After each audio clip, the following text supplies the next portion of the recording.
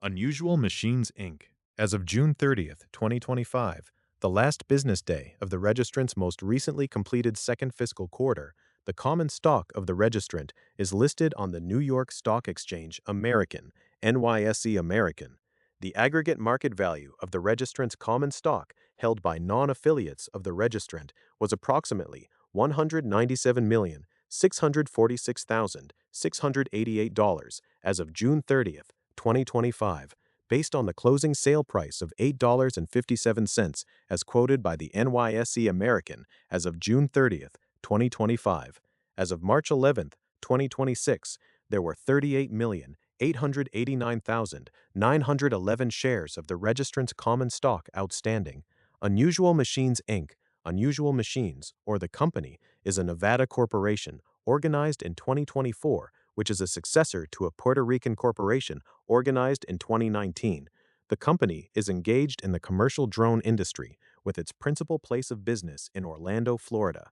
In September of 2025, the company acquired Rotor Lab Proprietary Limited, an Australian company. Rotor Lab Unusual Machines manufactures and sells drone components and drones across a diversified brand portfolio through business-to-business, B2B sales, and a curated retail channel. There is strong brand recognition of the Unusual Machines, Rotor Riot, and Fat Shark brands, particularly in the first-person view, FPV, and small military subsegments of the drone market. Unusual Machines is rapidly growing its business by onshoring the manufacturing of critical drone components in the United States. With the transition to onshoring drone component production, the company is expanding B2B sales to customers that require a National Defense Authorization Act on plyometry-compliant domestic supply chain. A key factor in Unusual Machines component production is the validation of newly supply chains to meet defense and federal procurement requirements. The Defense Contract Management Agency audits new drone components for supply chain and cybersecurity risks. Components that pass the audit can then be put on the actively maintained Blue Framework list. Since August 2024, Unusual Machines has developed 6 components and variants that have been approved and added to the Blue Framework. The company intends to continue developing and certifying new components through this process to ease acquisition requirements for domestic drone manufacturers, which are ultimately significant customers. The drone industry continues to expand as a powerful business, defense, and public safety tool, as well as a popular recreational activity, with growth occurring broadly across our targeted industries. According to Drone Industry Insights Global Drone Market Report 2025-2030, the global drone market is projected to reach approximately US $57.8 billion by 2030. A Fact.mr report indicates the drone accessories market was valued at approximately $25.2 billion in 2024 and is projected to reach $156 billion by 2034 at a 20% CAGR.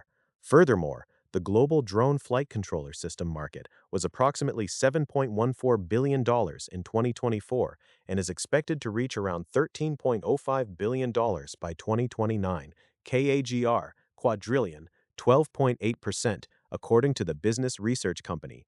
Similarly, Global Market Insights reports that the drone motor market was valued at $24.7 billion in 2024 and is forecast to grow to $9.2 billion by 2030 and $15.9 billion by 2034 at a timation 13.1% CAGR.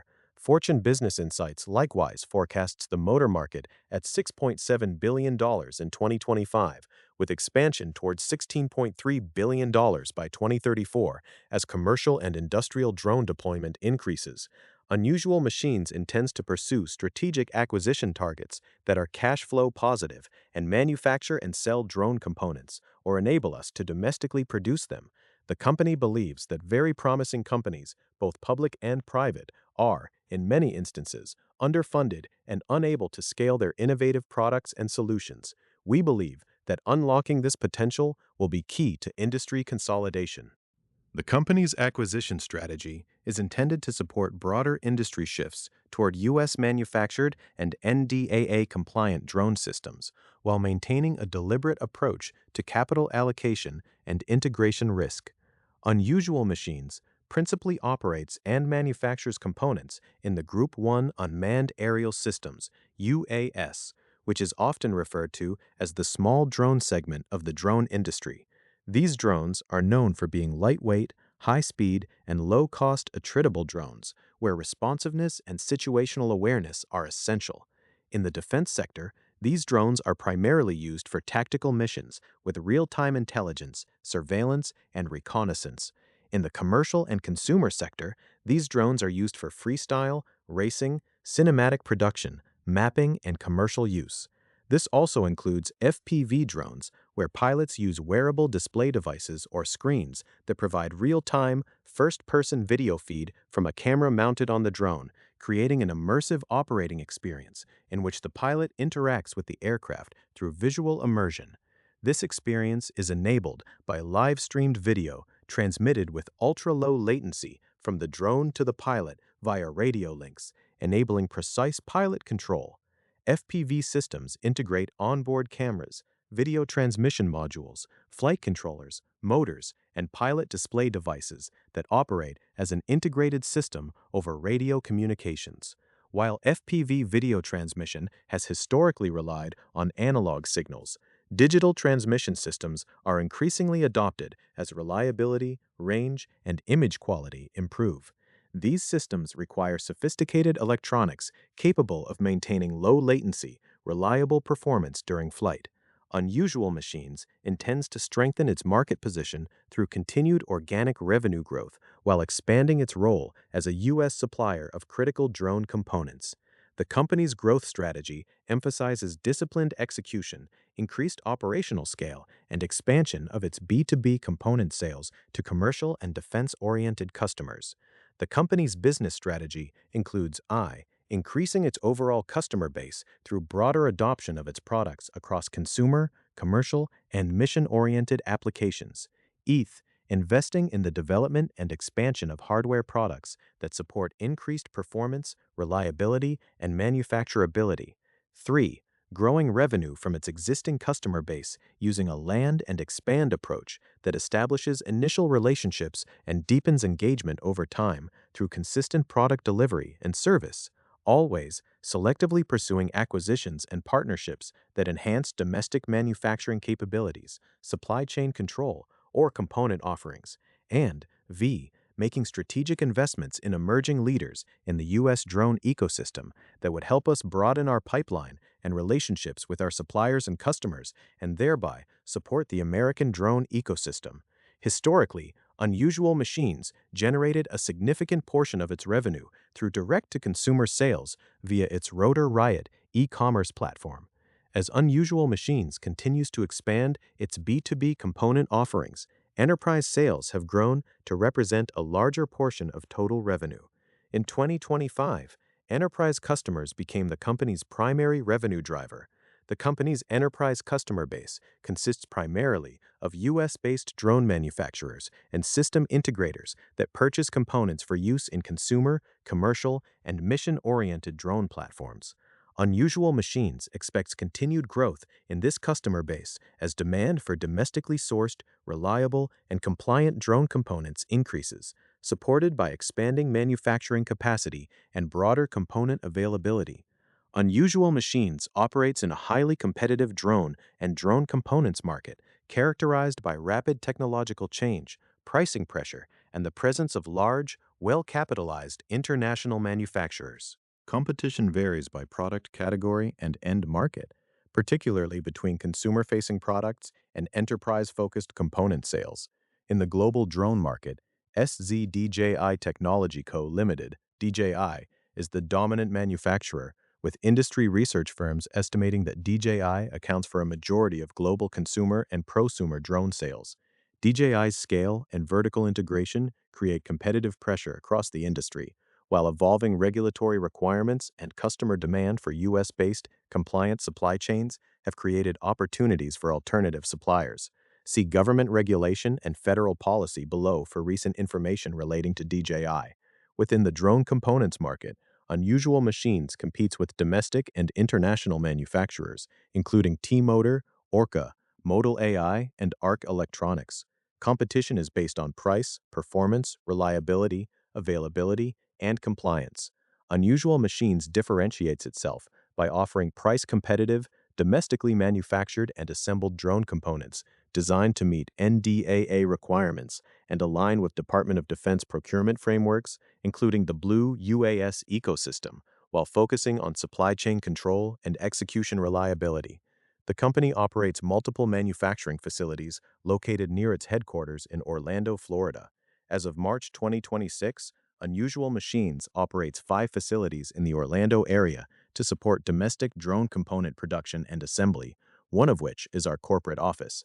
These facilities manufacture a variety of drone components, including motors, headsets, and other critical components. The components support consumer, defense, and enterprise customers. The company expects to continue to expand its production footprint in the Orlando area in a planful and deliberate manner, including the potential addition of new product categories, such as batteries and cameras, as operational capacity and customer demand support such expansion. See Item 1A, Risk Factors. Unusual Machines sources inventory from approximately 70 suppliers, some of which are subject to varying tariffs. Since 2019, the United States has implemented and continuously increased tariffs on certain imported goods, which Unusual Machines is currently subject to, ranging from 2% to 30%. These tariffs can increase the cost of goods, reducing the company's profit margins or increasing the total price for our customers. Certain competitors in the drone retail and components markets are subject to the same tariffs and rely on supply chains that include a greater mix of foreign-sourced products, including components manufactured in China. Unusual Machines' increasing use of domestically manufactured components may reduce relative exposure to tariffs on imported goods and improve supply chain resilience.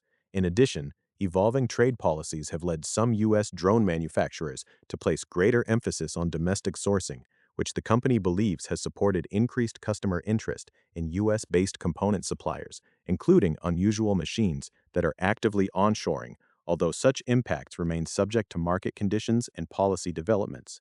In December 2023, Congress passed the NDAA, which includes provisions commonly referred to as the American Security Drones Act, which ASDA. These provisions are intended to restrict the procurement and use of certain unmanned aircraft systems, UAS, manufactured or assembled by foreign entities identified as national security threats, including certain Chinese manufacturers. The ASDA has been enacted and is being implemented through federal regulations and agency guidance. Specifically, the American Security Drone Act. On November 21, 2025, the White House Office of Management and Budget issued Memorandum M26-02 implementing Section 1829 of ASDA and related provisions. The memorandum requires federal civilian agencies, within 180 days of issuance, to integrate specified information security and risk assessment procedures into UAS procurements and into grants and cooperative agreements that fund UAS acquisitions. In addition, consistent with ASDA and the Federal Acquisition Regulation, federal agencies are prohibited from procuring or operating certain FASC-prohibited unmanned aircraft systems manufactured or assembled by designated foreign entities, subject to statutory exemptions and case-by-case waivers. Beginning December 22, 2025, federal funds awarded through grants, cooperative agreements, or other federal awards may not be used to procure or operate such systems, except where an applicable exemption or approved waiver applies.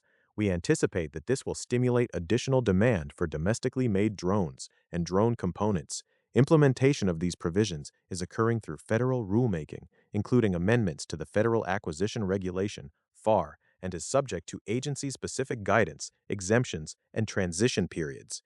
In December 2024, Section 1709 of the National Defense Authorization Act was enacted. This provision expands the authority of the Federal Communications Commission, FCC, in coordination with national security agencies to conduct security reviews of certain foreign manufactured drone systems. The legislation directs the nation's security agencies to conduct a national security determination of the two largest Chinese drone companies, DJI and Autel, within a one-year period. If these manufacturers are deemed an unacceptable national security threat, or if a determination is not completed within 1 year, the FCC may place the entities on its covered list, which prescribes granting any future FCC licenses which are necessary for the importation and marketing of UAS in the United States. In October 2025, the FCC voted unanimously 3-0 to adopt a rule allowing the agency to retroactively ban equipment, including previously authorized wireless devices, if the manufacturer is deemed a national security threat. On December 23, 2025, the FCC issued guidance of implementation of Section 1709. Going forward, UAS seeking FCC approvals must have at least 65% of components based on value and must be domestically sourced under the March 2022 changes to Federal Acquisition Regulation, amendments to the FAR Buy American Act requirements. This pertains to drones made in any country other than the United States. The FCC specifically includes motors and batteries. Without meeting this standard, a company must seek a waiver from the FCC in order to receive a license. The FCC updated its covered list to include drones and drone components produced abroad. The covered list identifies communications equipment and services that are deemed to pose an unacceptable risk to the national security of the U.S. or the safety and security of U.S. persons. Equipment on the covered list is prohibited from receiving FCC authorization. The FCC's updated restrictions apply to new device models, but do not prohibit the import, sale, or use of any existing models previously authorized by the FCC. On January 7, 2026, the FCC partially reversed the restriction to exempt drones and drones components on the Pentagon's blue list of cleared UAS aircraft, such as components produced by foreign manufacturers, including Sony, NVIDIA, and Panasonic. However, DJI, the world's drone manufacturer, is based in China and was not included on the blue UAS list. As a result of the December restrictions, DJI filed a petition in the U.S. Court of Appeals for the Ninth Circuit challenging the FCC's decision to add foreign drones and components to the covered list. DJI alleges that the FCC's actions violate the Fifth Amendment and exceed the FCC's statutory authority, and that it will sustain severe harm as the FCC has used the ruling to justify restrictions on its ability to import its existing products, as well as new products outside the scope of the ruling, into the U.S. We cannot predict the outcome of this litigation. While the scope, timing, and outcome of these reviews remain subject to FCC implementation and agency discretion, any resulting restrictions on new equipment authorizations could limit the introduction of new drone models from affected manufacturers into the U.S. market. Such restrictions will apply across consumer, commercial, and enterprise use cases and could increase demand for compliant drone systems and components from U.S.-based suppliers, including unusual machines subject to regulatory interpretation and future policy developments. In parallel with legislative and regulatory actions, in December 2025, the Department of War, Double Bay, announced Drone Dominance, an iterative $1.0 billion plan to purchase small, lethal drones over the next 2 years. This program is designed to accelerate the development, procurement, and deployment of secure, scalable, and cost-effective unmanned systems sourced from domestic and allied suppliers.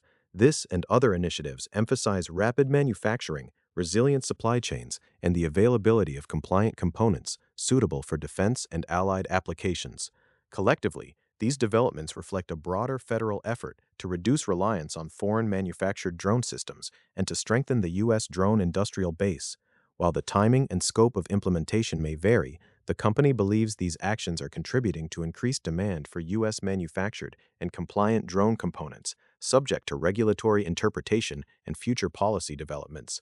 Compliance with applicable environmental laws since inception has not had a material effect upon the company's capital expenditures, earnings, or competitive position.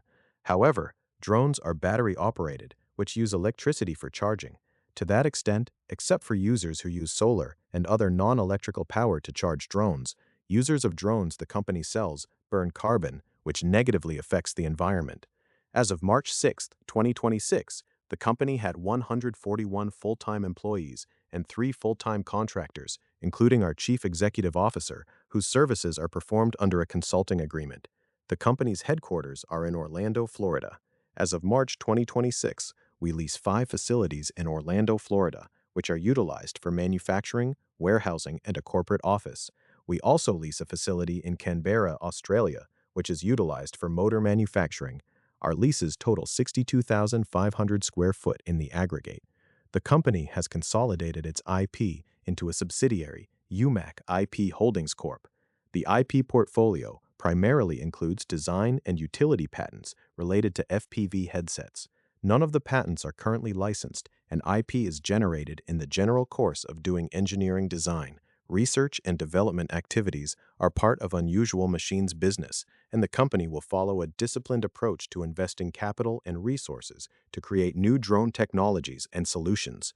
Research and development costs were approximately $202,585 and $90,584 for the years ended December 31st, 2025 and 2024, respectively, and primarily related to developing NDAA-compliant products, including our Brave F7 flight controller, Brave 55A ESC, and the Fat Shark Aura FPV camera. A fundamental part of this approach is a well-defined screening process that helps us identify commercial opportunities that support desired technological capabilities in the markets we serve. Our failure to effectively manage our rapid growth could harm our business and result in material adverse effects on our future operating results. Businesses which grow rapidly may have difficulty managing their growth. With our recent enterprise orders and commencement of manufacturing, we are experiencing explosive growth. In addition to our legacy facility, which we are presently using to assemble drones for a customer, we have opened 2 manufacturing facilities and a fulfillment facility. We also plan to open a battery pack assembly and drone camera facility late in 2026. With this growth, we have increased our headcount from 18 employees as of March 31st, 2025, to 81 employees as of December 31st, 2025, and have approximately 141 employees as of March 6, 2026. This growth will place a strain on our executive management team. We may be unable to effectively manage the growth, oversee our manufacturing facilities, and maintain quality control, integrate our new hires into our company culture, and effectively deal with any human resource issues that may arise. In addition, with our rapid growth, we need to retain an OSHA consultant to identify, evaluate, and control potential workplace hazards to prevent injuries, illnesses, and fatalities. We intend to retain a consultant to conduct such an assessment, but there can be no assurance that any workplace hazards, injuries, illnesses, and fatalities may occur. As a result of these factors, we may face a material adverse effect on our business and future result of operations. Because we have ordered substantial inventory, in some cases, prior to receipt of purchase orders, if our assumptions about future purchase orders are incorrect, it is possible that we may have to write off some of the inventory in the future. Based upon communications with customers and potential customers, we order inventory to not only fulfill actual purchase orders from customers, but also to be able to fulfill future customer orders, assuming we receive them. If we do not receive the anticipated orders for this inventory, and if we are unable to otherwise sell it, we may be required to increase our reserves or write off inventory in the future because it is obsolete. Any such write-off could be material. Increased inventory levels can also increase the potential risk for excess and obsolescence should our forecasts fail to materialize, or if there are negative factors impacting our customers' end markets. Such a risk becomes especially prevalent during a recession and market downturn. If we purchase too much inventory, we may have to record additional inventory reserves or write off the inventory, which could have a material adverse effect on our gross margins and on our results of operations. Because of our dependence on significant customers, our failure to generate revenue from those customers may impair our ability to achieve projected financial results. Beginning on September 30th, 2025, we obtained a number of new purchase orders from a limited number of customers. On September 30th, 2025, we announced a $12.8 million purchase order for components supplying Strategic Logix's Icon Rapid Reconfigurable Systems line. There is no formal contract backstopping this purchase order. This purchase order represents the largest order that we have received. We have, in the past, and expect for the foreseeable future, to be dependent on a small number of customers to generate a significant portion of our revenue, and these customers may change periodically. As a result, our financial results may be adversely affected if purchase orders from new or existing customers do not meet our assumptions or if there is a default in a significant payment by any of our customers. Furthermore, To the extent that any one customer accounts for a large percentage of our revenue, the loss of that customer, or changes in their buying patterns or decisions, could materially affect our financial results. If our customers experience financial difficulties or business reversals, or lose orders or anticipated orders, which may reduce or eliminate the need for the products which they ordered from us, they may be unable or unwilling to fulfill their contracts with us. There is also a risk that our customers will attempt to impose new or additional requirements on us that reduce the profitability of the orders placed by those customers with us. Further, even if the orders are not changed, these orders may not generate margins equal to our recent historical or targeted results. If we do not book more orders with existing customers or develop relationships with new customers, we may not be able to increase or even maintain our revenue, and our financial condition, results of operations, business, and/or prospects may be materially adversely affected. If we are unable to attract new customers or maintain and grow our existing customer relationships in a manner that is cost-effective, our revenue growth could be slower than we expect, and our business may be harmed. In order to grow and increase as revenues, we are subject to the following. If critical components or raw materials used to manufacture our products or used in its development programs become scarce or unavailable, then we may incur delays in manufacturing and delivery of our products, which could damage our business. Our ability to meet customers' demands depends, in part, on its ability to obtain timely and adequate delivery of high-quality materials, components, and subsystems, many of which are obtained from a select group of specialized suppliers, including some sole-source providers. In order to mitigate potential disruptions, we maintain long-term, non-binding agreements with several key suppliers that help stabilize pricing, reduce lead times, and enhance planning accuracy. We do not have long-term agreements with all suppliers that obligate them to continue to sell components, products required to build our systems or products. Our reliance on suppliers without long-term binding contracts involves significant risks and uncertainties, including whether our suppliers will provide an adequate supply of required components or products of sufficient quality, will increase prices for the components or products, and will perform their obligations on a timely basis. If any of our suppliers face capacity constraints, financial instability, or an unwillingness to provide raw materials or components to us, it may need to seek alternative suppliers or revise its designs, particularly because some of the components are sourced from foreign countries. Locating alternative sources may take significant time, and even then, we may encounter significant delays in manufacturing and shipping and encounter increased costs. Additionally, credit constraints among key suppliers could impact our cash flow. We have also experienced rising costs for components, shipping, tariffs, warehousing, and inventory. Our domestic suppliers have experienced increased demand for their products due to tariffs, which could impact the availability or price of our components. The permanence of these cost increases remains uncertain, and obtaining replacement components within our required timeframes may prove challenging. Shortages could lead to excess inventory and potential obsolescence risks. In addition, certain raw materials and components used in the manufacture of our products and in our development programs are periodically subject to supply shortages, and our business is subject to the risks of price increases and periodic delays in delivery. Our ability to stay competitive within our markets may be dependent upon increasing manufacturing capacity to support anticipated growth and achieving cost reductions and projected economies of scale from increasing manufacturing quantities of its products. Failing to adequately increase production capacity and achieve such reductions in manufacturing costs and projected economies of scale could materially and adversely affect our business. Our future growth depends on increasing manufacturing capacity of its products, and any failure to adequately increase such capacity could have a material adverse impact on our business and operating results. We do not know whether or when we will be able to develop efficient, low-cost manufacturing capabilities and processes that will enable it to manufacture its products in commercial quantities while meeting the volume, speed, quality, price, engineering, design, and production standards required to successfully market such products. Our failure to develop such manufacturing processes and capabilities that can efficiently service its clients and markets could have a material adverse effect on its business, financial condition, results of operations, and prospects.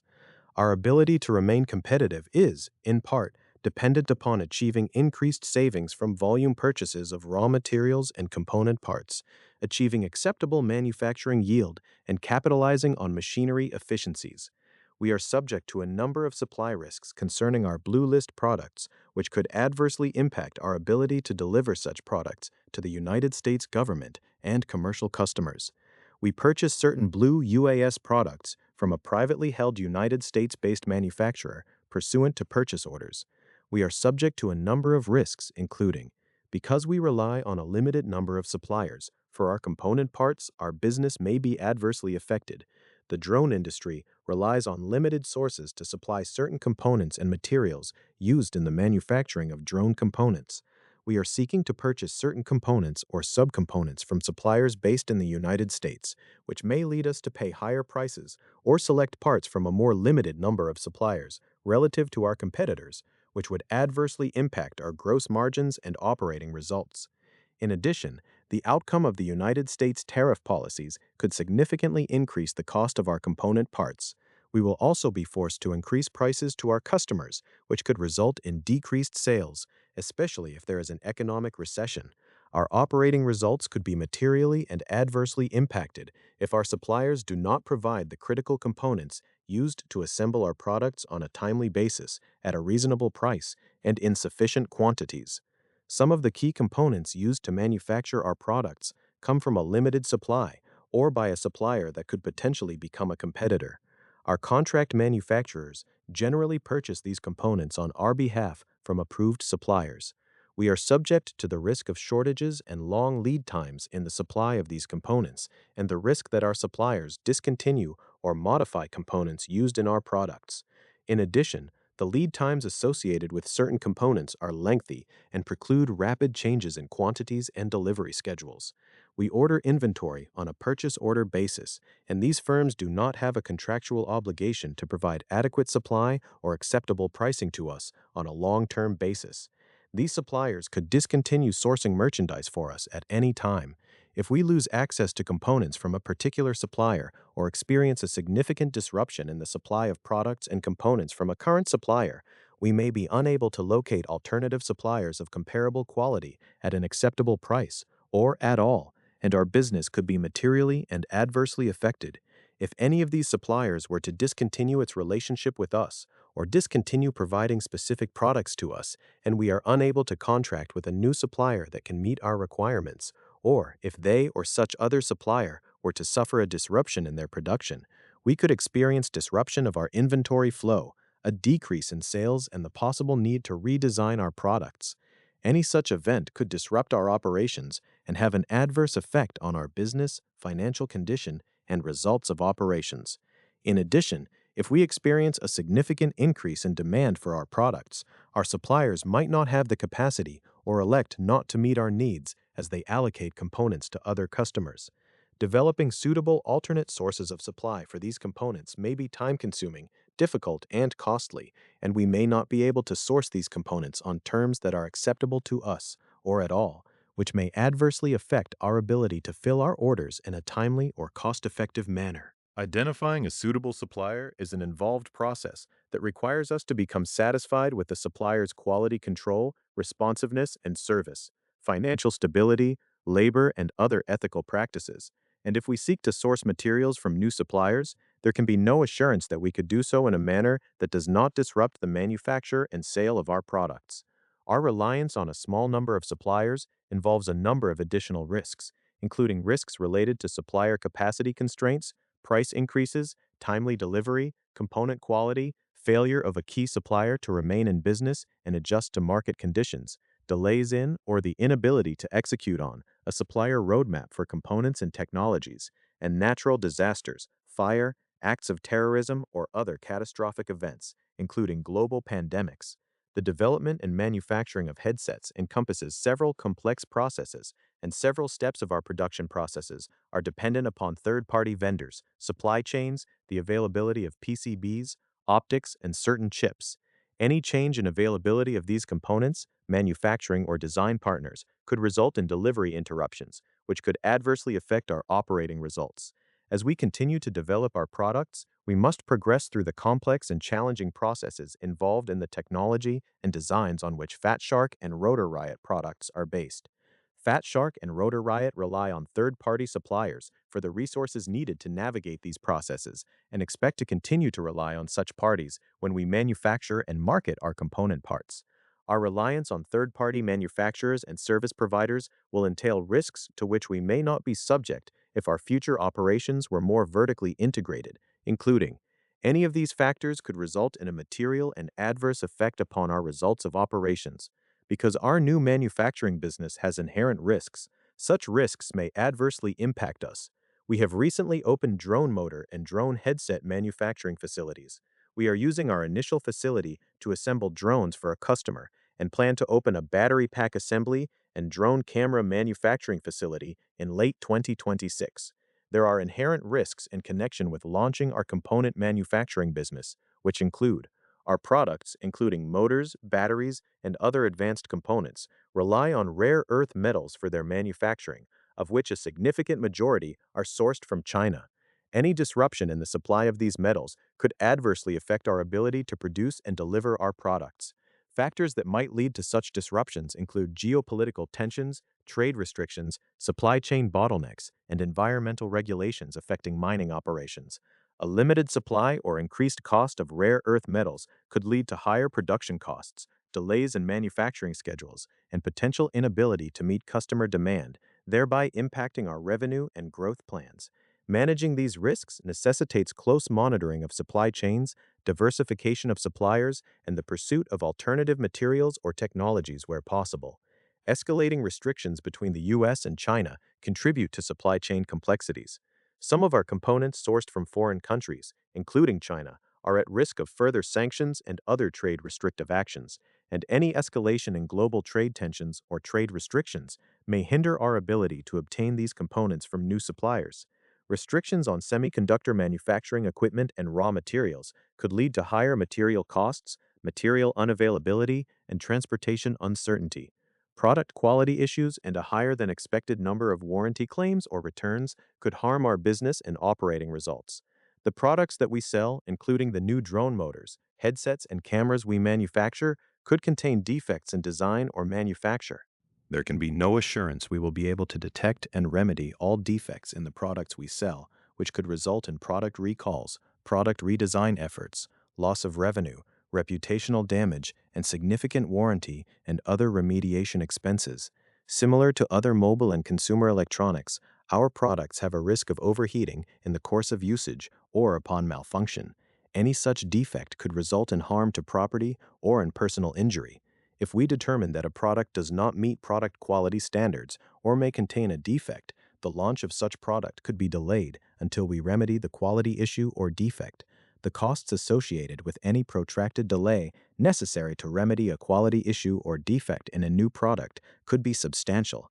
Fat Shark generally provides a 1-year warranty on all of its products, except in certain European countries, where it can be 2 years for some consumer-focused products. Rotorlab does not provide any warranty, but does provide for a 7-day defect period. Unusual Machines, the parent company which manufactures motors, has a limited warranty in which it warrants to customers that their products will be free from defects in material and workmanship under normal use and service for up to 90 days. The limited warranty covers manufacturing defects and premature failures and extends only to the original customer and is non-transferable. The occurrence of any material defects in our products could expose us to liability for damages and warranty claims in excess of our current reserves, and we could incur significant costs to correct any defects, warranty claims, or other problems. In addition, if any of our product designs are defective or are alleged to be defective, we may be required to participate in a recall campaign. In part due to the terms of our warranty policies, any failure rate of our products that exceeds our expectations may result in unanticipated losses.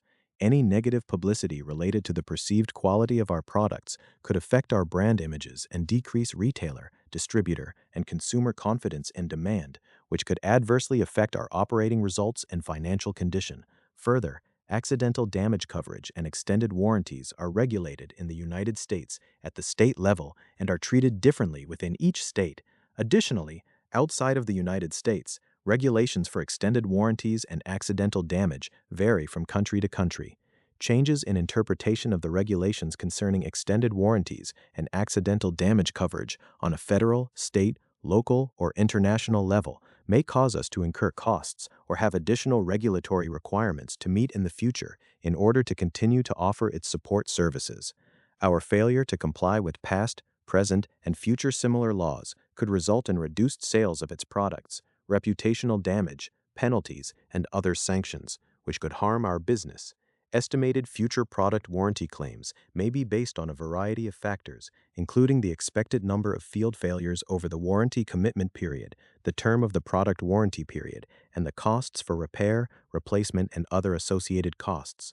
Because of the foregoing or other contingencies, these estimates could prove to be incorrect, such that the warranty obligations are higher than anticipated. Warranty obligations may be affected by product failure rates, claims levels, material usage, and product reintegration and handling costs. Should actual product failure rates, claims levels, material usage, product reintegration and handling costs, defects, errors, bugs, or other issues differ from original estimates, Fat Shark could end up incurring materially higher warranty or recall expenses than anticipated, which would materially adversely affect our business. If we lose key personnel, it may adversely affect our business. Our future success depends in large part on the continued contributions of our executive officers, members of senior management, and other key personnel, particularly Dr. Alan Evans, our Chief Executive Officer, and Mr. Andrew Camden, our President. In particular, we believe that Dr. Evans' leadership, knowledge, and experience in the drone industry has been critical to our growth, our significant working capital, and any future successes and progress we may experience. The loss of the services of Dr. Evans or Mr. Camden could therefore materially and adversely affect our business and prospects. Our executive officers, senior management, and key personnel can terminate their services with us at any time, for any reason, and without notice. The loss of any of our key management personnel could significantly delay or prevent the achievement of our development and strategic objectives and adversely affect our business.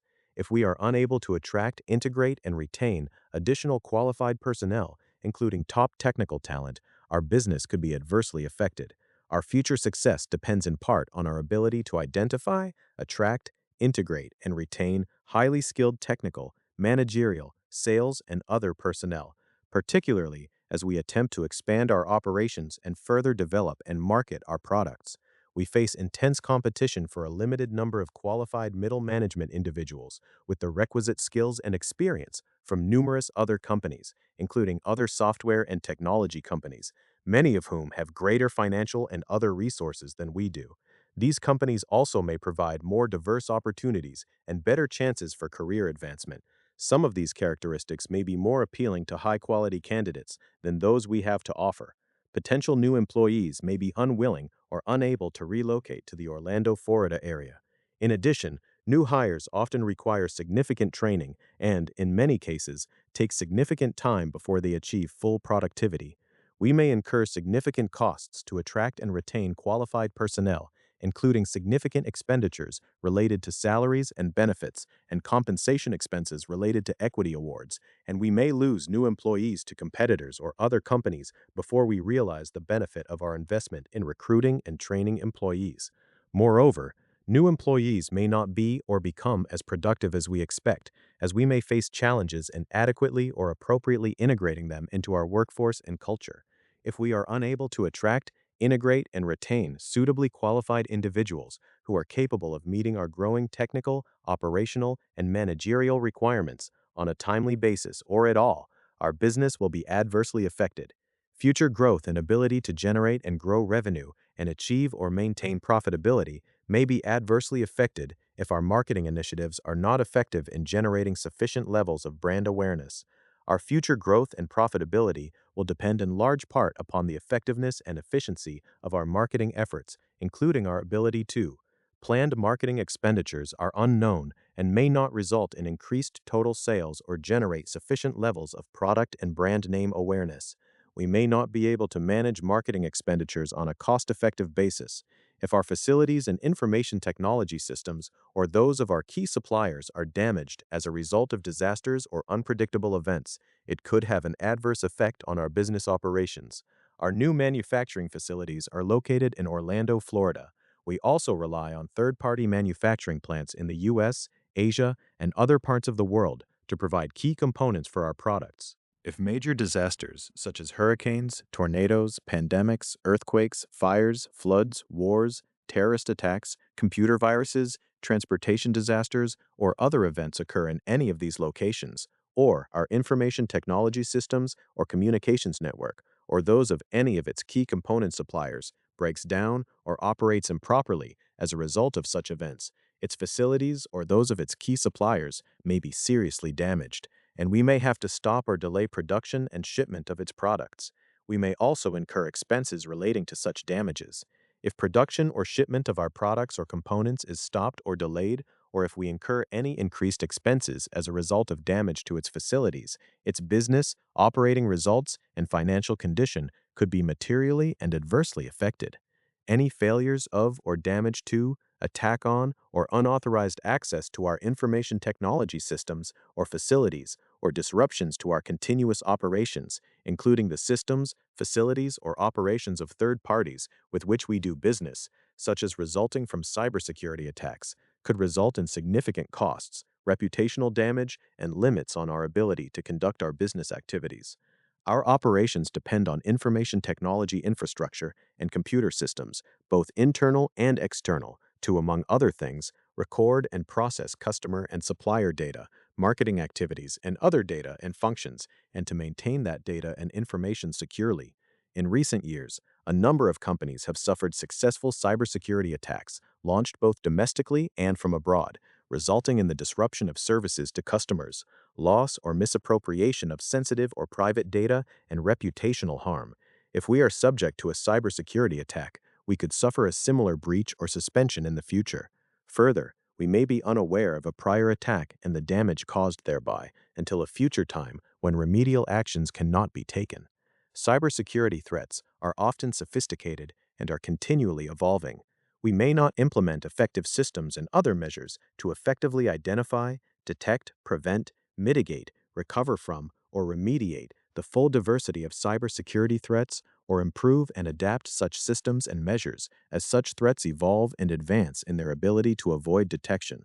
A cybersecurity incident or a failure to protect our technology infrastructure, systems, and information, and our customers, suppliers, and others' information against cybersecurity threats could result in the theft, loss, unauthorized access to, disclosure, misuse, or alteration of information, system failures or outages, or loss of access to information.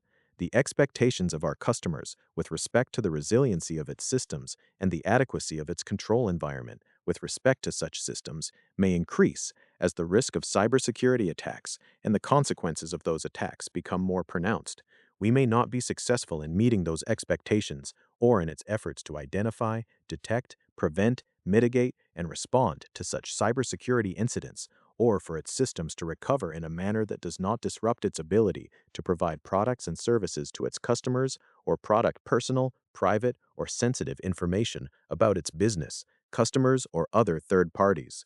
The failure to maintain an adequate technology infrastructure and applications with effective cybersecurity controls could impact operations, adversely affect our financial results, result in loss of business, damage our reputation, or impact our ability to comply with regulatory obligations, leading to regulatory fines and sanctions.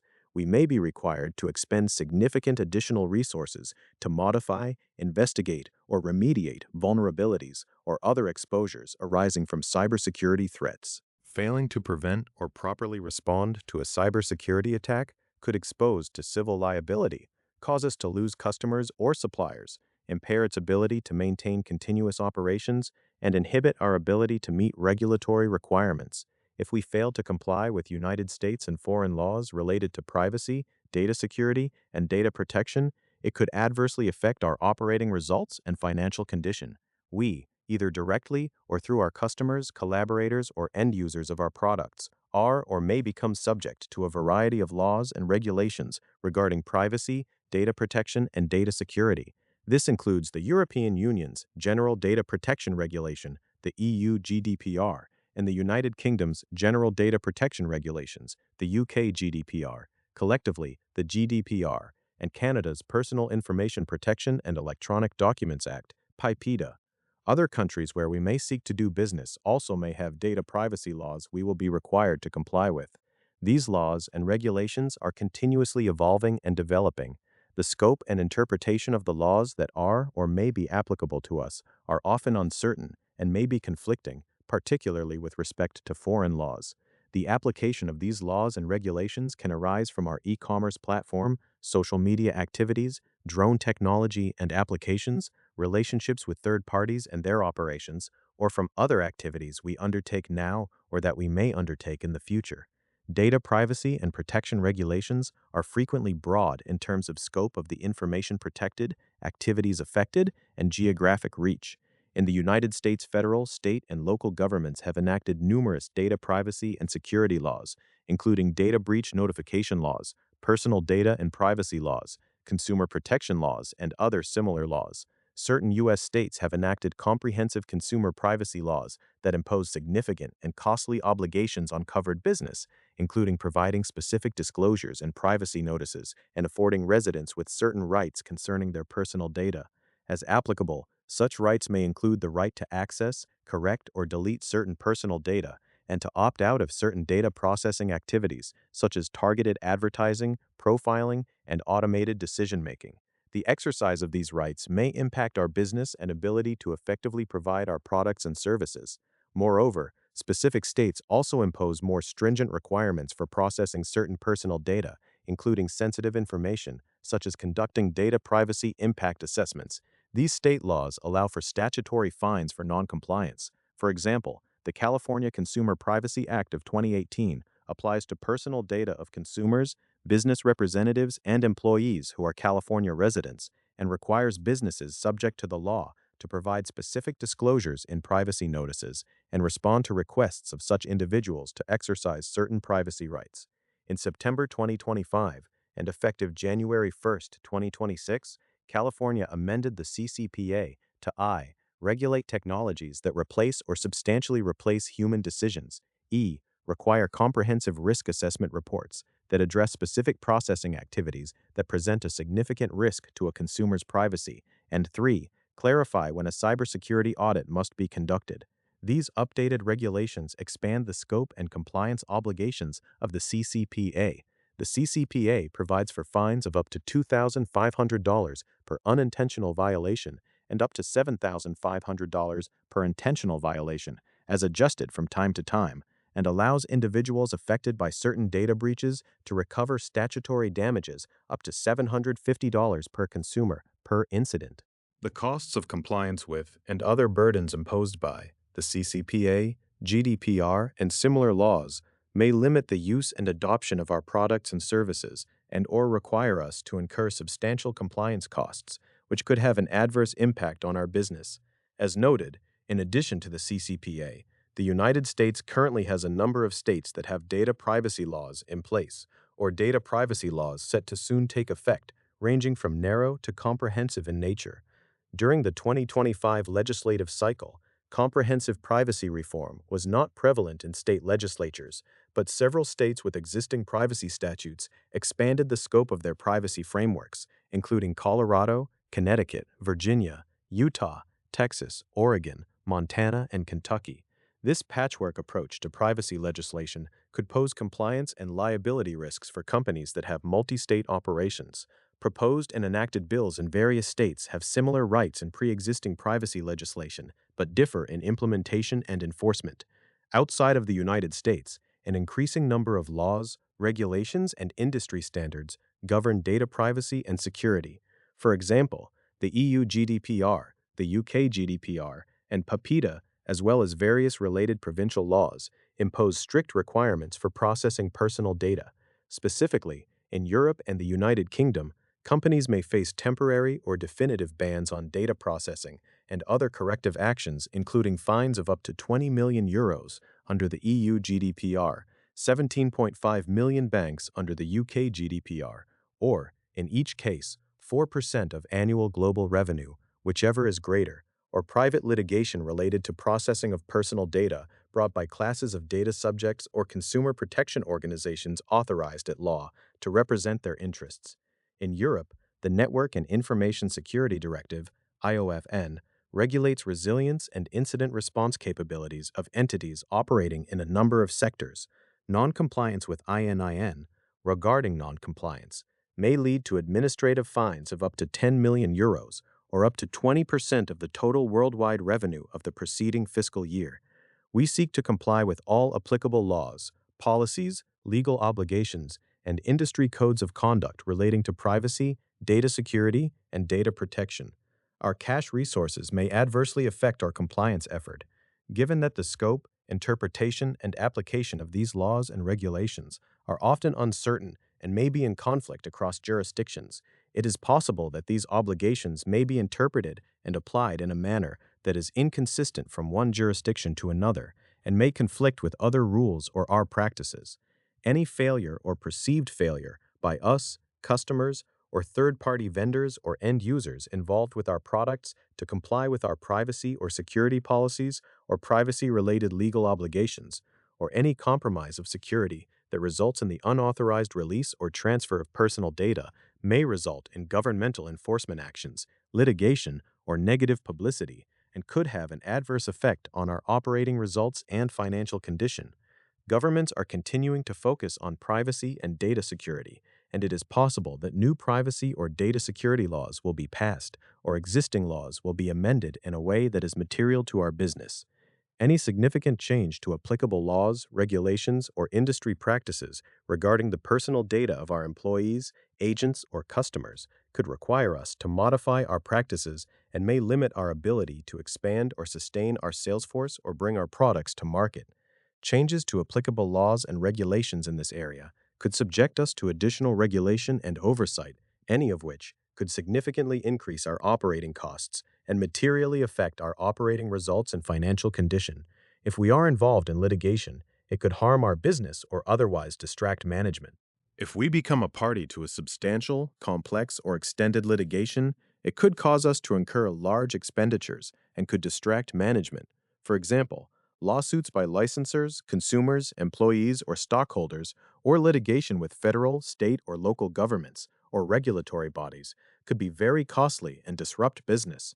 As described elsewhere in these risk factors, our operations and products, as well as those of our customers, collaborators, and product end users, come with the inherent possibility of lawsuits arising from product liability, property damage, and personal injury, breach of contract and product warranty claims, intellectual property infringement, regulatory violations and sanctions, and data privacy issues, any of which can result in costly and time-consuming litigation, which would divert our limited management team and could cause other adverse impacts on our business, such as reputational harm and loss of future business.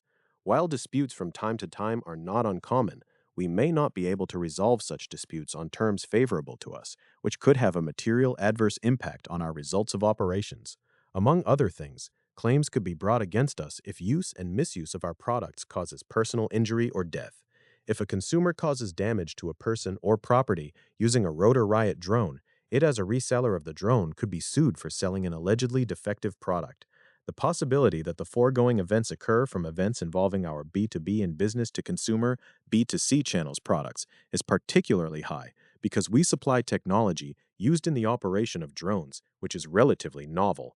Drones are frequently operated at high speeds and altitudes, and often in densely populated areas, and or by individuals who lack a high level of experience operating them. These characteristics increase the probability that injury or damage to personal property might occur, even absent a defect.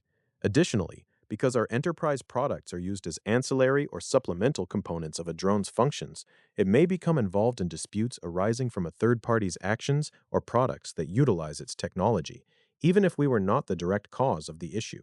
Any claims against us, regardless of their merit, could severely harm our financial condition, strain our management and other resources. Product liability claims might be brought against us by customers, civilians, or private entities, or others using or otherwise coming into contact with our products. If we cannot successfully defend against product liability claims, we could incur substantial liability and costs. regardless of merit or eventual outcome, product liability claims may cause. We anticipate the risk of product liability and other claims related to our products and their uses will grow as our business expands. We are unable to predict if we will be able to obtain or maintain insurance for such claims. Insurance coverage is becoming increasingly expensive. We do not have such insurance, and we may not be able to obtain it at a reasonable cost or in sufficient amounts to protect us against losses due to liability. A successful product liability claim or series of claims brought against us could cause our stock price to decline and would adversely affect our results of operations and business. We face competition from larger companies that have substantially greater resources, which challenges our ability to establish market share, grow the business, and reach profitability. The markets in which we operate include a range of established manufacturers, distributors, and emerging companies that develop and supply components used in small, unmanned aerial systems. These components include flight controllers, electronic speed controllers, motors, FPV cameras, video transmission systems, and related electronics. Competitors in these markets include companies such as ePropelled, Arc Electronics, Modal AI, Orca, Lumineer, and other drone and FPV component manufacturers, as well as a large number of smaller private companies that specialize in individual components or subsystems within the drone ecosystem. Some competitors have significantly greater financial, manufacturing, technical, and marketing resources than we do. These companies may benefit from established global supply chains, broader product portfolios, larger engineering teams, and greater brand recognition. Larger competitors may also be able to leverage economies of scale to offer products at lower prices or devote greater resources to research and development and marketing. At the same time, the industry includes numerous smaller competitors that may operate with lower overhead costs, narrow product specialization, or established relationships within specific drone markets or communities.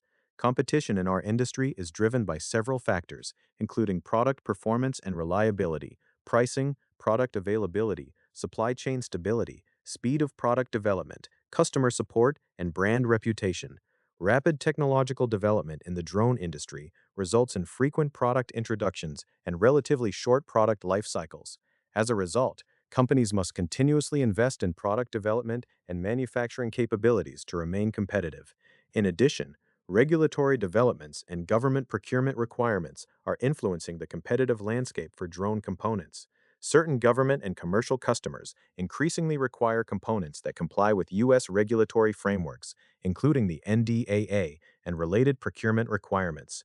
Recent regulatory actions by U.S. agencies, including the Federal Communications Commission, as well as government initiatives intended to strengthen domestic drone manufacturing capabilities, may further shape the market for drone components. Our strategy includes developing and manufacturing certain drone components in the United States and pursuing compliance with applicable regulatory frameworks. However, there can be no assurance that these efforts will provide a competitive advantage or that customers will adopt such products at scale. Our ability to compete effectively will depend on a number of factors, including our ability to develop and introduce new products, maintain product quality and reliability, manage manufacturing and supply chain operations, expand production capacity, maintain effective sales and distribution channels, and provide responsive customer support. Increased competition could result in pricing pressure, reduced margins, or loss of market share, any of which could have a material adverse effect on our business, financial condition, and operating results. We operate in an emerging and rapidly evolving industry, which makes it difficult to evaluate our business and future prospects. The drone industry is relatively new and is growing rapidly. As a result, it is difficult to evaluate our business and future prospects. We cannot accurately predict whether, and even when, demand for our products will increase, if at all. The risks, uncertainties, and challenges encountered by companies operating in emerging and rapidly growing industries include. As such, our current expectations and projects about future events and trends may be different from the actual results. Furthermore, if we are unable to address any of the above challenges successfully, our business, financial condition, results of operations, and prospects may be adversely affected by such failure. If we fail to respond to commercial industry cycles in terms of its cost structure, manufacturing capacity, and/or personnel needs, our business could be seriously harmed. The timing, length, and severity of the up and down cycles in the commercial and defense industries are difficult to predict. This cyclical nature of the industries in which we operate affects our ability to accurately predict future revenue, and in some cases, Future expense levels. During down cycles in its industry, the financial results of our customers may be negatively impacted, which could result not only in a decrease in orders, but also a weakening of their financial condition that could impair our ability to recognize revenue or to collect on outstanding receivables. When cyclical fluctuations result in lower than expected revenue levels, operating results may be adversely affected and cost reduction measures may be necessary in order for us to remain competitive and financially sound. We must be in a position to adjust its cost and expense structure to reflect prevailing market conditions and to continue to motivate and retain its key employees. If we fail to respond to fluctuating market conditions, its business could be seriously harmed. In addition, during periods of rapid growth, we must be able to increase engineering and manufacturing capacity and personnel to meet customer demand. We can provide no assurance that these objectives can be met in a timely manner in response to industry cycles. Each of these factors could adversely impact our operating results and financial condition. If the tariffs or other factors result in increased inflation and a recession, our business may be materially harmed. A direct impact from rising tariffs on our business has been increases in the prices of inventory we acquire and an increase in our selling prices, with one exception relating to our unusual machines branded B2C products. Further, due to the tariffs, possibly large cuts in the size of the government, and possibly artificial intelligence (AI), there may be increased unemployment and other economic factors which could result in a recession. In such event, our B2C business may be materially and adversely affected. Further, our enterprise business, including our manufacturing of drone components in the United States, may also be adversely affected by a recessionary economy and inflation caused not only by tariffs, but also by United States interest rate cuts. The uncertainty and change in U.S. trade and tariff policy could adversely affect our business. Recent judicial rulings have introduced significant uncertainty regarding the legal basis for U.S. tariff policy. On February 20th, 2026, the U.S. Supreme Court held that the International Emergency Economic Powers Act, IEEPA, does not authorize the president to impose broad tariffs, invalidating major tariff measures that had been implemented under that statute. The decision emphasized that tariff-setting authority resides with Congress and that IEEPA does not include an express grant of such authority. As a result, tariffs collected under IEEPA may be subject to refund actions, and lower courts may provide further guidance on refunds and enforcement. Although the ruling applies to tariffs imposed under IEEPA, the president has publicly signaled intentions to pursue alternative tariff measures, such as a 15% tariff on imported goods under other statutory frameworks. These alternative legal authorities, e.g., provisions of the Trade Act of 1974, Trade Expansion Act, or other trade statutes, may be subject to legal challenge, statutory limitations, procedural requirements, and potential judicial scrutiny. There is no assurance that such alternative tariffs will withstand litigation, will not be delayed, will be upheld by courts, or will not be amended or repealed by future administrations or Congress. The implementation, alteration, or invalidation of tariffs and other trade measures could materially and adversely affect the company's business, including by increasing the cost of imported goods and components, disrupting supply chains, altering competitive conditions in domestic and international markets, triggering retaliatory measures by trading partners, and increasing volatility in foreign currency and commodity markets. These developments could materially impact revenues, operating costs, margins, and overall financial performance. Uncertainty in U.S.-China trade policy and tariff authority could disrupt our supply chain and increase our costs. Our manufacturing operations depend on the timely procurement of raw materials, subcomponents, and finished parts, some of which are sourced from suppliers located in China. Recent developments in U.S. trade policy have introduced significant legal and regulatory uncertainty. On February 20th, 2026, the Supreme Court of the United States held that the IEEPA does not authorize the imposition of broad-based tariffs. Following that decision, the President issued an executive order on February 24th, 2026, imposing a 10% tariff on all countries for certain imported goods based on an alternative statutory authority and indicated a potential future increase to 15%. Although the recent ruling addressed tariffs imposed under IEEPA, the administration may seek to impose tariffs under other trade statutes, including Section 301 of the Trade Act of 1974 or Section 232 of the Trade Expansion Act of 1962, each of which carries distinct procedural requirements and legal standards. Any such tariffs may be subject to additional legal challenges, modifications, delays, or reversal by courts, Congress, or future administrations. The imposition, expansion, modification, or invalidation of tariffs on imports from China or retaliatory measures by China or other trading partners could materially and adversely affect our business in several ways. Given the evolving nature of U.S.-China trade policy and ongoing legal and political developments, we cannot predict the scope, timing, or duration of future trade measures. Any of the foregoing developments could materially disrupt our supply chain, increase our operating costs, reduce demand for our products, and materially and adversely affect our business, financial condition, and results of operations. If the United States experiences significant inflation, it could adversely affect our business and financial results. Following the end of the COVID-19 pandemic, the United States experienced significant inflationary pressures. Though the current rate of inflation in the United States is much lower, if inflationary pressures occur again, including as a result of future United States interest rate declines, such inflation can adversely affect us in a variety of ways. A rise in inflation can adversely affect us by increasing our operating costs, including by increasing the costs of materials, freight, and labor. The company has not identified, planned, or taken any actions to mitigate inflationary pressures. Further, in the United States, the Federal Reserve has historically responded by increasing interest rates to combat inflation. However, such increases may result in a reduced demand for our products and/or an economic downturn.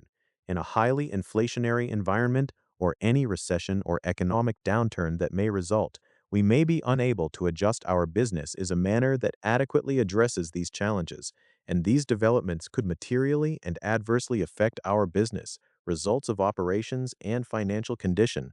If we fail to have other drone products approved for the Department of War's Blue UAS cleared list, which we refer to as the Blue List, our future results of operations may be materially and adversely affected. We have had multiple United States-made drone products that have been approved and added to the Department of War's Blue List. By virtue of being on the Blue List, it enables us to receive orders from agencies of the United States federal government. It also provides credibility to potential enterprise customers who might be interested in purchasing drone components from us. We are seeking to add additional products to the Blue List. If these additional products are not added to the Blue List, our future results of operations may be materially and adversely affected. If we fail to obtain necessary regulatory approvals from the FAA or other governmental agencies, or limitations are put on the use of drones in response to public privacy or safety concerns, it may prevent us from expanding the sales of our drone components in the United States.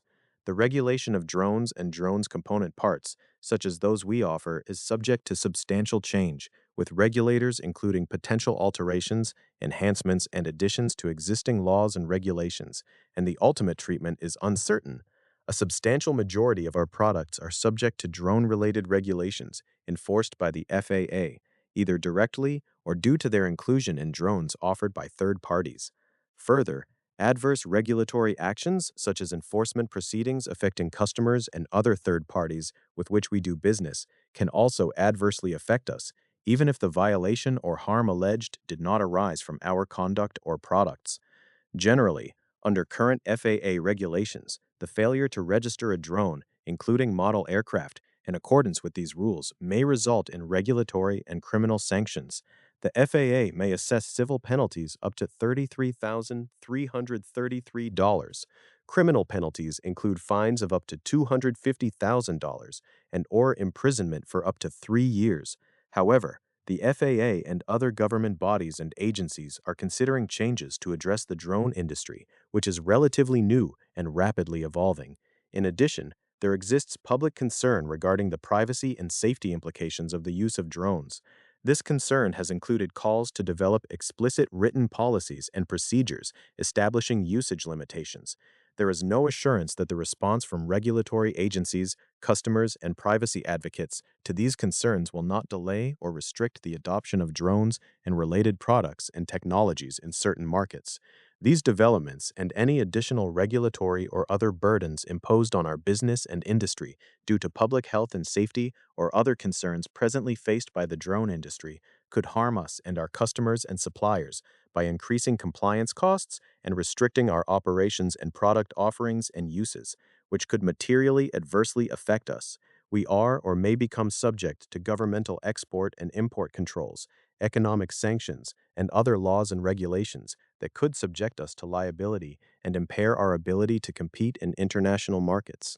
During 2024, we commenced sales of our Blue UAS products, including to a European customer, as part of a larger order.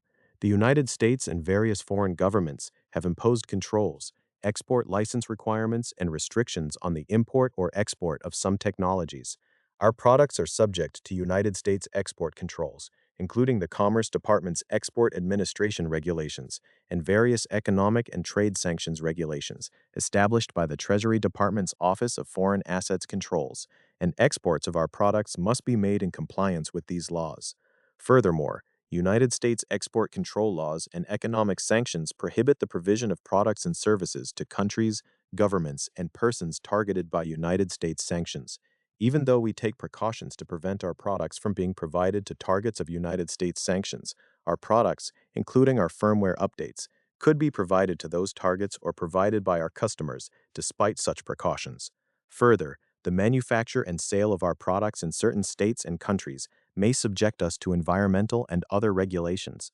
For example, many of our products rely on electricity generated by lithium-ion batteries, which implicate a variety of environmental and other regulations designed to control the production, use, and transportation of hazardous materials such as lithium and other components and minerals deployed in these batteries. In addition, the global focus on climate change, including greenhouse gas, GHG emissions, has resulted in legislative and regulatory efforts to address the causes and impacts of climate change, and any new and more strict laws and regulations to reduce GHG emissions and address other aspects of climate change, including carbon taxes, cap and trade programs, GHG reduction requirements, requirements for the use of green energy, and changes in procurement requirements, may result in increased operational and compliance obligations, which could adversely affect our financial condition and results of operations.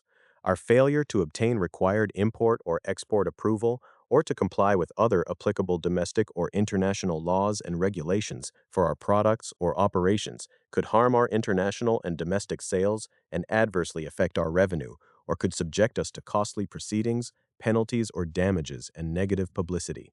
If third-party intellectual property infringement claims are asserted against us, it may prevent or delay our product development and commercialization efforts and have a material adverse effect on our business and future prospects. Companies in the consumer electronics, wireless communications, semiconductor, artificial intelligence, information technology, and display industries steadfastly pursue and protect intellectual property rights, oftentimes resulting in considerable and costly litigation to determine the validity of patents and claims by third parties of infringement of patents or other intellectual property rights. Other companies may hold or obtain patents or inventions or other proprietary rights in technology necessary for our business. If we are forced to defend against infringement claims, we may face costly litigation, diversion of technical and management personnel, and product shipment delays, even if the allegations of infringement are unwarranted. Intellectual property litigation is often extremely expensive and entails high legal fees and costs of expert witnesses. Numerous United States and foreign-issued patents and pending patent applications, which are owned by third parties, exist in the drone business, in which we are pursuing product development and sales. As the drone industries and consumer electronics expand and more patents are issued, the risk increases that our current and future products may be subject to claims of infringement of the patent rights of third parties. Third parties may assert that we are employing their proprietary technology without authorization. There may be third-party patents or patent applications with claims to inventions, materials, engineering designs, or methods of manufacture related to the design, use, or manufacture of our products. Because patent applications can take many years to issue, there may be patent applications currently pending that may later result in patents that our products may infringe upon. Third parties may obtain patents in the future and claim that use of our technologies or those of third parties with which our technologies are integrated infringes on these patents. If any third-party patents were to be held by a court to cover the manufacturing process of any of our products or any of the characteristics or related components thereof, the holders of any such patents may be able to block our ability to commercialize such product unless we obtained a license under the applicable patents or until such patents expire. Similarly, if any third-party patents were to be held by a court to cover aspects of our or our customers' or strategic partners' products or processes, the holders of any such patents may be able to block our ability to develop and commercialize the applicable product unless we obtained a license or until such patent expires. In either case, such a license may not be available on commercially reasonable terms or at all. Parties making intellectual property claims against us may obtain injunctive or other equitable relief, which could block our ability to further develop and commercialize one or more of our products. Defense of these claims, regardless of their merit, involves substantial litigation expense and diversion of our management's attention from our business. If a claim of patent infringement against us succeeds, we may have to pay substantial damages, possibly including treble damages and attorney's fees for willful infringement, pay royalties, redesign our infringing products, or obtain one or more licenses from third parties, which may be impossible or require substantial time and monetary expenditure. The financial harm caused by any such development with respect to intellectual property disputes and litigation will be heightened to the extent we do not possess, acquire, or maintain adequate insurance coverage for these contingencies now or in the future. Further, if there is a successful claim of infringement against us, and we are unable to develop non-infringing technology or license the infringed or similar technology on a timely basis, or if we are required to cease using one or more of our business or product names due to a successful trademark infringement claim against us, it could materially adversely affect our business. We may depend on intellectual property rights, including patent rights, that have not yet been and may not be obtained by us, and our intellectual property rights and proprietary rights may not adequately protect our products. Our commercial success will depend substantially on the ability to obtain patents and other intellectual property rights and maintain adequate legal protection for products in the United States and other countries. We will be able to protect our intellectual property from unauthorized use by third parties only to the extent that these assets are covered by valid and enforceable patents, trademarks, copyrights, or other intellectual property rights, or are effectively maintained as trade secrets. We currently have 29 issued patents, including 5 issued in the United States and 3 pending patent applications.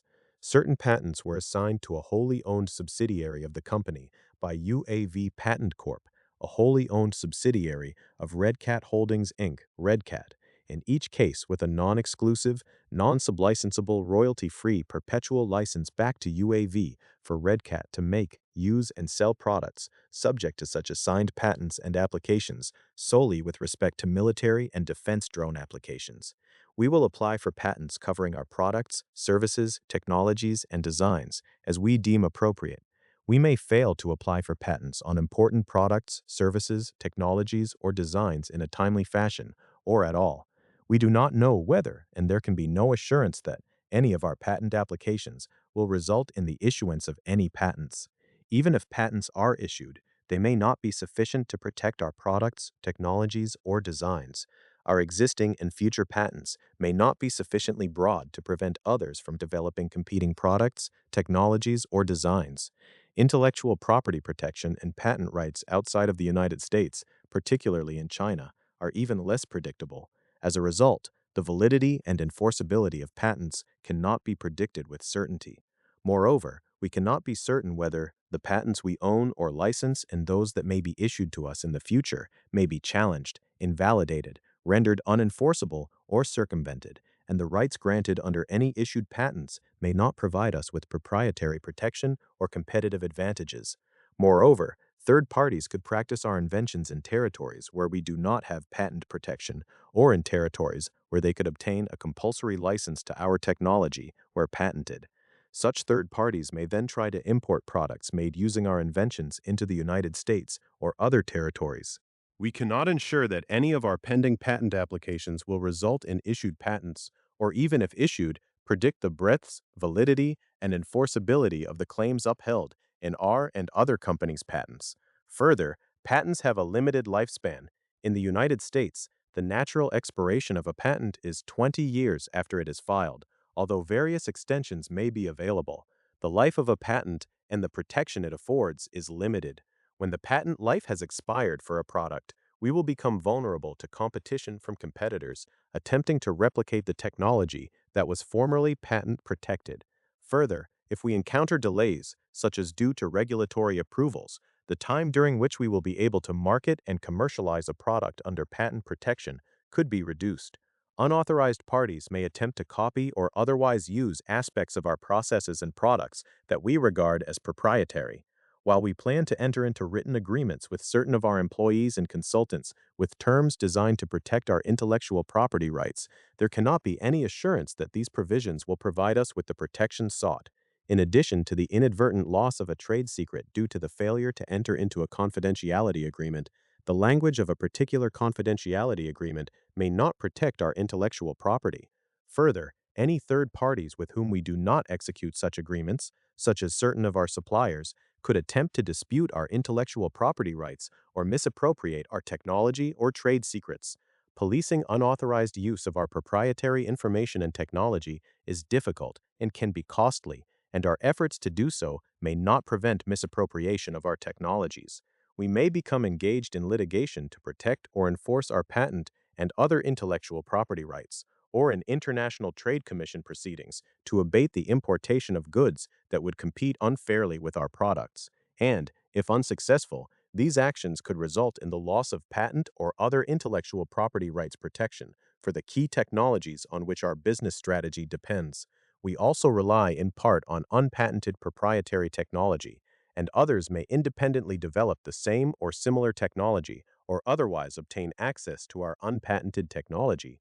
We generally requires employees, contractors, consultants, financial advisors, suppliers, and strategic partners to enter into confidentiality and intellectual property assignment agreements as appropriate, but these agreements may not provide sufficient protection for our trade secrets, know-how, or other proprietary information, and a failure to obtain such an agreement could have serious adverse consequences. The laws of certain countries do not protect intellectual property and proprietary rights to the same extent as the laws of the United States, and therefore, in certain jurisdictions, including China, we may be unable to protect our products, services, technologies, and designs adequately against unauthorized third-party copying, infringement, or use, which could adversely affect our competitive position. To protect or enforce our intellectual property rights, we may initiate proceedings or litigation against third parties. Such proceedings or litigation may be necessary to protect our trade secrets or know-how, products, technologies, designs, brands, reputation, likeness, authorship works, or other intellectual property rights. Such proceedings or litigation also may be necessary to determine the enforceability, scope, and validity of the proprietary rights of others. Any proceedings or lawsuits that we initiate could be expensive, take significant time, and divert management's attention from other business concerns. We will register for certain of our trademarks in several jurisdictions worldwide. In some jurisdictions where we will apply to register our trademarks, other applications or registrations may exist for the same, similar, or otherwise related products or services. If we are not successful in arguing that there is no likelihood of confusion between our marks and the marks that are the subject of the other applications or registrations owned by third parties, our applications may be denied, preventing us from obtaining trademark registrations and adequate protection for our marks in the relevant jurisdictions, which could impact our ability to build our brand identity and market our products and services in those jurisdictions. Whether or not our application is denied, third parties may claim that our trademarks infringe their rights. As a result, we could be forced to pay significant settlement costs or cease the use of these trademarks and associated elements of our brand in the United States or other jurisdictions.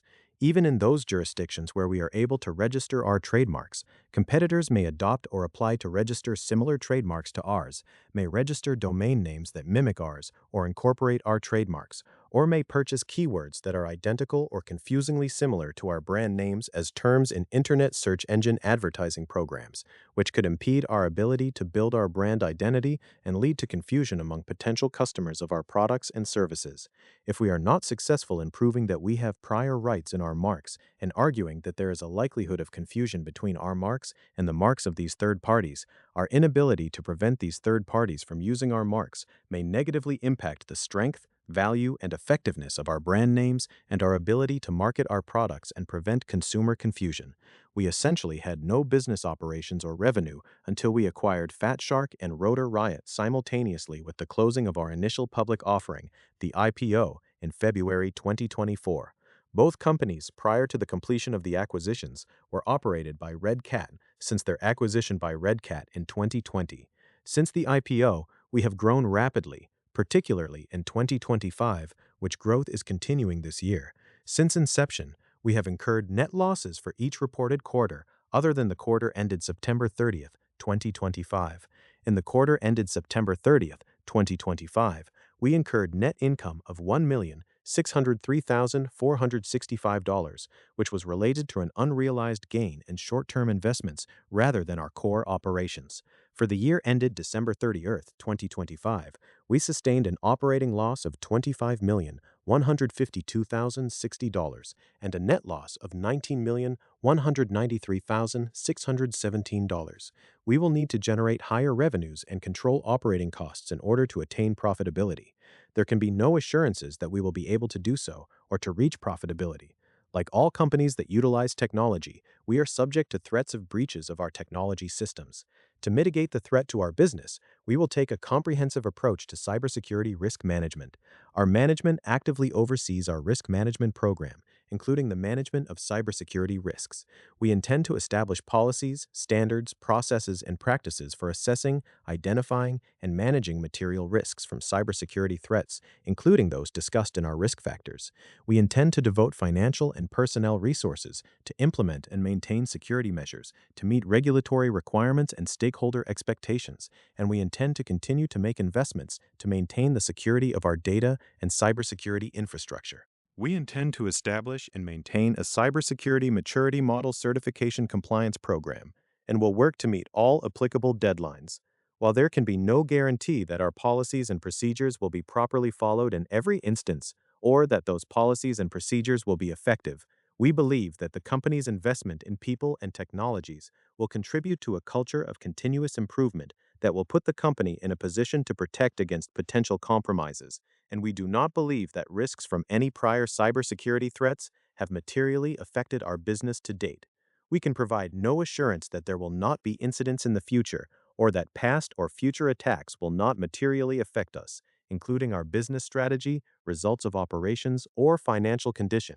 Our corporate headquarters is in Orlando, Florida, where as of March 2026, we lease 5 different facilities which are utilized for drone parts manufacturing, warehousing, and our corporate headquarters. In addition, we lease a manufacturing facility in Canberra, Australia, for motor production. Our leases vary in length, of which go through 2029. From time to time, we may be involved in various disputes, claims, suits, investigations, and legal proceedings arising in the ordinary course of business. For additional information, see Note 15, Commitments and Contingencies, to our financial statements included in this Form 10-K. Our common stock has been traded on the NYSE American under the symbol UMAC since our IPO on February 14, 2024. The last reported sales price of our common stock on March 11, 2026 was $19.84. As of February 26, 2026, there were approximately 18 holders of record of our common stock. In addition, there are approximately 17,655 beneficial owners who hold shares of our common stock in street name.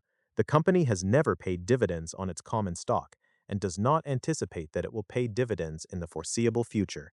It intends to use any future earnings for the expansion of its business.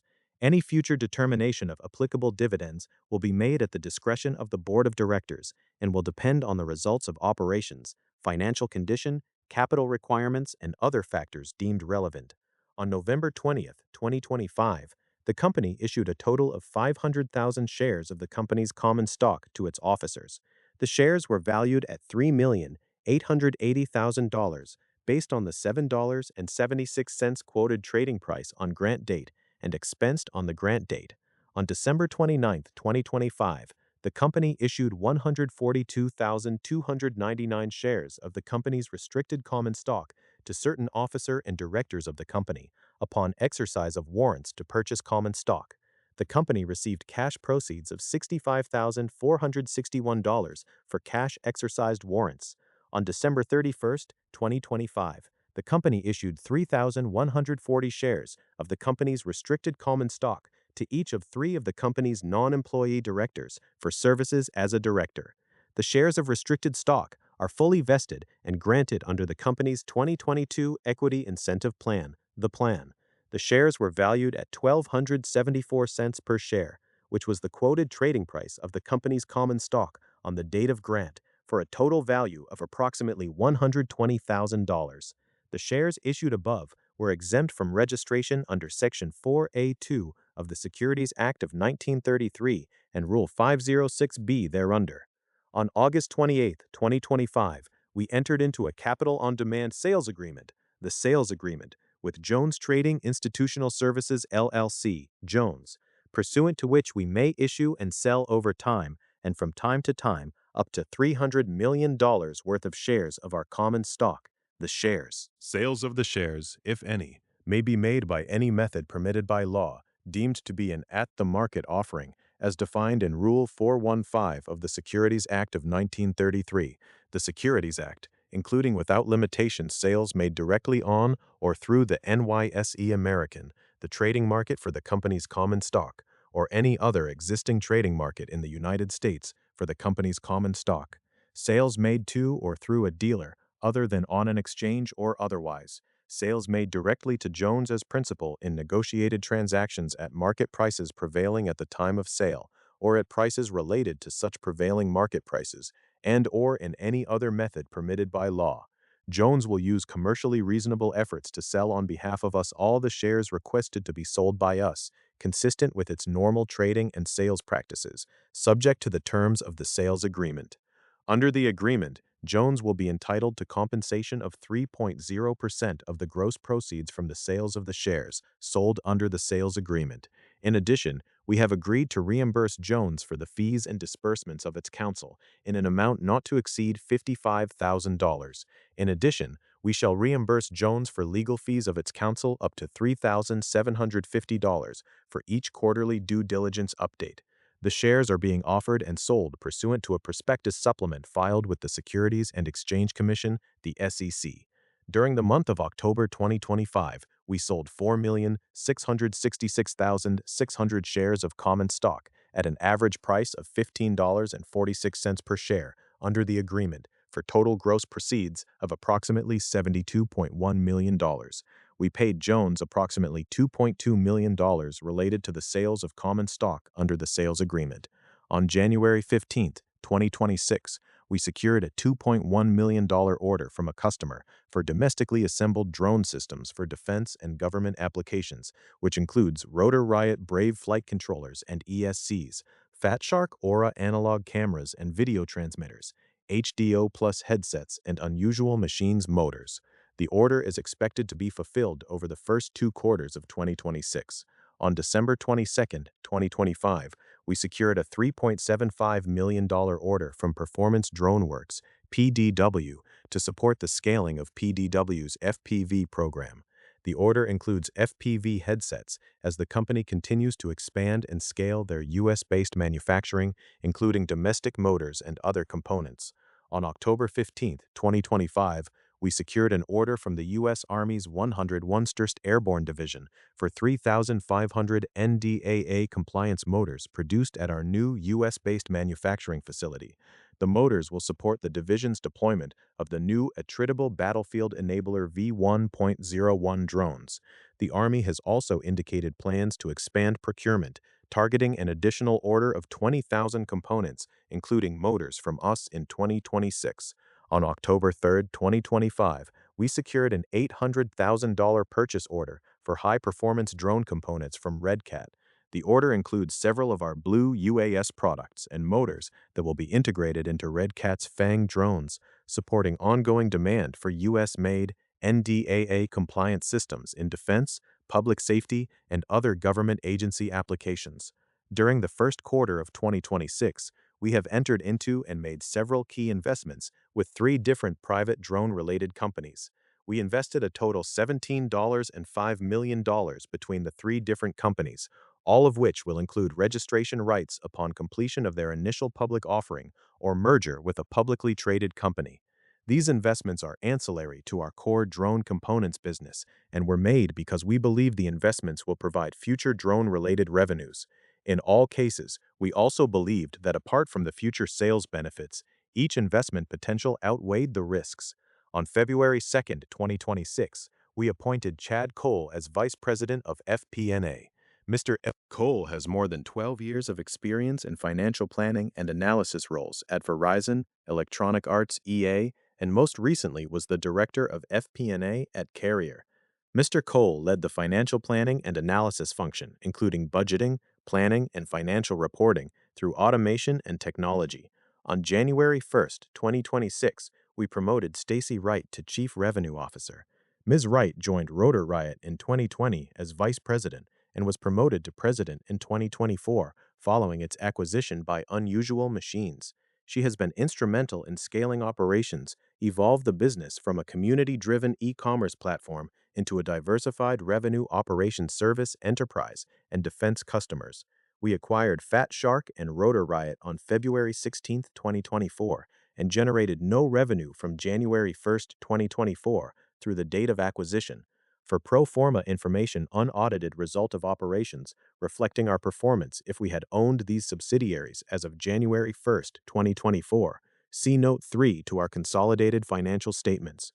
During the year ended December 31, 2025, we generated revenues totaling $11,199,217 compared to $5,565,319 during the year ended December 31, 2024, representing an increase of $5,633,898 or 101%. Our revenues during 2024 consisted primarily of retail revenue in our B2C business line. The increase in revenue during 2025 primarily relates to the increase and establishment of our B2B business and revenue related to our NDAA and Blue UAS products. During the fourth quarter of 2025, we started manufacturing production on certain products, including drone motors, and we continue to see increased interest and demand in our manufactured products heading into 2026. We expect our revenue to continue to grow quarterly in 2026 as we continue to build out our capacity, including our manufacturing facilities and products, as well increasing our staffing to handle additional demand from the market. During the year ended December 31, 2025, we incurred cost of goods sold of $7,292,370 compared to $4,019,068 during the year ended December 31, 2024, resulting in an increase of $3,273,302 or 81%. Cost of goods sold primarily relate to product costs from our sales, but also include certain shipping and other direct product costs, including tariffs. During the fourth quarter of 2025, cost of goods sold also include direct payroll costs, a portion of rent expense, and depreciation expense related to our manufactured products. The increase in cost of goods sold is primarily driven by the increase in our revenue and growth in B2B sales, along with the increase in tariffs during 2025. We expect our total cost of goods sold to increase in 2026 in conjunction with our revenue increases as we sell additional product.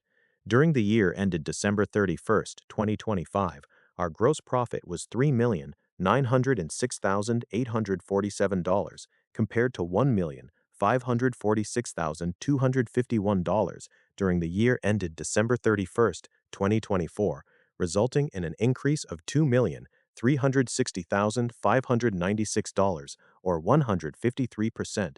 Our gross margin as a percentage of sales totaled 35% during the year ended December 31, 2025, compared to 28% during the year ended December 31, 2024. We anticipate our gross margin to fluctuate period to period, depending on certain promotions and products that are sold during the year, including the mix between retail and enterprise sales. The increase in gross margin during the year was based on our larger mix of enterprise orders during 2025. While the margins we generated during the year are in line with our expectations and normal operating margins, we do anticipate continued fluctuations in our manufactured products into 2026 as we continue to improve our manufacturing process and become more efficient. We anticipate our gross margins to have fluctuations in 2026 as we start scaling our manufacturing process. We anticipate our gross margins will have a decline in the first 2 quarters of 2026 as we bring on and train our staff, work to scale production, increase to multiple shifts, and build out efficiencies. We anticipate our margins will improve in the second half of 2026 as we have more trained staff and efficient processes, and as we bring on our highly automated production line for motors. During the year ended December 31st, 2025, operations expenses totaled $3,234,706 compared to $959,740 during the year ended December 31st, 2024, resulting in an increase of $2,274,966 or 237%. Operations expenses primarily relate to our direct operations, including our warehouse personnel and warehouse expenses. In addition, we have started incurring additional operations-related expenses as we start incurring non-product costs related to our motor production and headset facilities. We expect our operations expense to increase as we continue to hire additional staff to support our operations, including engineering staff, to help improve process and gain efficiencies. We are also setting up our headset factory and anticipate building out a battery facility and camera facility in the second half of 2026. During the year ended December 31st, 2025, research and development expenses totaled $202,585 compared to $90,584 for the year ended December 31st, 2024, resulting in an increase of $112,001 or 124%. Research and development expense primarily relates to new product development as we continue to partner with manufacturers to bring drone component manufacturing to the United States. We expect our research and development expenses to increase some as we continue to build out our products. However, we do not anticipate a significant growth as compared to revenue and other costs. During the year ended December 31st, 2025, sales and marketing expenses totaled $1,581,716 compared to $1,091,268 for the year ended December 31st, 2024, resulting in an increase of $490,448 or 45%. Sales and marketing expenses primarily relate to advertising spend related to Rotor Riot, marketing events, and payroll expenses for our sales and marketing team. The increase relates mainly to adding additional staffing to our sales and marketing team. We anticipate our sales and marketing costs to increase in 2026 related to building out our enterprise sales team. However, we expect these increases to be at a lower rate than our revenue and other expenses, as our enterprise sales are more dedicated efforts, while our retail revenue is driven off of advertising sales. During the year ended December 31st, 2025, general and administrative expenses totaling $23,898,633 compared to $6,250,939 for the year ended December 31st, 2024, resulting in an increase of $17,647,694 or 282%. General and administrative expenses incurred during 2025 include expenses related to operations for a public company, including legal and other professional fees, public company insurance expense, and other costs associated with being public. We've also increased our headcount to support our growth, which includes building out our accounting, HR, and facilities staff. The above amount includes $15,619,929 in non-cash stock compensation expense during 2025, as compared to $2,309,531 during 2024. We expect our general and administrative expenses to increase during 2026 as we continue to build out our infrastructure with additional hires and systems. We also anticipate things like professional fees and other expenses related to being a public company to increase. In addition, we anticipate our non-cash stock compensation expense to be higher in 2026.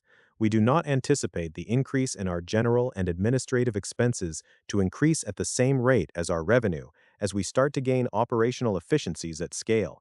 During the year ended December 31, 2025, we recognized a loss on impairment of goodwill of $0 compared to $10,073,326 for the year ended December 31, 2024, resulting in a decrease of $10,073,326 or 100%. The loss on goodwill impairment in 2024 relates to the difference in the fair value calculation of goodwill from the acquisitions of Rotor Riot and Fat Shark as compared to the carrying value as of December 31, 2024. We did not have any goodwill impairment in 2025. During the year ended December 31, 2025, other income and expense totaled $5,922,191 compared to $15,002,061 during the year ended December 31, 2024. During 2025, we generated $1,830,944 in interest income from our preferred savings account related to our cash balances.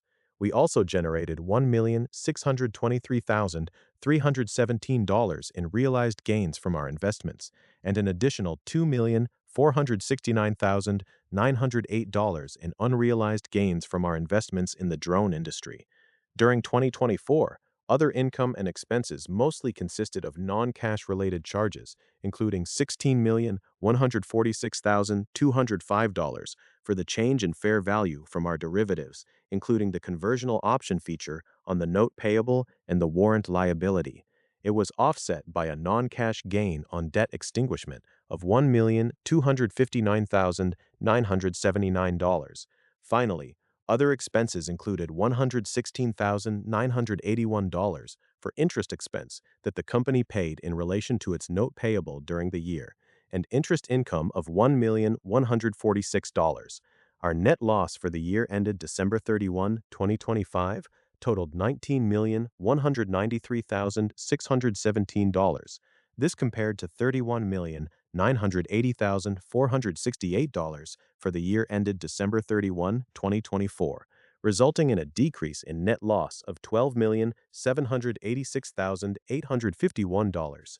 The change in net loss primarily consists of an increase in our revenue, offset by a large increase in G&A expenses, mainly from non-cash stock compensation expense of $15.6 million, and the net change in other income and expense during the year based on our interest income and realized and unrealized gains from investments during the year.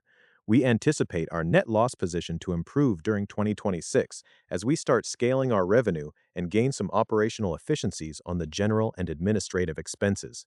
This will partially be offset by anticipated fluctuations in our margins during the first half of the year. Net cash used in operating activities was $21,177,620 during the year ended December 31, 2025, compared to net cash used in operating activities of $3,966,368 during the year ended December 31, 2024, representing an increase of $17,181,252 or 433%. This change in net cash used in operating activities includes a net impact of non-cash adjustments to reconcile our net loss to net cash used in operating activities of $15,666,817, primarily driven by not having an impairment charge on goodwill and change in fair value of derivatives during 2025, and offset by the increase in stock-based compensation expense during the year. The net impact of non-cash activities was offset by an increase in our net loss this year of $12,786,852.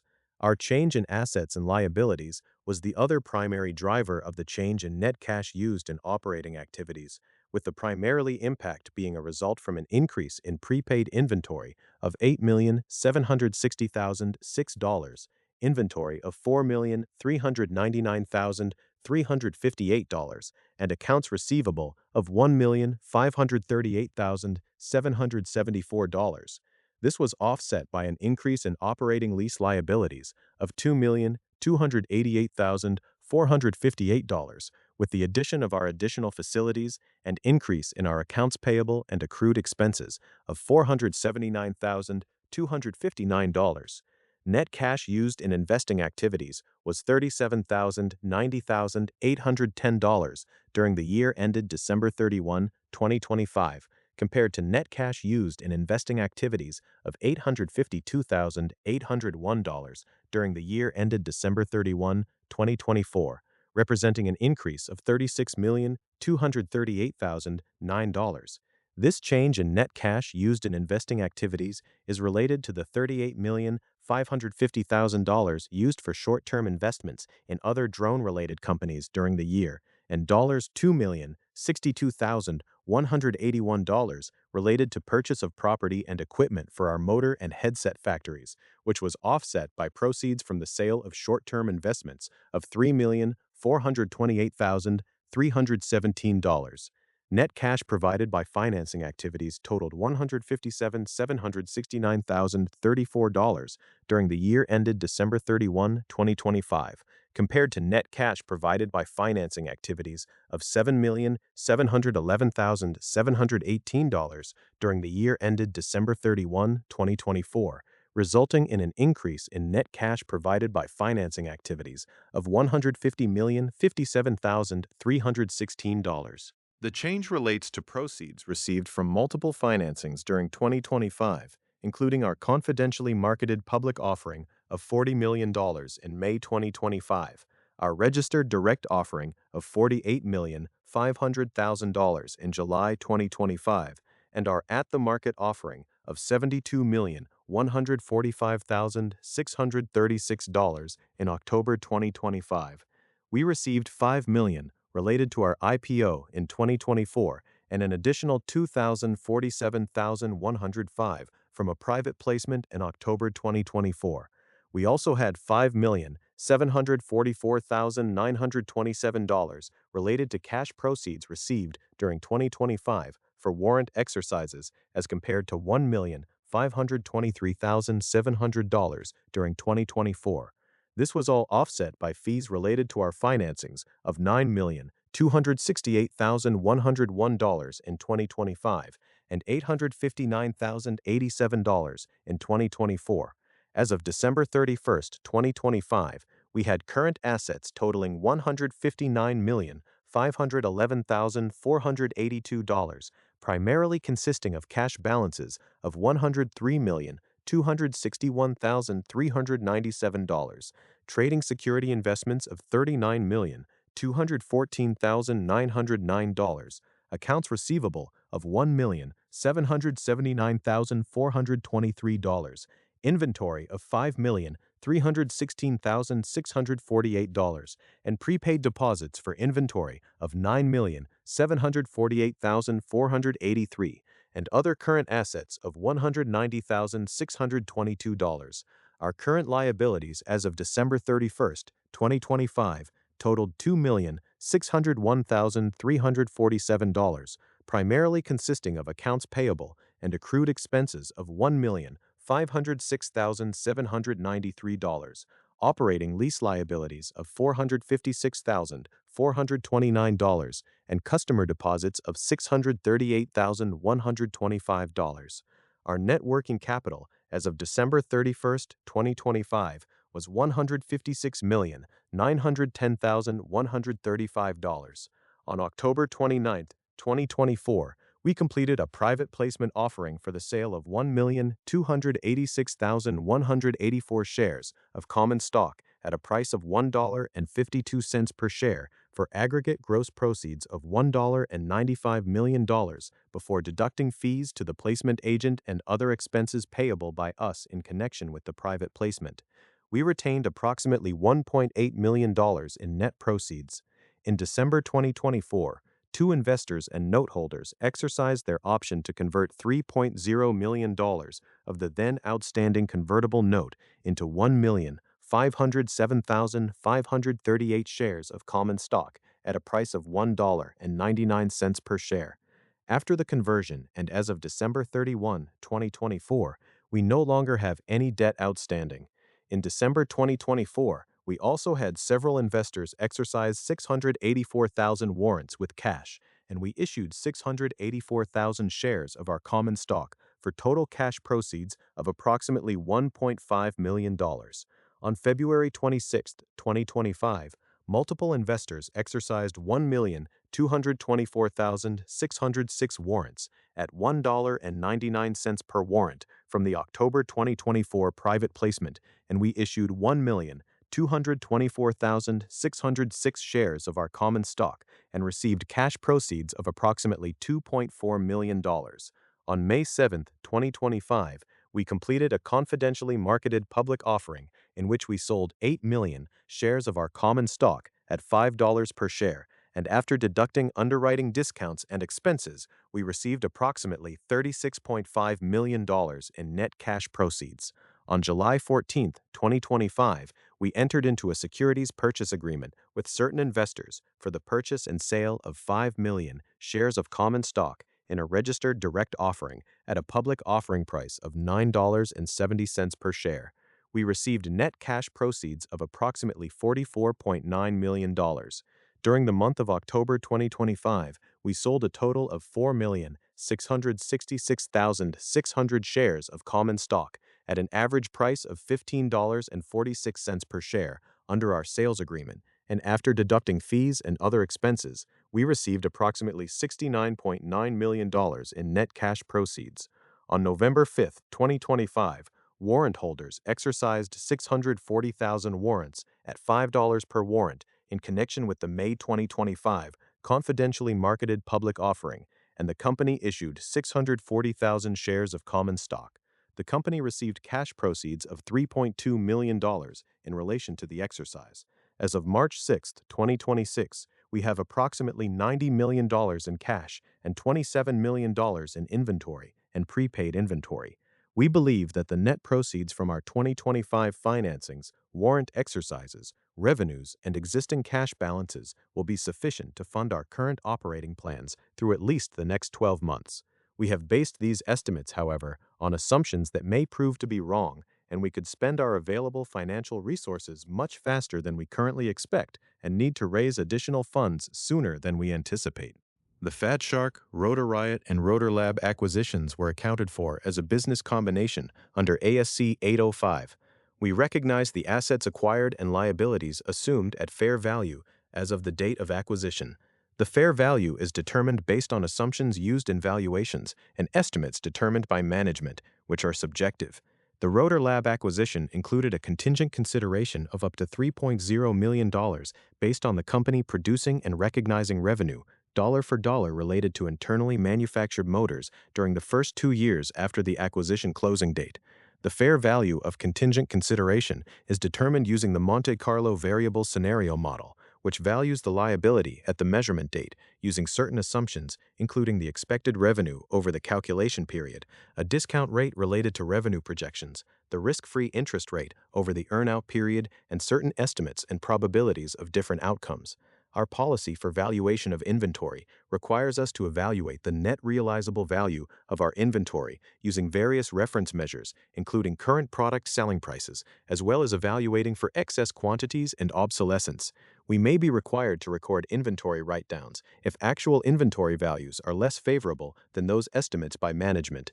We carry our accounts receivable at invoiced amounts. We evaluate our accounts receivable on a periodic basis and establish an allowance for credit losses based on a history of past write-offs and collections and current credit conditions. Accounts are written off as uncollectible at the discretion of management. We receive revenues from the sale of drone and drone parts from enterprise customers and distributors, enterprise revenue, and individual consumers, retail revenue. Sales revenue is recognized when the products are shipped and the price is fixed or determinable. No other significant obligations of the company exist, and collectibility is probable. Revenue is recognized when the title to the products has been passed to the customer, which is the date the products are shipped to the customer. This is the date the performance obligation has been met. We have several short-term investments in other publicly traded drone and drone-related companies. Since the investments are not part of the company's primary business, the investments are valued under ASC 820, fair value measurement. Common stock, preferred stock, and warrants are both measured at fair value each quarter, with changes recognized through net income each reporting period. We value the fair value of preferred stock based on the conversion calculation of preferred shares into common shares outlined in the certificate of designation into a common stock equivalent multiplied by the quoted trading price of the common stock as of the close of market on the reporting period. Due to the warrants being non-tradable, we estimate fair value using a Black-Scholes model based on the current stock price, the exercise price of the warrant, the estimated volatility of the stock, the risk-free interest rate, and the expected life of the warrant. Stock-based compensation. Certain employees and directors have received grants of restricted common shares in our company. Other employees received grants of stock options in our company. These awards are accounted for in accordance with guidance prescribed for accounting for equity-based compensation. Based on this guidance and the terms of the awards are equity classified. The fair value of restricted stock awards is based on the fair value of the company's common stock on the date of grant and expensed over the vesting period. The fair value of each stock option award is determined using the Black-Scholes option pricing model, which values options based on the stock price at the grant date, the expected life of the option, the estimated volatility of the stock, and the risk-free interest rate over the expected life of the option.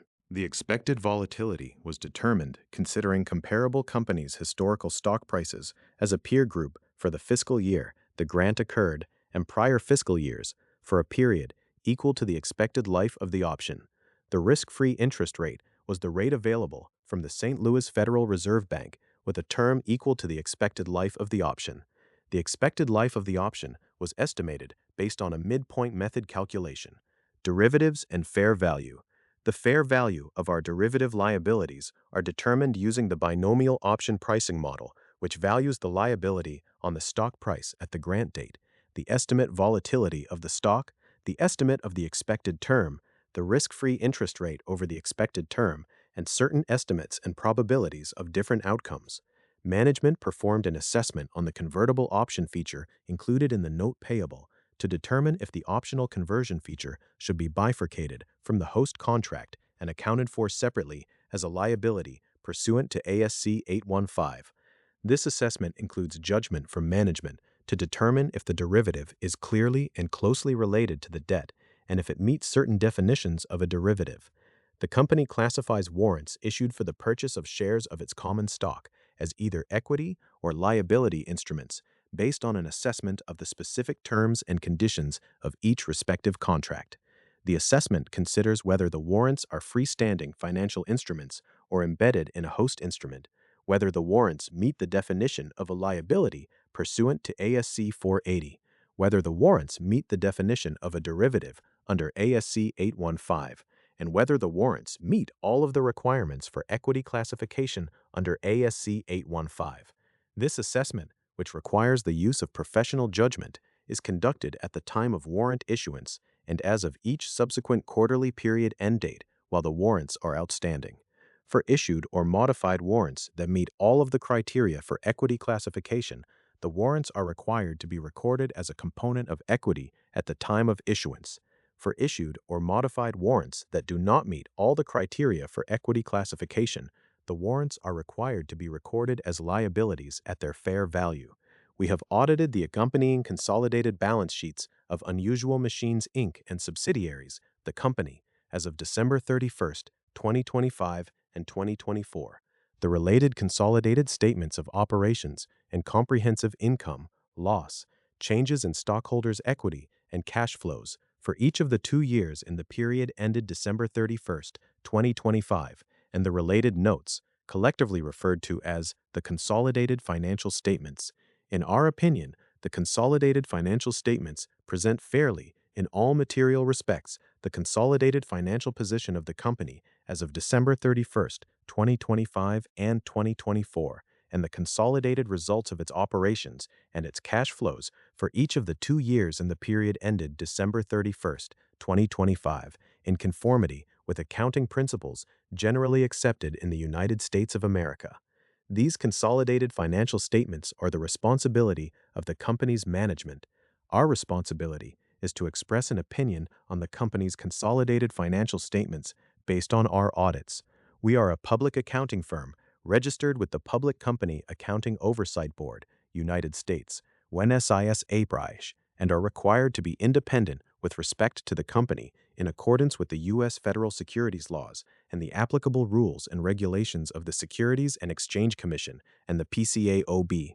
We conducted our audits in accordance with the standards of the PCAOB. Those standards require that we plan and perform the audits to obtain reasonable assurance about whether the consolidated financial statements are free of material misstatement, whether due to error or fraud. The company is not required to have, nor were we engaged to perform, an audit of internal control over financial reporting. As part of our audits, we are required to obtain an understanding of internal control over financial reporting, but not for the purpose of expressing an opinion on the effectiveness of the company's internal control over financial reporting. Accordingly, we express no such opinion. Our audits included performing procedures to assess the risks of material misstatement of the consolidated financial statements, whether due to error or fraud, and performing procedures that respond to those risks. Such procedures included examining, on a test basis, evidence regarding the amounts and disclosures in the consolidated financial statements. Our audits also included evaluating the accounting principles used and significant estimates made by management, as well as evaluating the overall presentation of the consolidated financial statements. We believe that our audits provide a reasonable basis for our opinion. Note 1. Organization and nature of business. Unusual Machines, Inc., the company, is a Nevada corporation engaged in the commercial drone industry. The company reincorporated from Puerto Rico to Nevada on April 22, 2024.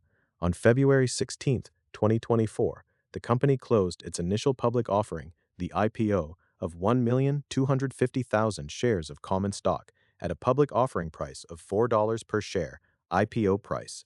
The shares are traded on NYSE American.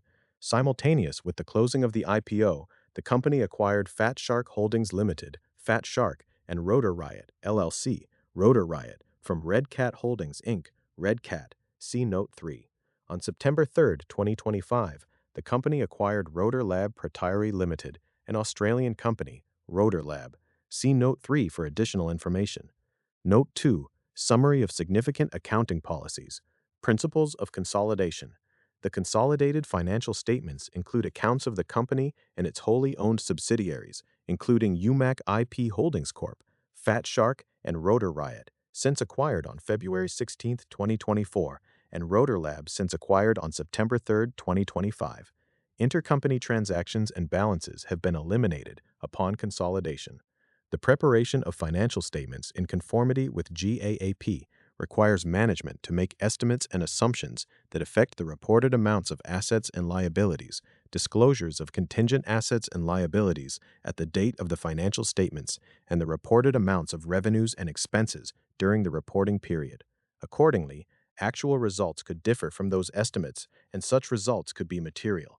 The financial statements include some amounts that are based on management's best estimates and judgments. Significant estimates reflected in these consolidated financial statements include those used to e. determine stock-based compensation, i.e., the fair value of assets acquired and liabilities assumed in business combinations, the fair value of shares issued as consideration, and the fair value of contingent consideration in business combinations, i.e., reserves and allowances related to accounts receivable and inventory, OFID, the evaluation of long-lived assets, including intangibles and goodwill, for impairment, v. the fair value of lease liabilities and related right-of-use assets, z. the fair value of short-term investments, including the value of unexercised warrants received, z. the warranty liability and sales returns reserves, z. the fair value of embedded conversion option and warrant derivative liabilities, and v. the determined cash asset valuation allowance. Cash and cash equivalents. The company considers all highly liquid debt instruments purchased with an original maturity of 3 months or less to be cash equivalents. The company maintains cash deposits at a financial institution that is insured by the Federal Deposit Insurance Corporation up to $250,000. The company's cash balance may at times exceed these limits. At December 31, 2025 and 2024, the company had approximately $102.6 million and $3.0 million, respectively, in excess of federally insured limits. The company continually monitors its positions with and the credit quality of the financial institutions with which it invests. Accounts receivable, net. The company carries its accounts receivable at invoiced amounts. The company follows ASC 326, Financial Instruments Credit Losses, and has early adopted in fiscal year 2025 ASU 2025-05, under which the company evaluates all credit losses as of the reporting date. On a periodic basis, the company evaluates its accounts receivable and establishes an allowance for credit losses based on a history of past write-offs and collections and current credit conditions. Accounts are written off as uncollectible at the discretion of management. At December 31, 2025 and 2024, the company considers accounts receivable to be fully collectible. Accordingly, no allowance for credit losses has been established. The company had total credit losses of $18,122 and zero for the years ended December 31, 2025 and 2024, respectively. Short-term equity investments. The company measures its investments in marketable equity securities, preferred stock, and non-public warrants at fair value, with changes in value recognized in net income, loss per ASC 321. During the year ended December 31, 2025, the company made multiple short-term investments totaling $38.6 million. For the year ended December 31, 2025, the realized gain from short-term investments was approximately $1.6 million, and unrealized gain from short-term investments was approximately $2.5 million. The company holds less than a 5% equity interest in each of the companies it invested in as of December 31, 2025. Inventories, which consist of finished goods and raw materials, are stated at the lower of cost or net realizable value and are measured using the first-in, first-out method. Cost components include direct materials, direct labor, and allocation of rent expense and depreciation for manufactured products, as well as inbound freight. At each balance sheet date, the company evaluates the net realizable value of its inventory using various reference measures, including current product selling prices, as well as evaluating for excess quantities and obsolescence. Property and equipment, net. Property and equipment is stated at cost, net of accumulated depreciation. Depreciation is provided utilizing the straight-line method over the estimated useful lives, which includes computer equipment of 3 to 5 years, motor production equipment of 10 to 15 years, and tenant improvements of 5 to 15 years. The company applies Accounting Standards Codification ASC 842 leases, which requires the recognition of assets and liabilities associated with lease agreements. The company recognized a lease liability obligation and a right-of-use asset for the facilities leases in Orlando, Florida, and for the Canberra, Australia, related to the Rotor Lab acquisition, as discussed in Note 3. The company determines if a contract is a lease or contains a lease at inception.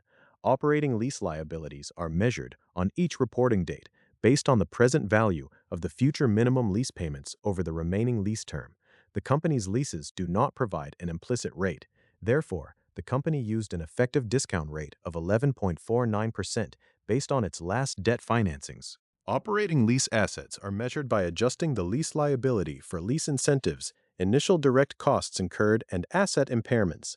Lease expense for minimum lease payments is recognized on a straight-line basis over the lease term, with the operating lease asset reduced by the amount of the expense.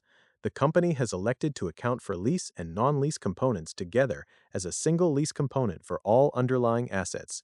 Lease terms do not include an option to renew. The company accounts for business combinations under ASC 805 using the acquisition method of accounting, where the assets acquired and liabilities assumed are recognized based on their respective estimated fair values. The excess of the purchase price over the estimated fair values of the net assets acquired is recorded as goodwill. Determining the fair value of certain acquired assets and liabilities and certain purchase price components is subjective in nature and often involves the use of significant estimates and assumptions used in valuations and estimates determined by management. Business acquisitions are included in the company's consolidated financial statements as of the date of the acquisition. Goodwill and long-lived assets. Goodwill represents the future economic benefit arising from other assets acquired in an acquisition that are not individually identified and separately recognized. The company tests goodwill for impairment in accordance with the provisions of ASC 350, Intangibles, Goodwill, and Other, ASC 350. Goodwill is tested for impairment at least annually at the reporting unit level or whenever events or changes in circumstances indicate that goodwill might be impaired. ASC 350 provides that an entity has the option to first assess qualitative factors to determine whether the existence of events or circumstances leads to a determination that it is more likely than not that the fair value of a reporting unit is less than its carrying amount. If, after assessing the totality of events or circumstances, an entity determines it is not more likely than not that the fair value of a reporting unit is less than its carrying amount, then additional impairment testing is not required. However, if an entity concludes otherwise, then it is required to perform an impairment test. The impairment test involves comparing the estimated fair value of a reporting unit with its book value, including goodwill. If the estimated fair value exceeds book value, goodwill is considered not to be impaired. If, however, the fair value of the reporting unit is less than book value, then an impairment loss is recognized in an amount equal to the amount that the book value of the reporting unit exceeds its fair value, not to exceed the total amount of goodwill allocated to the reporting unit. The company recorded an impairment loss on goodwill of $10,073,326 in 2024 based on the company's future net cash flows from the acquisitions. No impairment loss on goodwill was recognized in 2025. The estimate of fair value of a reporting unit is computed using either an income approach, a market approach, or a combination of both. Under the income approach, we utilize the discounted cash flow method to estimate the fair value of a reporting unit. Significant assumptions inherent in estimating the fair values include the estimated future cash flows, growth assumptions for future revenues, including gross margin, operating expenses, and capital expenditures, and a rate used to discount estimated future cash flow projections to their present value based on estimated weighted average cost of capital, i.e., the selected discount rate. Management's assumptions are based on historical data, supplemented by current and anticipated market conditions, estimated growth rates, and management's plans. Under the market approach, fair value is derived from metrics of publicly traded companies or historically completed transactions of comparable businesses. The selection of comparable businesses is based on the markets in which the reporting units operate and consider risk profiles, size, geography, and diversity of products and services. The company reviews long-lived assets, including tangible assets and other intangible assets with definitive lives, for impairment whenever events or changes in circumstances indicate that the asset's carrying amount may not be recoverable.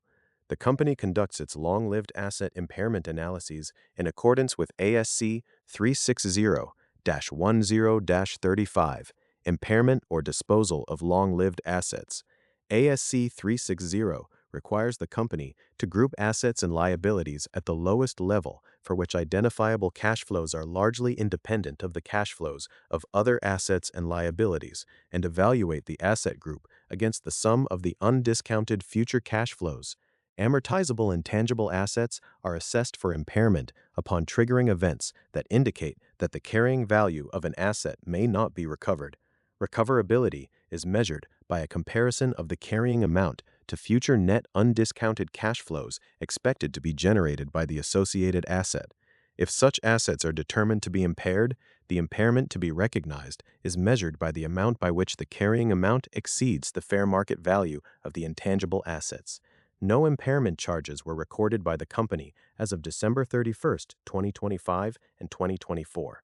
The company has certain indefinite-lived trademark assets that are reviewed for impairment by first performing a qualitative analysis in accordance with ASC 350-30 to determine whether it is more likely than not that the fair value of the indefinite-lived asset is less than its carrying value.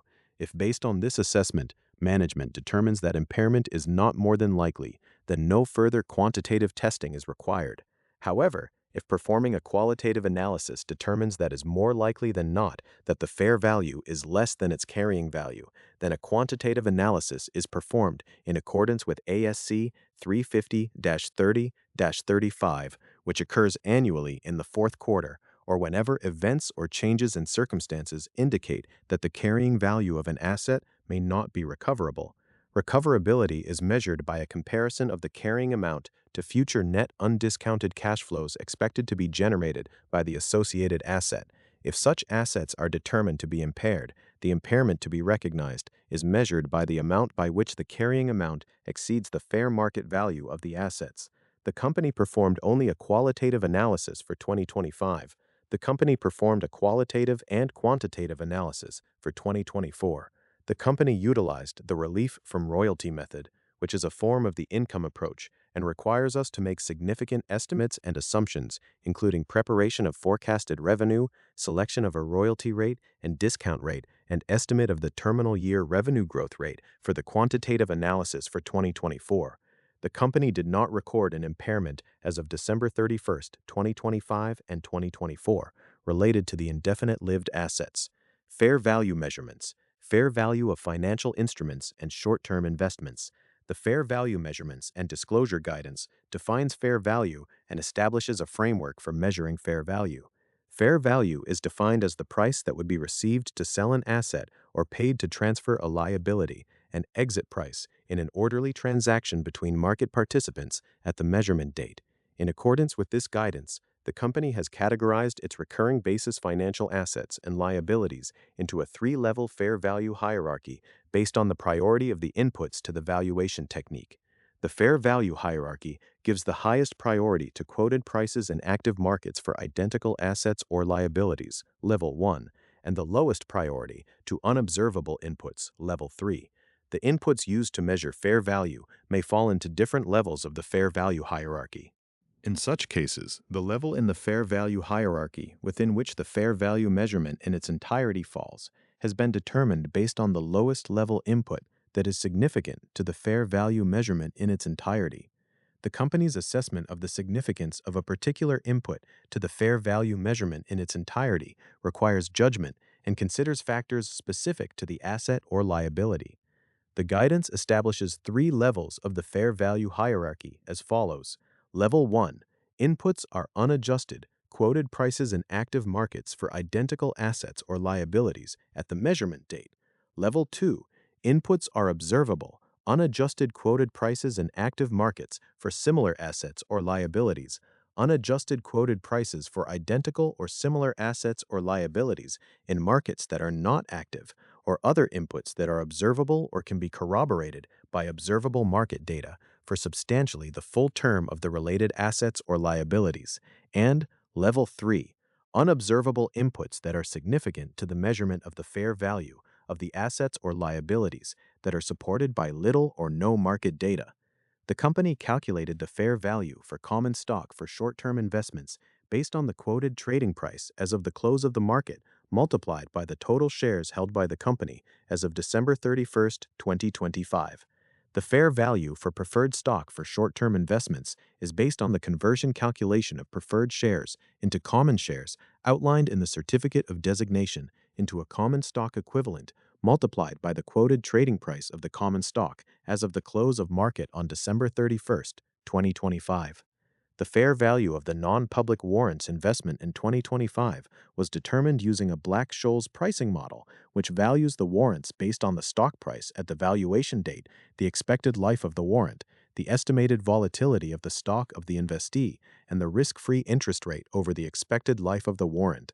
The company used the following inputs related to the warrant fair value as of the investment acquisition date and December 31st, 2025. The contingent consideration from the Rotor Lab acquisition is based on management's estimate of $2,847,000, which is based on the fair value of contingent consideration is determined using the Monte Carlo variable scenario model, which values the liability at the measurement date using certain assumptions including the expected revenue over the calculation period, a discount rate applied to revenue projections, the risk-free interest rate over the earnout period, and certain estimates and probabilities of different outcomes. See Note 3 for additional information. The company's financial instruments mainly consist of cash, receivables, short-term investments, other current assets, accounts payable, and accrued expenses. The carrying amounts of cash, receivables, other current assets, accounts payable, and accrued expenses approximate fair value due to the short-term nature of these instruments. Fat Shark generally provides a 1-year warranty on all of its products, except in certain European countries where it can be 2 years for some consumer-focused products from the date of shipment. If a defect arises during the warranty period, Fat Shark will either I. Repair the affected product at no charge using new parts or parts that are equivalent to new in performance and reliability. I. Exchange the affected product with a functionally equivalent product. Or 3. Refund the original purchase price for the affected product. Allowances for estimated warranty costs are recorded during the period of sale. The determination of such allowances requires the company to make estimates of product warranty claim rates and expected costs to repair or to replace the products under warranty. The company currently establishes warranty reserves based on historical warranty costs for each product line, combined with liability estimates based on the prior 24-month sales activities. If actual return rates and/or repair and replacement costs differ significantly from the company's estimates, adjustments to recognize the additional cost of sales may be required in future periods. Historically, the warranty accrual and the expense amounts have been immaterial. The warranty liability is included in accrued expenses on the accompanying consolidated balance sheets and amounted to $19,602 and $28,944 as of December 31st, 2025 and December 31st, 2024, respectively. Rotor Riot does not provide any warranty of any kind for any of the equipment it sells or otherwise distributes. Consumers assume all risk for any products purchased or received from Rotor Riot. Rotor Lab does not provide any warranty but does provide for a 7-day defect period. Rotor Lab has not had any material defects for products sold. Effective September 2025, Unusual Machines, the parent company which manufactures motors, has a limited warranty in which it warrants to customers that their products will be free from defects in material and workmanship under normal use and service for up to 90 days. The limited warranty covers manufacturing defects and premature failures and extends only to the original customer and is non-transferable. The company did not have any warranty claims as of December 31st, 2025. The company will recognize revenue in accordance with ASC 606, Revenue from Contracts with Customers, issued by the Financial Accounting Standards Board, FASB. This standard includes a comprehensive evaluation of factors to be considered regarding revenue recognition, including Step 1. Identify the contract with a customer. Step 2. Identify the performance obligations in the contract. Step 3. Determine the transaction price. Step 4. Allocate the transaction price to the performance obligations in the contract. And Step 5. Recognize revenue when or as the company satisfies a performance obligation at a point in time. The company receives revenues from the sale of drone and drone parts to enterprise customers and distributors, enterprise revenue, and individual consumers, retail revenue. Sales revenue is recognized at a point in time when the products are shipped and the price is fixed or determinable. No other significant obligations of the company exist, and collectibility is probable. Revenue is recognized when the title to the products has been passed to the customer, which is the date the products are shipped to the customer. This is the date the performance obligation has been met. The company's retail return policy allows for certain non-custom or built-to-order products to be returned up to 15 days after the original order is placed, so long as it meets specific requirements as outlined in its return policy. The company's enterprise return policy allows for returns related to defective product, so long as it meets the requirements in its policy. The historical sales returns for retail customers is de minimis, and the company does not have a specific sales return allowance for retail orders. The company does not have any historical returns for enterprise orders, and as such, has not recorded a sales returns allowance. Disaggregation of revenue. The company had sales outside the United States of approximately $0.6 million and $0.4 million for the years ended December 31, 2025 and 2024, respectively. Deferred revenue relates to orders placed and payment received, but not yet fulfilled. All deferred revenue is expected to be recognized within 1 year. Deferred revenue related to orders placed but not yet fulfilled totaled $638,125 and $197,117 as of December 31, 2025, and December 31, 2024, respectively. The company did not have any deferred revenue as of December 31, 2023. The company has recognized 197,117 of deferred revenue during 2025 that was outstanding as of December 31, 2024, during the year ended December 31, 2025. The increase in deferred revenue relates to current year orders that have not yet been fulfilled, most of which were received during the third and fourth quarter of 2025 and expected to be delivered in the first and second quarter of 2026. Significant concentrations. The company's revenue included significant concentration from a limited number of customers. For the year ended December 31st, 2025, Customer A and Customer B accounted for approximately 16.7% and 15.9% of the company's total revenues, respectively. Customer A did not have any outstanding accounts receivable as of December 31st, 2025, and Customer B had approximately 62.6% of the total accounts receivable balance as of December 31st, 2025. All of Customer B's accounts receivable has been collected in 2026. Cost of goods sold includes inventory costs, which includes an allocation for labor and rent for our manufactured products, direct packaging costs, and production-related depreciation, if any. Depreciation included in cost of goods sold for the years ended December 31st, 2025 and 2024 was $18,916 and $0, respectively. Shipping and handling costs. Shipping and handling costs incurred for products shipped to customers are included in general and administrative expenses and amounted to $377,827 and $226,621 for the years ended December 31st, 2025 and December 31st, 2024, respectively. Shipping and handling costs charged to customers are included in sales. Research and development expenses include payroll, employee benefits, and other headcount-related expenses associated with product development. Research and development expenses also include third-party development costs, materials, and a proportionate share of overhead costs. The company accounts for income taxes using an asset and liability approach, which requires recognition of deferred tax assets and liabilities for the expected future tax consequences of events. A valuation allowance is established to reduce deferred tax assets to their estimated realizable value when, in the opinion of management, it is more likely than not that some portion or all of the deferred income tax assets will not be realizable in the future.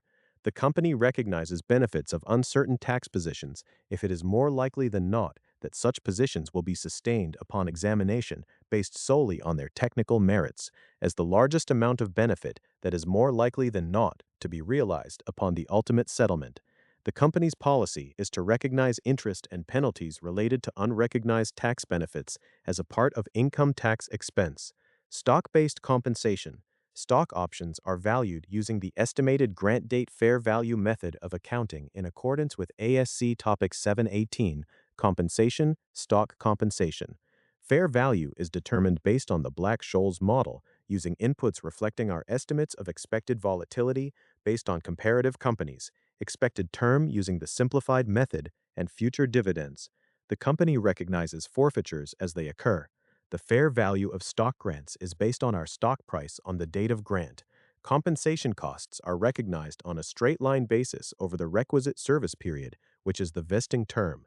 The company accounts for warrants to purchase shares of its common stock in accordance with the guidance in ASC 480, Distinguishing Liabilities from Equity, ASC 480, and ASC 815, Derivatives and Hedging, ASC 815.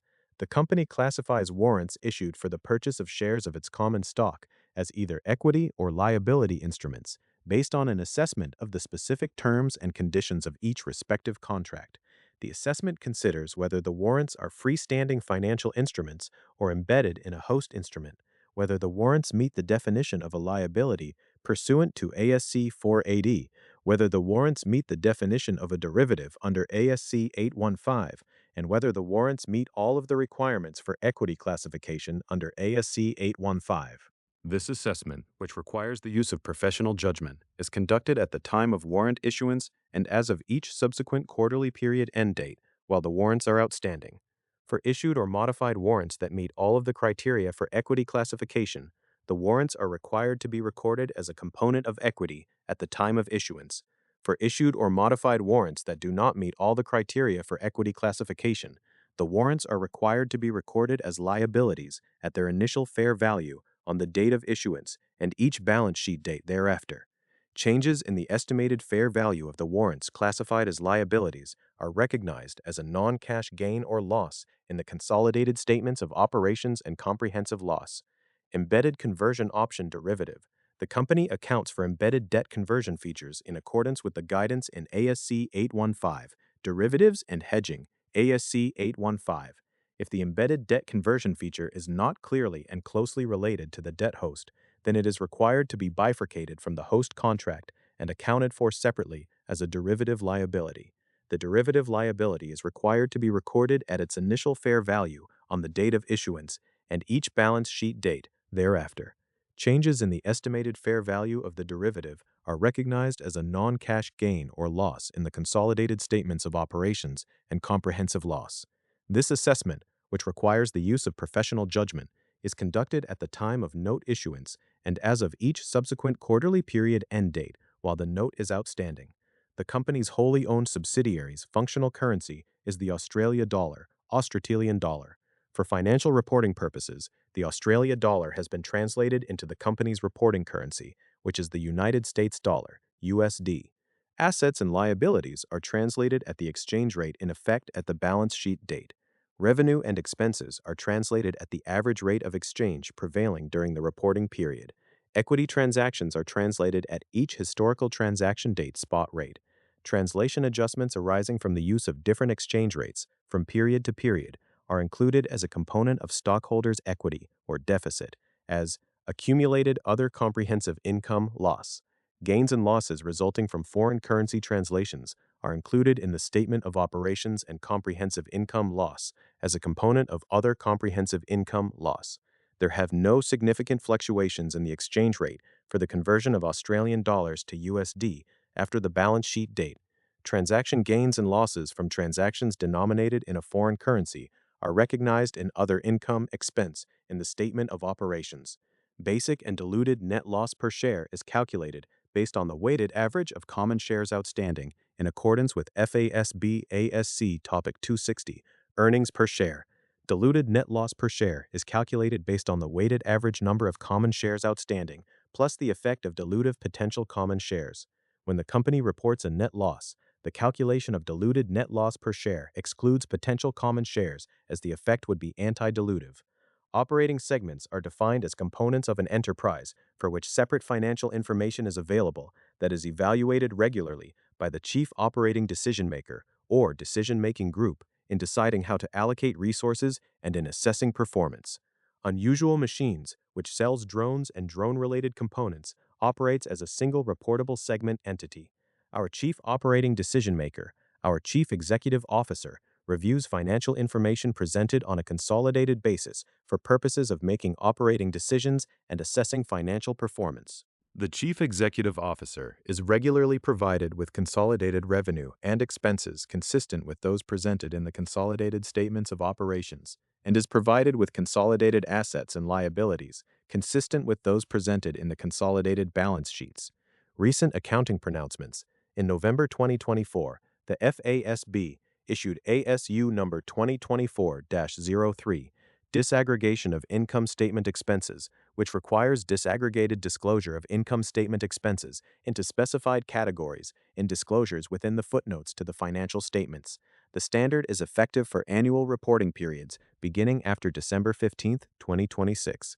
The company is currently evaluating the effect of this ASU on the consolidated financial statements and disclosures. In May 2025, the FASB issued ASU number 2025-4, Compensation, Stock Compensation and Revenue from Contracts with Customers, which provides clarifications to share-based consideration payable to a customer. The standard is effective for annual reporting periods beginning after December 15, 2026. The company is currently evaluating the effect of this ASU on the consolidated financial statements and disclosures. Note 3. Acquisitions. Fat Shark and Rotor Riot. On February 16, 2024, the company closed on the acquisitions of both Fat Shark and Rotor Riot from Red Cat and Jeffrey Thompson, the founder and chief executive officer of Red Cat, the business combination. See Note 13, Related Party Transactions for additional information. Fat Shark and Rotor Riot are in the business of designing and marketing consumer drones and first-person view (FPV) headsets.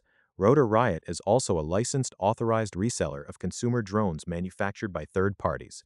The company specializes in the production and sale of small drones and essential components, and with the acquisitions of Fat Shark and Rotor Riot, it brings brand recognition and a strong, curated retail channel in the FPV drone market segment. This business combination is a realization of the company's strategy to build its business both organically and through strategic acquisitions that leverage our retail business to onshore production of critical drone components. With the transition to onshoring production of drone components, the company intends to expand into B2B channels for customers that require a domestic supply chain. The business combination was based on a share purchase agreement, the purchase agreement, that was executed on November 21, 2022. From November 21, 2022 to February 16, 2024, the purchase agreement was subject to several amendments and subject to certain working capital adjustments. Under the terms of the purchase agreement, as amended, the consideration paid for the acquired assets consisted of $1.0 million in cash and a cash deposit of $0.1 million made in 2022, issuance of a $4.0 million 18-month promissory note to Red Cat. See Note 9, Promissory and Convertible Notes for further details, and 3. The issuance of 4,250,000 shares of the company's common stock, which represented approximately 48.66% of the outstanding common stock of the company on February 16, 2024, after the effect of the issued shares. Collectively, the consideration paid. The company valued the Red Cat common stock at $4 per share for $17 million, which represents the IPO price of the company's common stock on February 15, 2024. Accordingly, the value of the consideration paid is equal to $22,100,000. The acquisitions met the definition of a business combination under ASC 805, Business Combinations, and therefore, the assets acquired and liabilities assumed are accounted for at fair value. On December 31, 2024, the company recorded a measurement period adjustment to the above fair value allocation to report a deferred tax liability of $107,153 and increase goodwill by the same amount. Goodwill and intangible assets relate to Fat Shark and Rotor Riot being FPV market leaders and their well-known and established brands within the industry and related patents, TIMP. Combining these entities and their existing customer base, along with Unusual Machines' strategy of extending to B2B sales of drone components, will provide a strategic advantage. The acquisitions were treated as stock acquisitions for U.S. income tax purposes, and no election was made to treat the transactions as asset acquisitions. Accordingly, the tax bases of the acquired assets and liabilities carried over, and the goodwill recorded for financial reporting purposes is not deductible for income tax purposes. Deferred tax liabilities were recorded for book tax differences related primarily to intangible assets recognized in purchase accounting. Goodwill for tax purposes will be amortized over 15 years.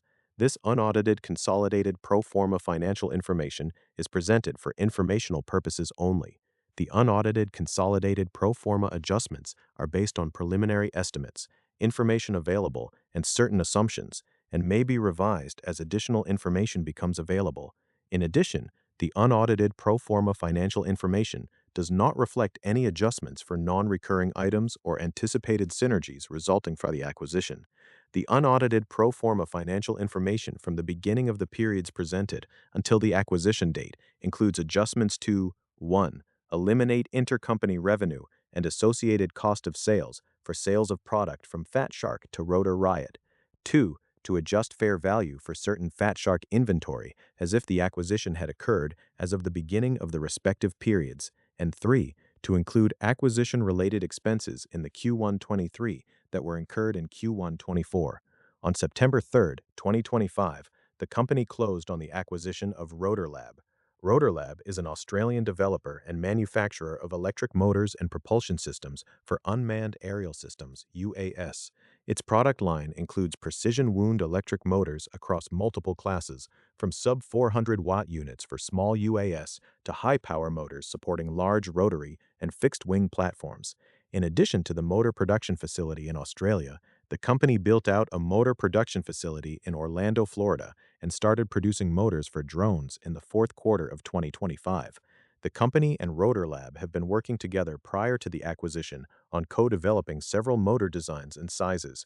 The acquisition helps the company accelerate their goals of building a resilient drone supply chain through their team and technology.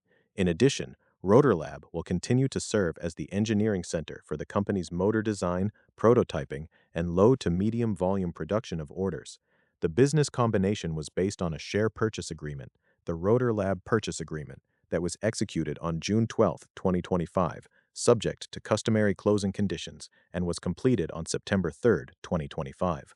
Under the terms of the Rotorlab Purchase Agreement, the consideration paid for the acquired assets consisted of I. The issuance of common stock for a value of $4.0 million based on the preceding 20-day average, volume-weighted average price, VWAP of the company's stock from the date of the signing the Rotorlab Purchase Agreement in June 2025, and IWA, the issuance of common stock, contingent shares, for up to a total value of an additional $3.0 million based on the company producing and recognizing revenue, dollar for dollar, related to internally manufactured motors during the first 2 years after the acquisition closing date. The contingent shares will be calculated and issued based on the company's VWAP for the preceding 20 days on each anniversary date of the closing of the transaction. The acquisition met the definition of a business combination under ASC 805, Business Combinations, and therefore the assets acquired and liabilities assumed are accounted for at fair value. The company issued 656,642 shares of its common stock based on the formula as noted above, which resulted in an initial purchase price of $5,922,911 based on the company's stock price of $9.02 on September 3, 2025, which was the closing date of the acquisition. The contingent purchase price has been initially recorded at $2,847,000.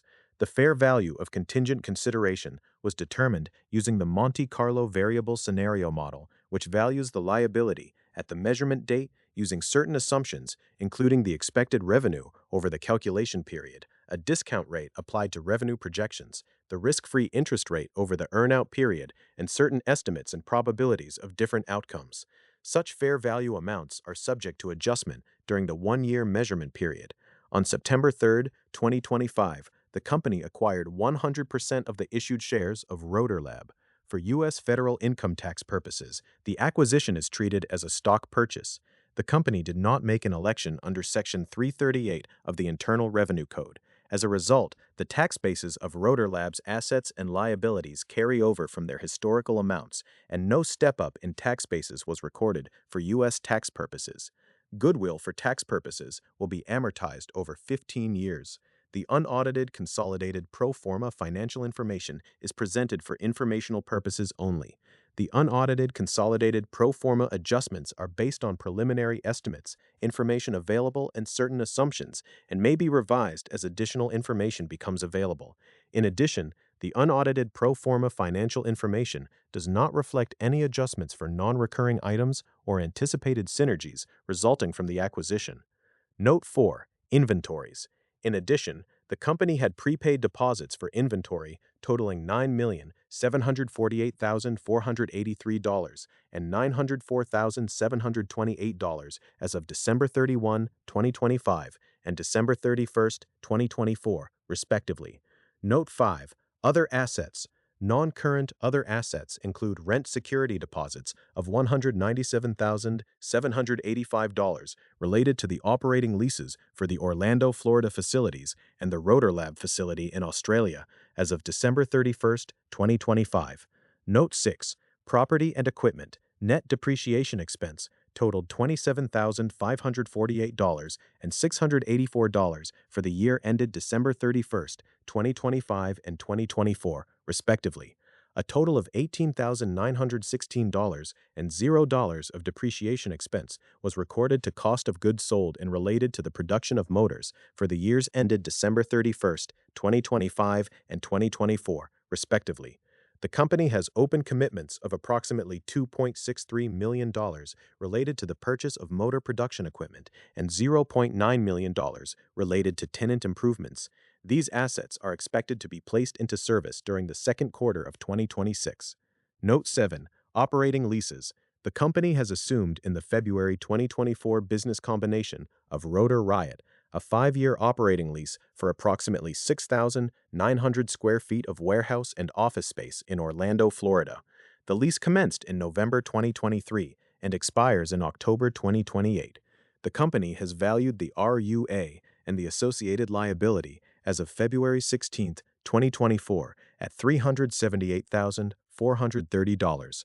Operating lease expense totaled $105,145 and $92,002, respectively, for the years ended December 31, 2025 and 2024. In June 2025, Unusual Machines signed a lease agreement for an additional 17,000 square feet of warehouse office space in Orlando, Florida. This space will be used primarily for motor production. The lease commencement date is August 1st, 2025, and currently runs through August 21st, 2030. The company has valued the RUEA and the associated liability as of August 1st, 2025, at $973,443.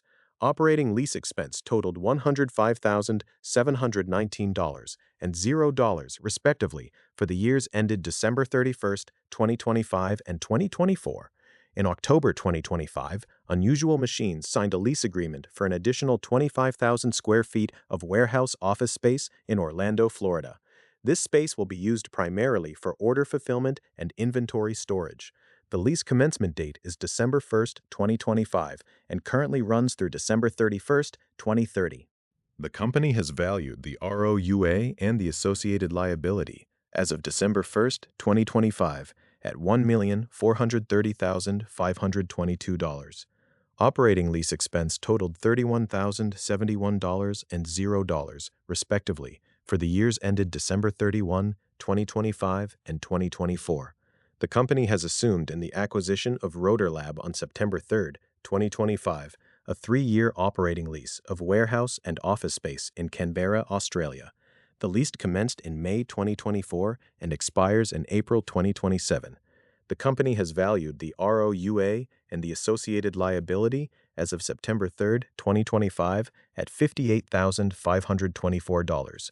Operating lease expense totaled $10,527 and $0, respectively, for the years ended December 31, 2025 and 2024.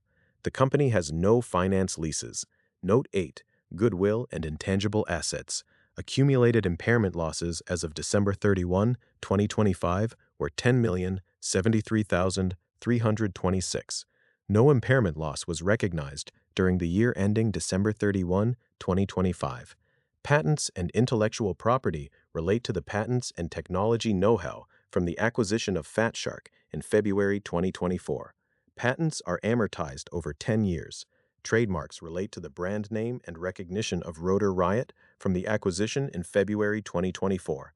Trade name for Rotor Lab is amortized over 5 years.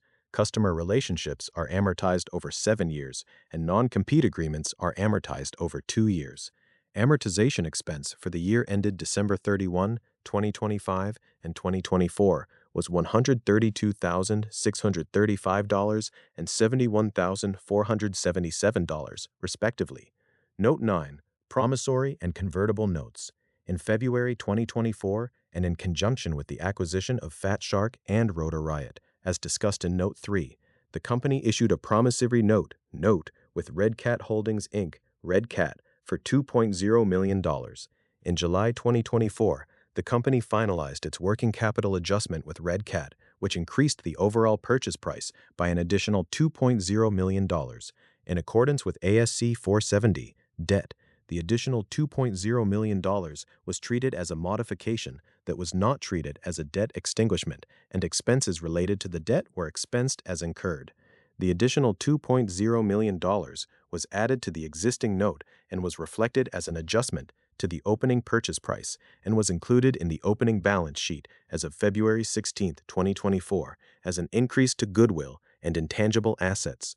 Accordingly, the note was amended to increase the principal amount of the note to $4.0 million. Subsequently, and in July 2024, in conjunction with a private sale of Red Cat's common stock and its promissory note to two accredited investors, the company issued new notes to the new investors, the July notes, and canceled the original note. The July notes contained 8% per annum interest.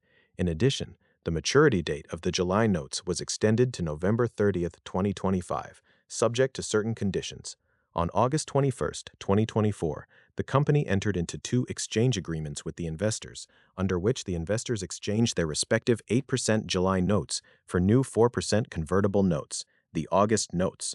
Pursuant to the exchange agreements, the investors exchanged the $4 million of July notes for an aggregate of $3 million for the August notes, e.t. 210 shares of Series C preferred stock, which converts into 630,000 shares of the company's common stock, and 630,000 warrants with a 5-year term and an exercise price of $1.99 per share, subject to certain adjustments. The July notes were canceled as a part of the exchange agreement, in accordance with ASC 470, since the August notes were considered a greater than 10% change from the July notes, and a substantive conversion option was added to the August notes. This exchange was treated as a debt extinguishment. The August notes bear interest at 4% annually, with interest payable monthly, and the principal due on November 30, 2025.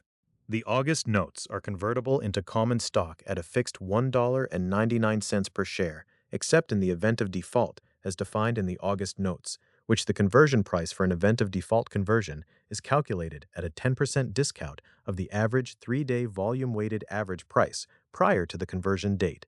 During the third quarter 2024, the company recognized a loss on debt extinguishment of $685,151 related to the exchange agreement discussed above.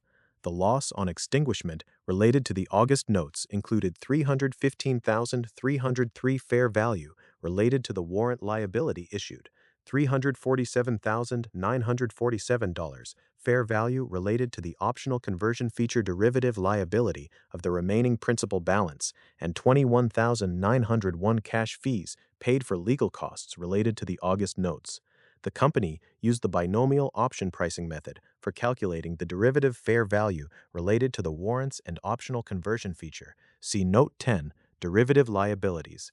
In December 2024, the investors exercised their conversion option to convert the remaining $3 million in August notes to common stock at a fixed $1.99 conversion price. As a result, the company issued 1,507,538 shares of common stock, canceled the $3 million in August notes, and recorded $17,864,325 to common stock, an additional paid-in capital related to the conversion of the August notes to common stock. This value is based on the closing price of the company's common stock on December 3, 2024, of $11.85 per share. This resulted in a loss on debt extinguishment of $14,864,325.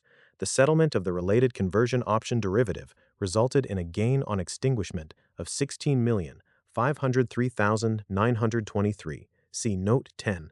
The net gain was $1,639,598. Total interest expense for the years ended December 31, 2025 and December 31, 2024 was $0 and $116,981, respectively. Note 10. Derivative liabilities. The fair value of the derivative liabilities are determined using the binomial option pricing model, which values the liability on the stock price at the grant date, the estimated volatility of the stock, the risk-free interest rate over the expected term, and certain estimates and probabilities of different outcomes. Changes in the fair value of the derivative are recorded in the income statement in other income and expense on a quarterly basis. Derivative liability, conversion option.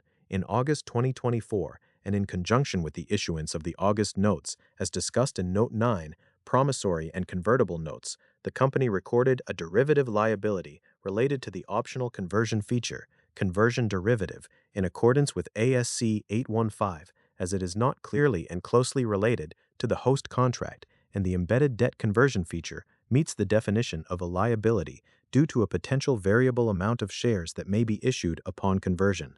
The initial fair value on August 21, 2024 for the conversion derivative was $347,947. On December 3, 2024, the holders of the convertible note exercised their conversion option to convert the remaining 3,333,000,000 of the convertible note into 1,507,538 shares of common stock. As a result, the company recorded an increase in fair value of the derivative liability conversion option of $16,155,976. The conversion derivative fair value as of December 31, 2024 was $0, given the conversion feature was exercised and is no longer outstanding. In August 2024, and in conjunction with the issuance of the August notes as discussed in Note 9, Promissory and Convertible Notes, the company issued warrants that include specific provisions and obligations, including a fundamental transaction provision that may require a cash payment to the holder upon a triggering event, that in accordance with ASC 815 require the warrants to be classified as a liability.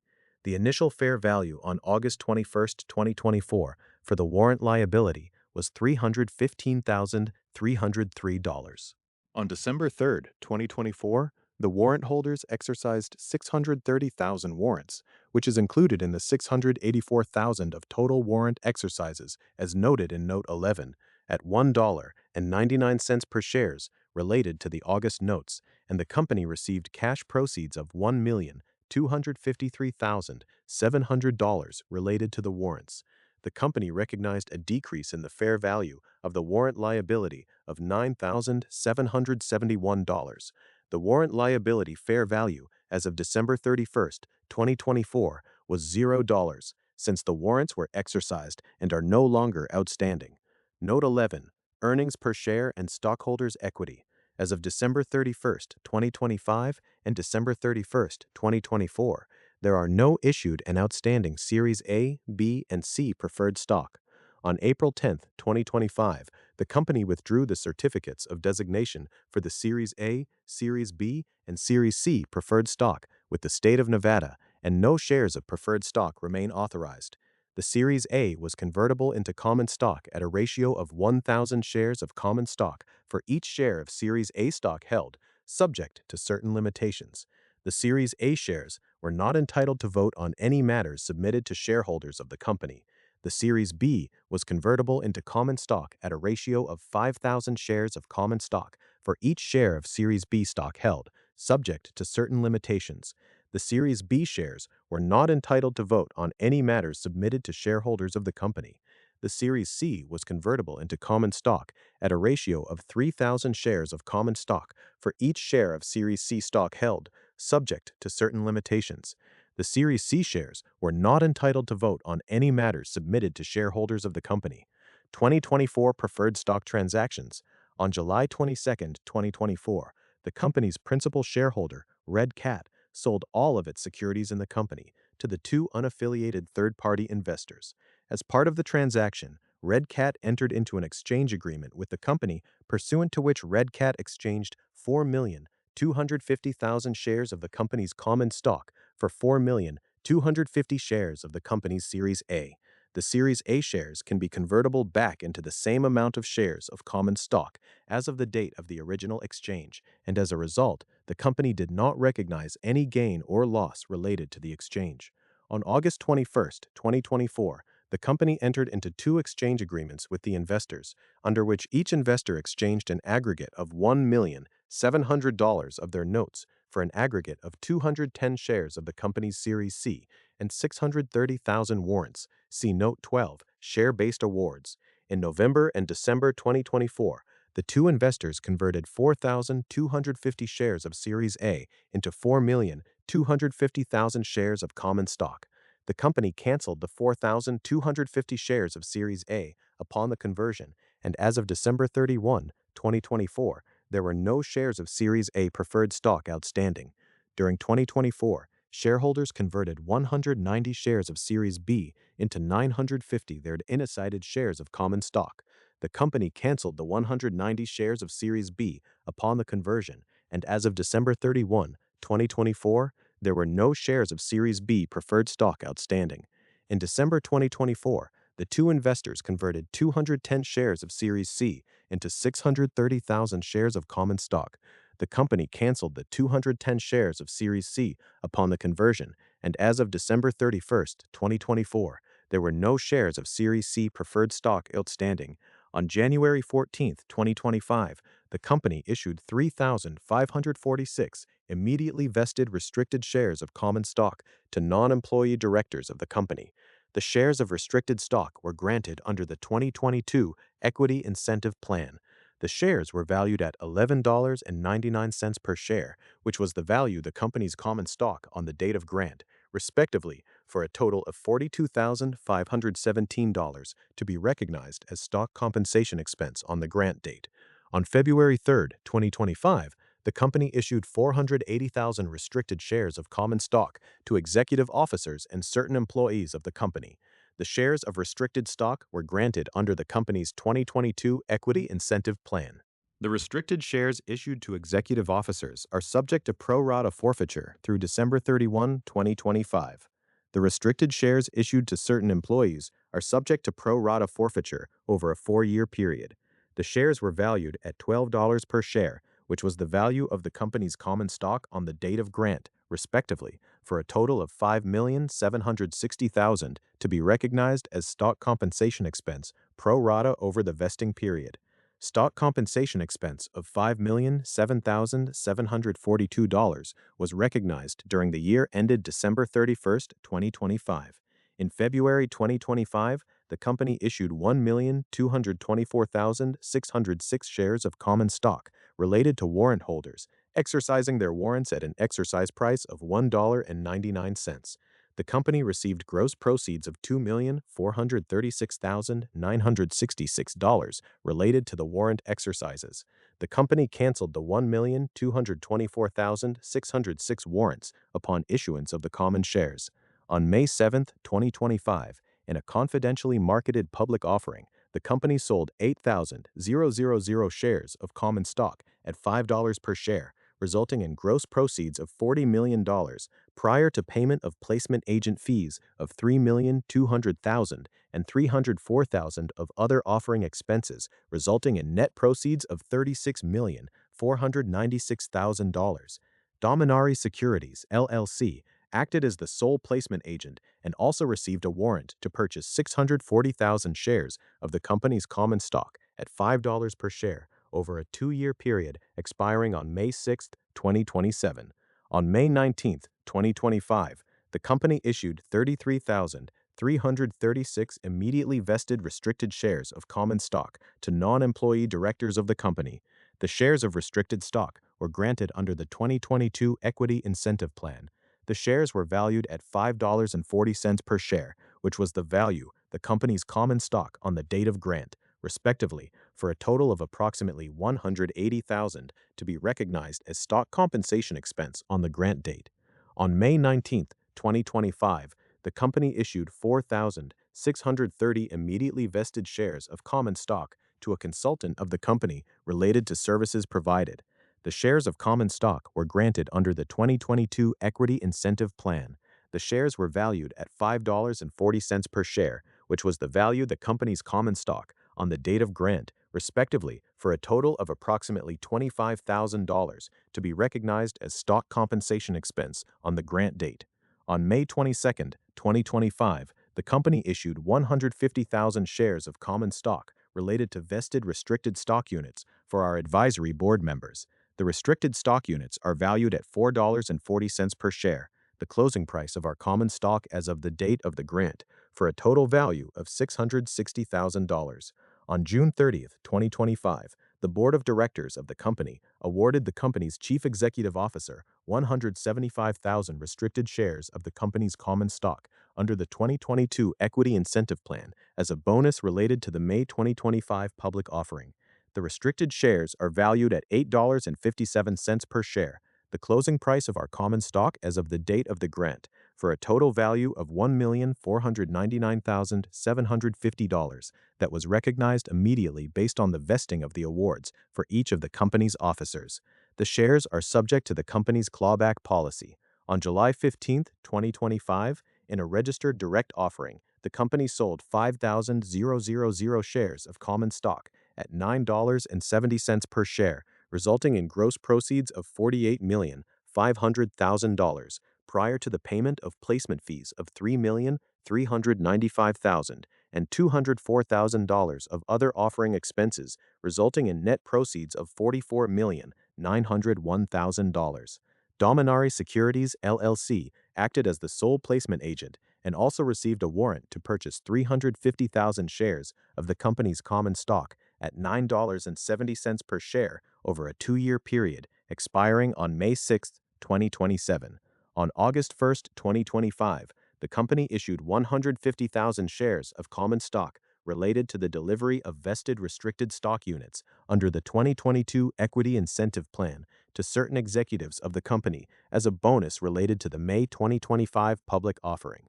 The shares were valued at $1,285,500 based on the $8.57 based on the quoted trading price on grant date. The shares are subject to the company's clawback policy. On August 7, 2025, the company issued 100,000 restricted shares of common stock to certain employees of the company. The shares of restricted stock were granted under the company's 2022 Equity Incentive Plan. The restricted shares issued to employees are subject to pro rata forfeiture over a 4-year period. The shares were valued at $9.59 per share, which was the quoted trading price of the company's common stock on the date of grant, respectively, for a total of $959,000 to be recognized as stock compensation expense pro rata over the vesting period. Stock compensation expense of $95,252 was recognized during the year ended December 31, 2025.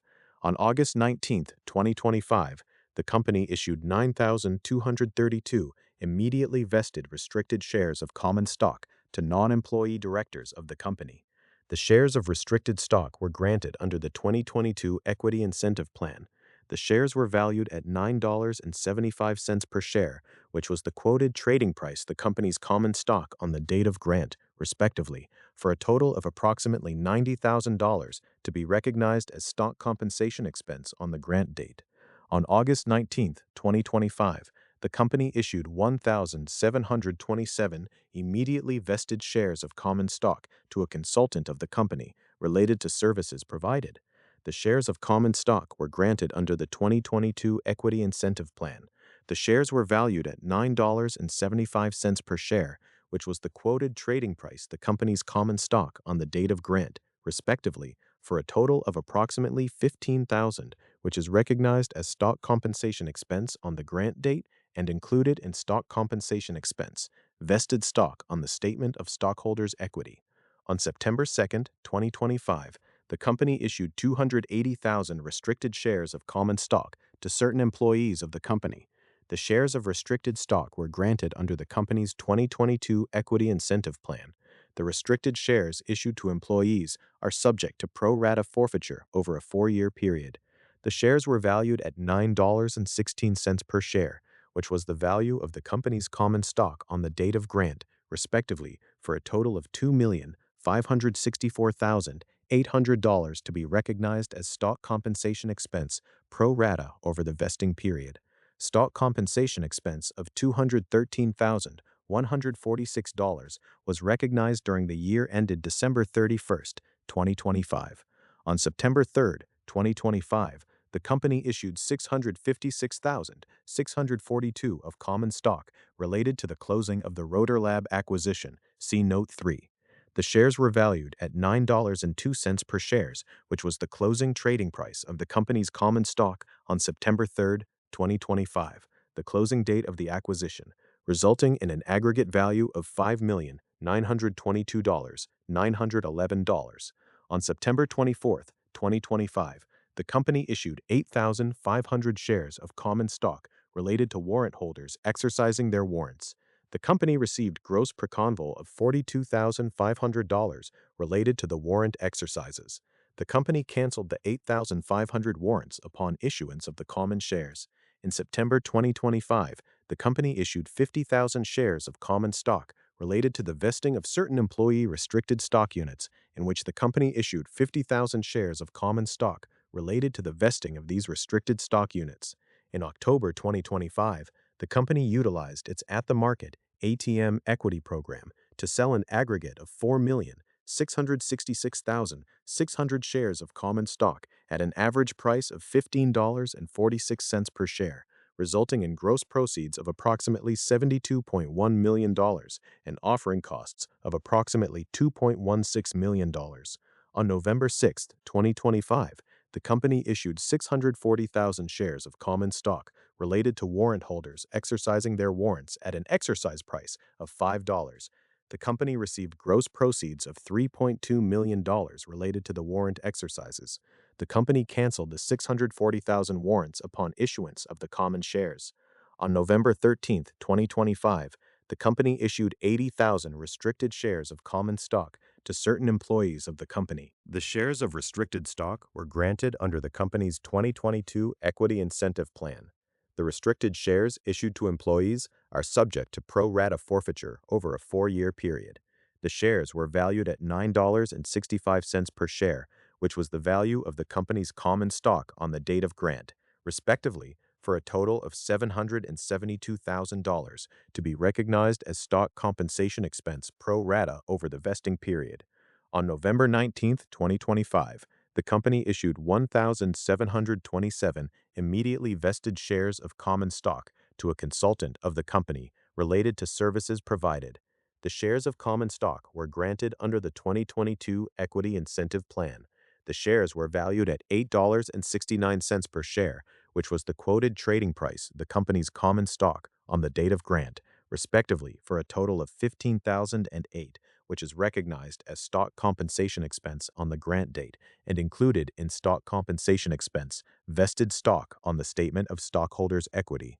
On November 20, 2025, the company issued 500,000 shares of common stock related to the delivery of vested restricted stock units under the 2022 Equity Incentive Plan to certain executives of the company. The shares were valued at $3,880,000 based on the $7.76 quoted trading price on grant date and expensed on the grant date. On November 24, 2025, the company issued 108,000 shares of common stock related to vested restricted stock units for our advisory board members. The restricted stock units are valued at $8.49 per share, the closing price of our common stock as of the date of the grant, for a total value of $916,920 and expensed on the grant date. On December 29, 2025, the company issued 142,299 shares of common stock to our CEO and 2 board members related to exercising of 164,473 warrants of the October 2024 private placement. 131,578 of these warrants were exercised on a cashless basis using the calculation as defined in the warrant agreement at a volume-weighted average price of $11.81 and issuing a total of 109,404 shares of common stock for the cashless exercise. 32,895 of these warrants were exercised for cash proceeds of $65,461 and issuing a total of 32,895 shares of common stock. The company canceled the 164,473 warrants related to these exercises upon issuance of the common stock. On December 31, 2025, the company issued 9,420 immediately vested restricted shares of common stock to certain non-employee directors of the company. The shares of restricted stock were granted under the 2022 Equity Incentive Plan. The shares were valued at $12.74 per share, which was the quoted trading price the company's common stock on the date of grant, respectively, for a total of approximately $120,000 to be recognized as stock compensation expense on the grant date. During the year ended December 31, 2025, several employees of the company exercised 162,816 of their vested stock options, in which the company issued 162,816 shares of common stock related to these exercises. The company received total cash proceeds of $646,572 related to the exercise of the stock options. On January 2, 2024, the company issued 16,086 shares of common stock to its prior chief executive officer as a part of a separation agreement and recognized compensation expense of $64,344, or $4 per share, the value of the IPO in February 2024. On February 16, 2024, the company completed its IPO and issued 1,250,000 shares of common stock at the IPO price for total net proceeds of $3,849,555.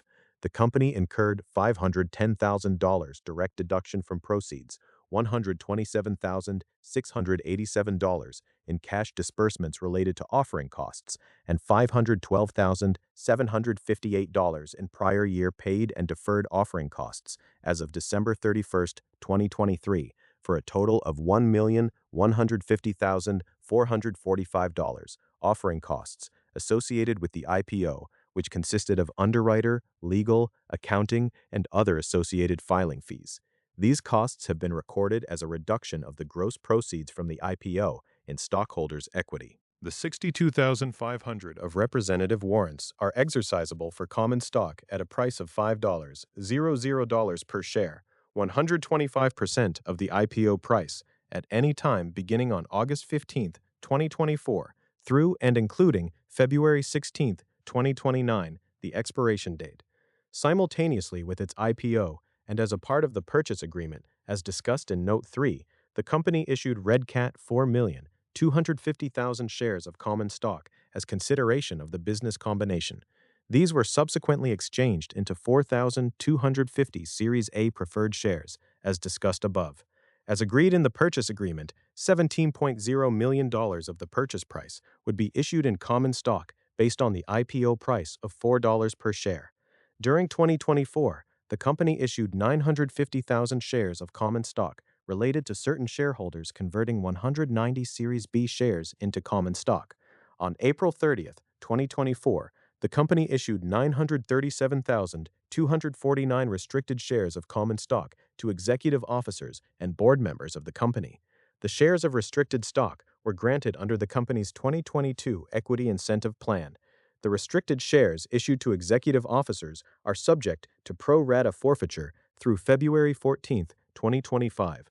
On May 2, 2024, the company issued an additional 40,650 of restricted shares of common stock to Alan Evans, the company's CEO, related to an agreed-upon reduction of compensation. The shares of restricted stock were granted under the company's 2022 Equity Incentive Plan, the plan. The April 30, 2024, and May 2, 2024 shares were valued at $1.20 and $1.23 per share, respectively, for a total of $1,174,698 to be recognized pro rata over the vesting period through February 14, 2025, which is the forfeiture period. Stock compensation expense of $1,009,218 was recognized during the year ended December 31, 2024. Unrecognized stock compensation expense related to these shares is $165,480 as of December 31, 2024. On July 22, 2024, Red Cat sold all of its securities in the company to two accredited investors in a private transaction. As part of the transaction, Red Cat entered into an exchange agreement with the company, pursuant to which Red Cat exchanged 4,250,000 shares of the company's common stock for 4,250 shares of the company's Series A. There was no gain or loss on this exchange, as both the common and preferred shares were determined to have the same fair value as of the exchange date. On July 30, 2024, the company issued 23,743 immediately vested restricted shares of common stock to non-employee directors of the company. The shares of restricted stock were granted under the plan. The shares were valued at $1.79 per share, which was the value of the company's common stock on the date of grant, respectively, for a total of $42,500 to be recognized as stock compensation expense during the year ended December 31, 2024. On October 22, 2024, the company issued 29,313 immediately vested restricted shares of common stock to non-employee directors of the company. The shares of restricted stock were granted under the plan. The shares were valued at $1.45 per share, which was the value the company's common stock on the date of grant, respectively, for a total of $42,500 to be recognized as stock compensation expense during the year ended December 31, 2024. On October 29, 2024, the closing date, the company entered into securities purchase agreements, the SPA, with accredited investors, each an investor, and together the investors, for a private placement offering, private placement, for aggregate gross proceeds of $1.95 million before deducting fees to the placement agent and other expenses payable by the company in connection with the private placement. The company intends to use the net proceeds of approximately $1.8 million of the private placement for working capital and general corporate purposes. As part of the private placement, the company issued an aggregate of 1,286,184 units at a per-unit purchase price of $1.52 per unit. Each unit consists of one share of common stock, par value $0.01 per share, the common stock, and one warrant to purchase one share of the company's common stock at an exercise price of $1.99 per share, each an investor warrant, and collectively the investor warrants. The investor warrants have a term of 5.5 years from the closing date and may not be exercised for 180 days after the closing date and are exercisable at $1.99 per share, subject to certain limitations and adjustments set forth in the investor warrants. Alan Evans, the company's chief executive officer, and Sanford Rich and Robert Lowry, each a member of the company's board of directors, and the three combined, the insiders, invested an aggregate of $250,000 in the private placement on identical terms to the other investors. Subsequently, and in order to comply with New York Stock Exchange American rules, the insiders were required to pay an additional $92,105 to the company related to the greater of book or market value for the warrants. On November 5, 2024, the board of directors of the company awarded each of the company's chief executive officer, chief financial officer, and chief operation officer 50,000 restricted shares of the company's common stock under the plan as bonuses related to the private placement. The restricted shares are valued at $1.96 per share, the closing price of our common stock as of the date of the grant, for a total value of $98,000 that was recognized immediately based on the vesting of the awards for each of the company's officers. The bonuses are subject to the company's clawback policy. On November 22, 2024, the company issued 150,000 shares of common stock related to vested restricted stock units for our advisory board members. The restricted stock units are valued at $4.40 per share, the closing price of our common stock as of the date of the grant, for a total value of $660,000. In November and December 2024, the company issued 4,250,000 shares of common stock related to the investors holding the Series A preferred stock and converted their 4,250 shares of Series A into common stock. In November and December 2024, the company issued 684,000 shares of common stock related to warrant holders exercising their warrants. The company received gross proceeds of $1,523,700 related to the warrant exercises. The company canceled the 684,000 warrants upon issuance of the common shares.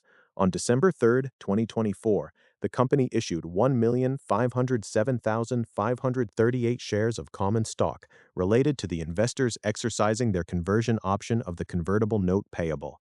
As a part of the conversion, the company canceled the August notes, as discussed in Note 9, Promissory and Convertible Notes. See Note 9, Promissory and Convertible Notes for additional information related to the conversion. In December 2024, the company issued 630,000 shares of common stock related to the investors holding the Series C preferred stock and converted their 210 shares of Series C into common stock. The company's board of directors has delegated authority to the chief executive officer to grant stock options, Any issuance of restricted stock awards or restricted stock units must be approved by the company's compensation committee. Stock options are granted for employees on a monthly to quarterly basis.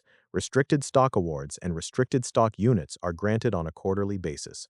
All stock awards which have been granted to individuals who do not have possession of material non-public information at the time of grant. The 2022 Equity Incentive Plan, the plan, allows the company to incentivize key employees and directors with long-term compensation awards such as stock options, restricted stock, and other similar types of awards. The plan is authorized to issue up to 15% of the outstanding shares on a fully diluted basis, giving effect to the exercise and conversion of all outstanding common stock equivalents issued outside of the plan. In addition, the plan has an evergreen provision, pursuant to which the number of shares of common stock reserved for issuance pursuant to awards under such plan shall be increased on the first day of each year, beginning in 2025 and ending in 2032, equal to the lesser of A. 5% of the shares of stock outstanding on an as-converted basis on the last day of the immediately preceding fiscal year, and B. such smaller number of shares of stock as determined by our board of directors. The plan allows for awards to be issued up to a contractual maximum term of 10 years from the grant date. As of December 31, 2025, the plan is authorized to issue up to 5,934,715 of awards. During the year ended December 31, 2025 and 2024, the company's board of directors approved the grant of 627,500 and 330,000, respectively, of stock options under the plan to certain employees. The stock options are subject to certain vesting provisions. Standard vesting on stock options have a 6-month cliff vesting and quarterly from over 4 years. However, certain stock options may have immediate vesting or shorter periods as approved. Stock options contractual term range from 5 to 10 years. The total value of stock options granted was $3,849,430 and $373,160 during the years ended December 31, 2025 and 2024, respectively. The company recognized $927,643 and $60, $924 in stock-based compensation expense related to stock options during the years ended December 31, 2025 and 2024, respectively.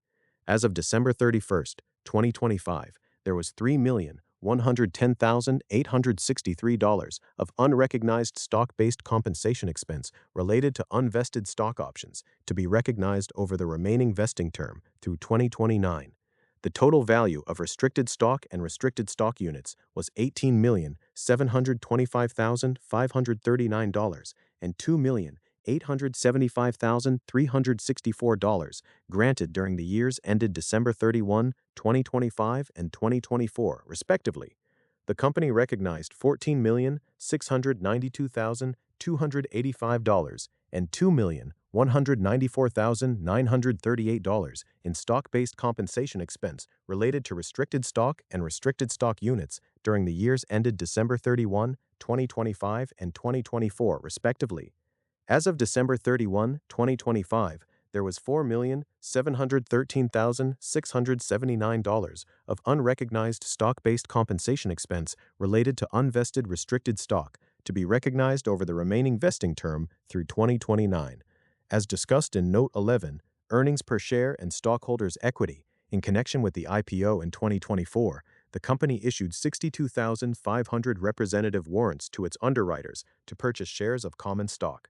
The representative warrants have an exercise price of $5 or can be exercised through a cashless exercise feature. The warrant holders exercised 54,000 warrants during the year ended December 31, 2024. As discussed in Note 9, promissory and convertible notes, in connection with the exchange of the $1 million of the note payable balance in 2024, the company issued 630,000 warrants to the investors to purchase shares of common stock. The warrants have an exercise price of $1.99. These 630,000 warrants were subsequently exercised. See Notes 10 and 11. As discussed in Note 11, earnings per share and stockholders' equity, in connection with the private placement in 2024, the company issued 1,286,184 warrants and an additional 102,895 warrants to the underwriter related to the private placement for a total of 1,389,079 warrants. The warrants have an exercise price of $1.99. As discussed in Note 11, earnings per share and stockholders' equity, in connection with the May 2025 public offering and July 2025 registered direct offering, the company issued 990,000 warrants to the underwriter. The warrants have an average exercise price of $6.66. All warrants outstanding have a weighted average remaining contractual life of approximately 1.54 years as of December 31, 2025. The aggregate intrinsic value of the warrants at December 31, 2025 is $1,064,000. In November 2022, the company entered into the purchase agreement, as amended, with Red Cat and Jeffrey Thompson, the company's former chief executive officer and president and current director, and also the current chief executive officer of Red Cat, pursuant to which, among other things, Mr. Thompson and the company have agreed to indemnification obligations, which shall survive for a period of 9 months from February 16, 2024, subject to certain limitations, which includes a basket of $250,000 before any claim can be asserted, and a cap equal to the value of 100,000 shares of our common stock owned by him to secure any indemnification obligations, which stock is our sole remedy, except for fraud. Our prior chief executive officer, Mr. Brandon Torres Declet, negotiated the terms of the purchase agreement on an arm's-length basis with Joe Friedman, who was the head of Red Cat's special committee. The transaction was ultimately approved by the company's and Red Cat's board of directors. On March 8, 2023, a majority of the disinterested Red Cat shareholders approved the transactions contemplated in the purchase agreement in a special meeting. Mr. Thompson recused himself from such vote. In February 2024, the company completed the acquisitions to purchase Fat Shark and Rotor Riot from Red Cat. Jeffrey Thompson is the founder and current chief executive officer of Red Cat. Mr. Thompson is also the founder, prior chief executive officer, and current member on the board of directors of Unusual Machines. Prior to the acquisition, Mr. Thompson held 328,500 shares of common stock in Unusual Machines, which represented approximately 10% prior to the acquisition and IPO. On April 30, 2024, a Blamit date, the company's board of directors approved the company entering into a 2-year management services agreement, the agreement, with 8 Consulting LLC, the consultant, for the services of our Chief Executive Officer, Dr. Alan Evans, whereby the consultant agreed to cause Dr. Evans to perform his services as the company's Chief Executive Officer, and the consultant will be compensated on behalf of Dr. Evans by the company in connection with his performance of such services. The agreement allows Dr. Evans to receive favorable tax benefits as a resident of the Commonwealth of Puerto Rico who will perform such services in Puerto Rico. Pursuant to the agreement, Dr. Evans will perform the duties and responsibilities that are customary for a chief executive officer of a public company that either have revenues similar to the company on a pro forma basis as reflected in the prospectus filed with the SEC on February 15, 2024, or if pre-revenues are an active and ongoing business that are performing pre-revenue activities. The consultant agreed to cause Dr. Evans, as Chief Executive Officer, to undertake primary responsibility for managing all aspects of the company and overseeing the preparation of all reports, registration statements, and other filings required, filed by the company with the SEC, and executing the certifications required, the Sarbanes-Oxley Act of 2002, and the rules of the SEC, as the principal executive officer of the company.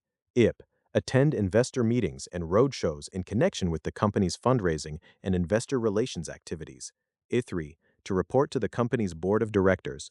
To perform services for such subsidiaries of the company as may be necessary. The consultant receives a $250,000 fee per year payable in monthly installments. On September 30, 2025, the company amended the agreement, increasing the consultant's annual fee to $300,000. In addition, the consultant was granted 488,000 fully vested shares of restricted common stock. The fair value of the shares was $585,600 based on the $1.20 quoted trading price on the grant date and will be recognized over the service period. See below. The grant of restricted common stock was made under the company's 2022 Equity Incentive Plan. The shares of restricted common stock are subject to pro rata forfeiture from February 14, 2024 until February 14, 2025, in the event that Dr. Evans is terminated or ends his services to the company for any reason other than death or disability, as defined in the Internal Revenue Code.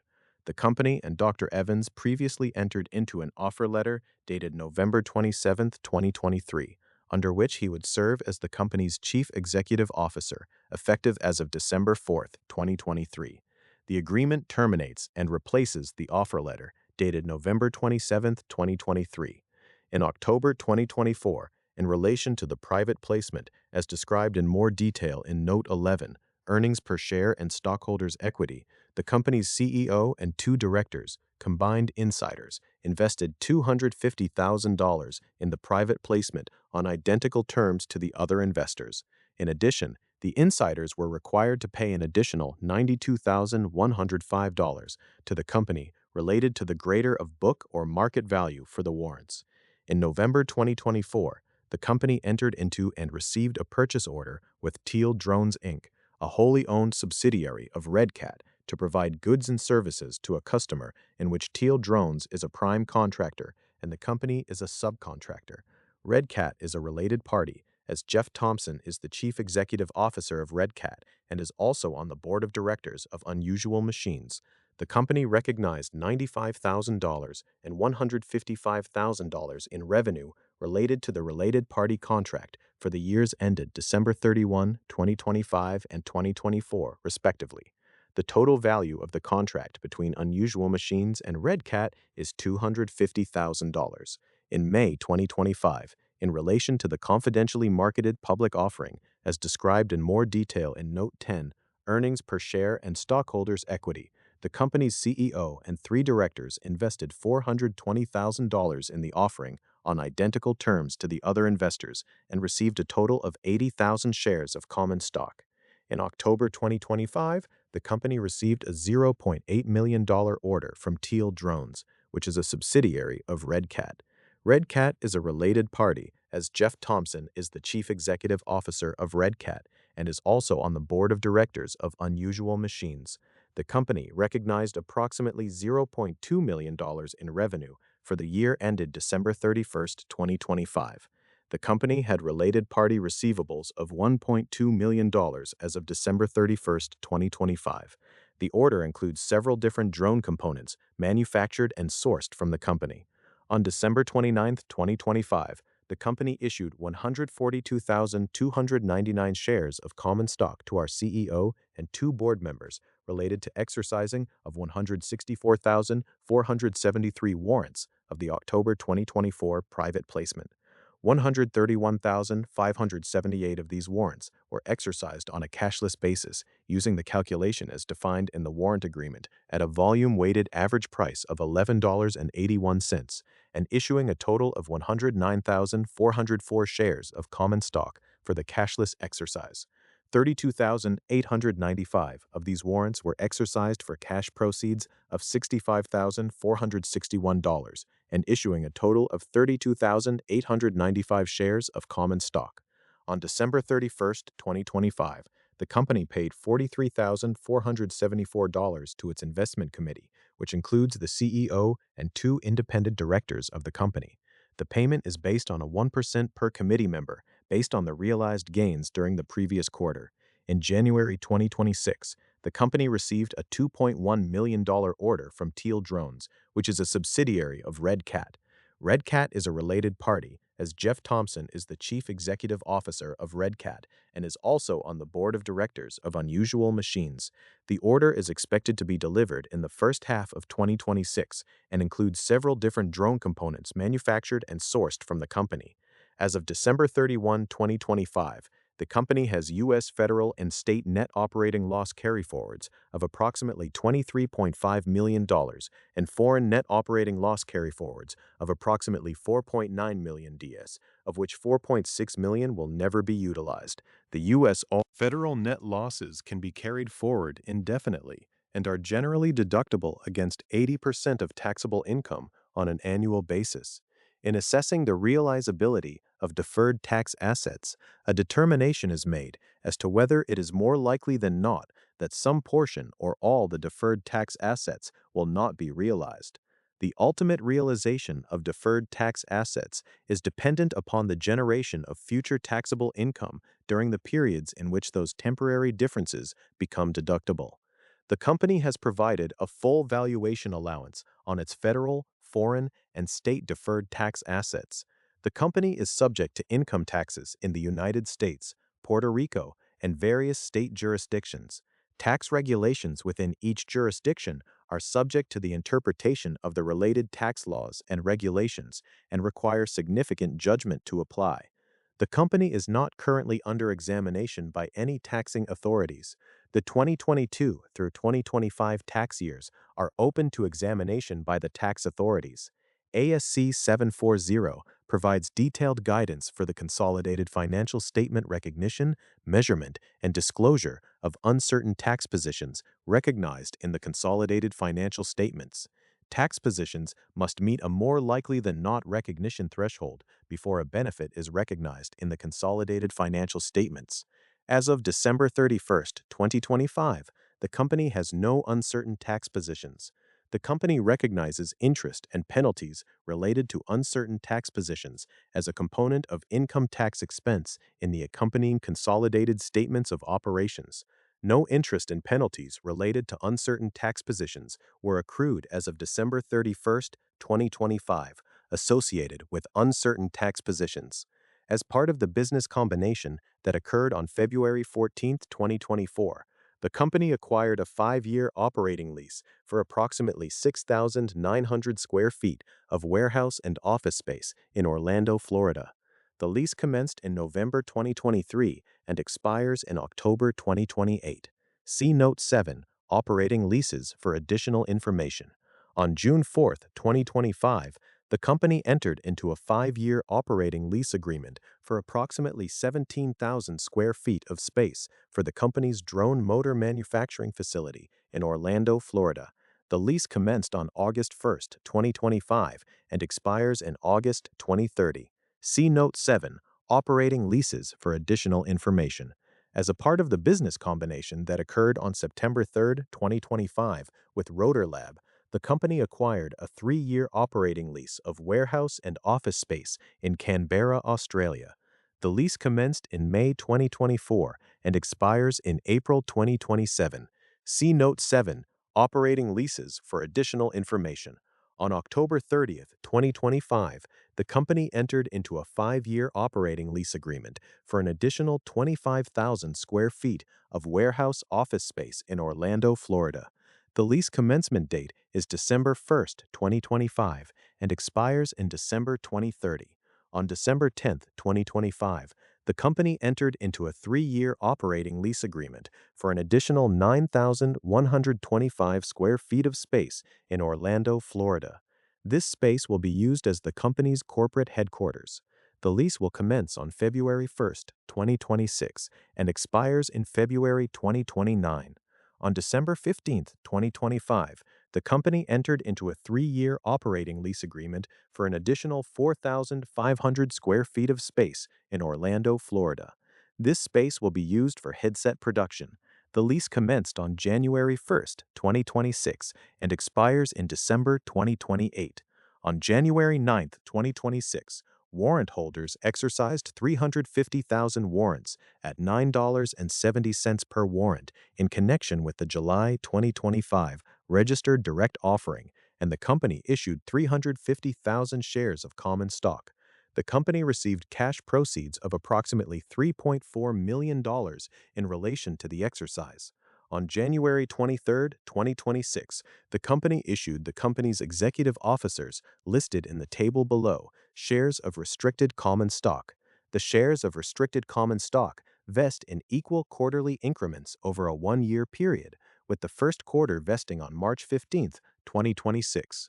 The shares of restricted common stock were granted under the company's 2022 Equity Incentive Plan, as amended, and are subject to each officer executing the company's standard restricted stock agreement.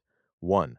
Shares issued to 8 Consulting LLC, an entity of which Dr. Alan Evans, the company's chief executive officer, is the sole owner with voting and dispositive power. In January 2026, the company issued certain employees shares of restricted common stock and stock options. The company issued a total of 190,000 shares of restricted common stock and 90,000 stock options to employees. All shares and options vest in quarterly installments over a 4-year period, starting from the grant date. In January 2026, the company issued a consultant 40,000 shares of restricted common stock that vest in monthly installments over a 2-year period, starting from the grant date. We carried out an evaluation under the supervision and with the participation of our management, including our principal executive officer and principal financial officer, of the effectiveness of our disclosure controls and procedures, as defined in Rules 13A to 15E and 15D to 15E of the Exchange Act, as of December 31, 2025. Based on that evaluation, our Chief Executive Officer and Chief Financial Officer concluded that our disclosure controls and procedures were effective as of December 31, 2025. Our management assessed the effectiveness of our internal control over financial reporting based on the parameters set forth above and has concluded that as of December 31, 2025, our internal control over financial reporting were effective to provide reasonable assurance regarding the reliability of financial reporting and the preparation of financial statements for external purposes in accordance with U.S. generally accepted accounting principles. During the quarter ended December 31, 2025, the company continued to strengthen its internal controls, including the implementation of advanced inventory modules within NetSuite for its financial and transactional reporting. In addition, the company has successfully hired additional staff within the accounting, finance, and human resource functions, and the company has updated their process documentation for financial reporting. These changes and documentation of our internal controls have remediated the previously disclosed material weaknesses in internal controls, which includes sufficient segregation of duties within accounting functions and having written documentation of our internal control policies and procedures. Other than as discussed above, there have been no changes in our internal control over financial reporting, as defined in Rule 13A-15-F of the Exchange Act, that occurred during the quarter ended December 31, 2025, that have materially affected or are reasonably likely to materially affect our internal controls over financial reporting. Dr. Alan Evans, Chief Executive Officer and Chairman of the Board of Directors. Dr. Alan Evans was appointed to serve as the Chief Executive Officer and a Director of the company effective December 4, 2023.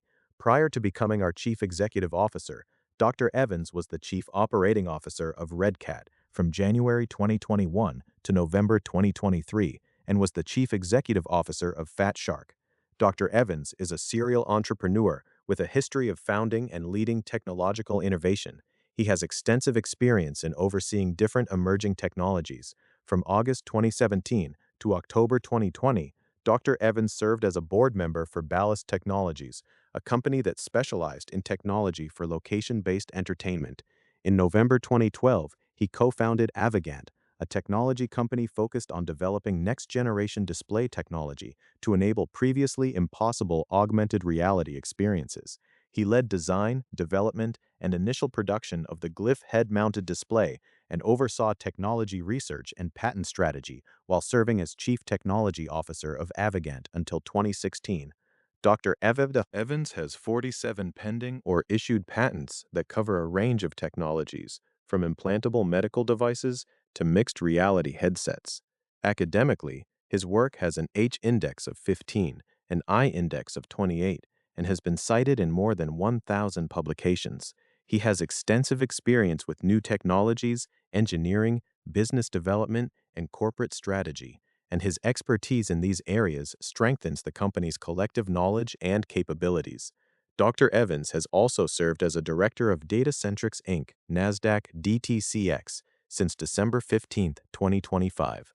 Dr. Evans' management and public company experience, his experience in the drone business, and his role as Chief Executive Officer of the company led to his appointment as a director. Brian Hoff, Chief Financial Officer. Mr. Hoff has served as the company's Chief Financial Officer since November 2022.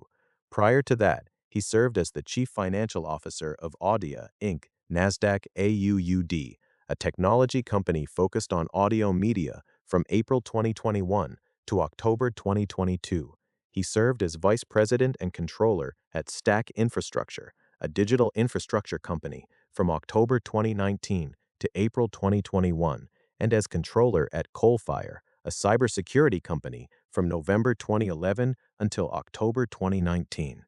Andrew Camden, President and Chief Operation Officer. Mr. Camden has been our president since January 23, 2026. As president, under our bylaws, he acts as the Chief Operating Officer. Prior to his promotion, Mr. Camden, our Chief Operating Officer, on March 4, 2024. He was president of Rotor Riot from 2018 through March 4, 2025. Prior to that, he worked for 4 years as an engineer for General Motors. As president of Unusual Machines, Mr. Camden is responsible for operational execution, manufacturing, and supply chain across the company's U.S.-based production footprint.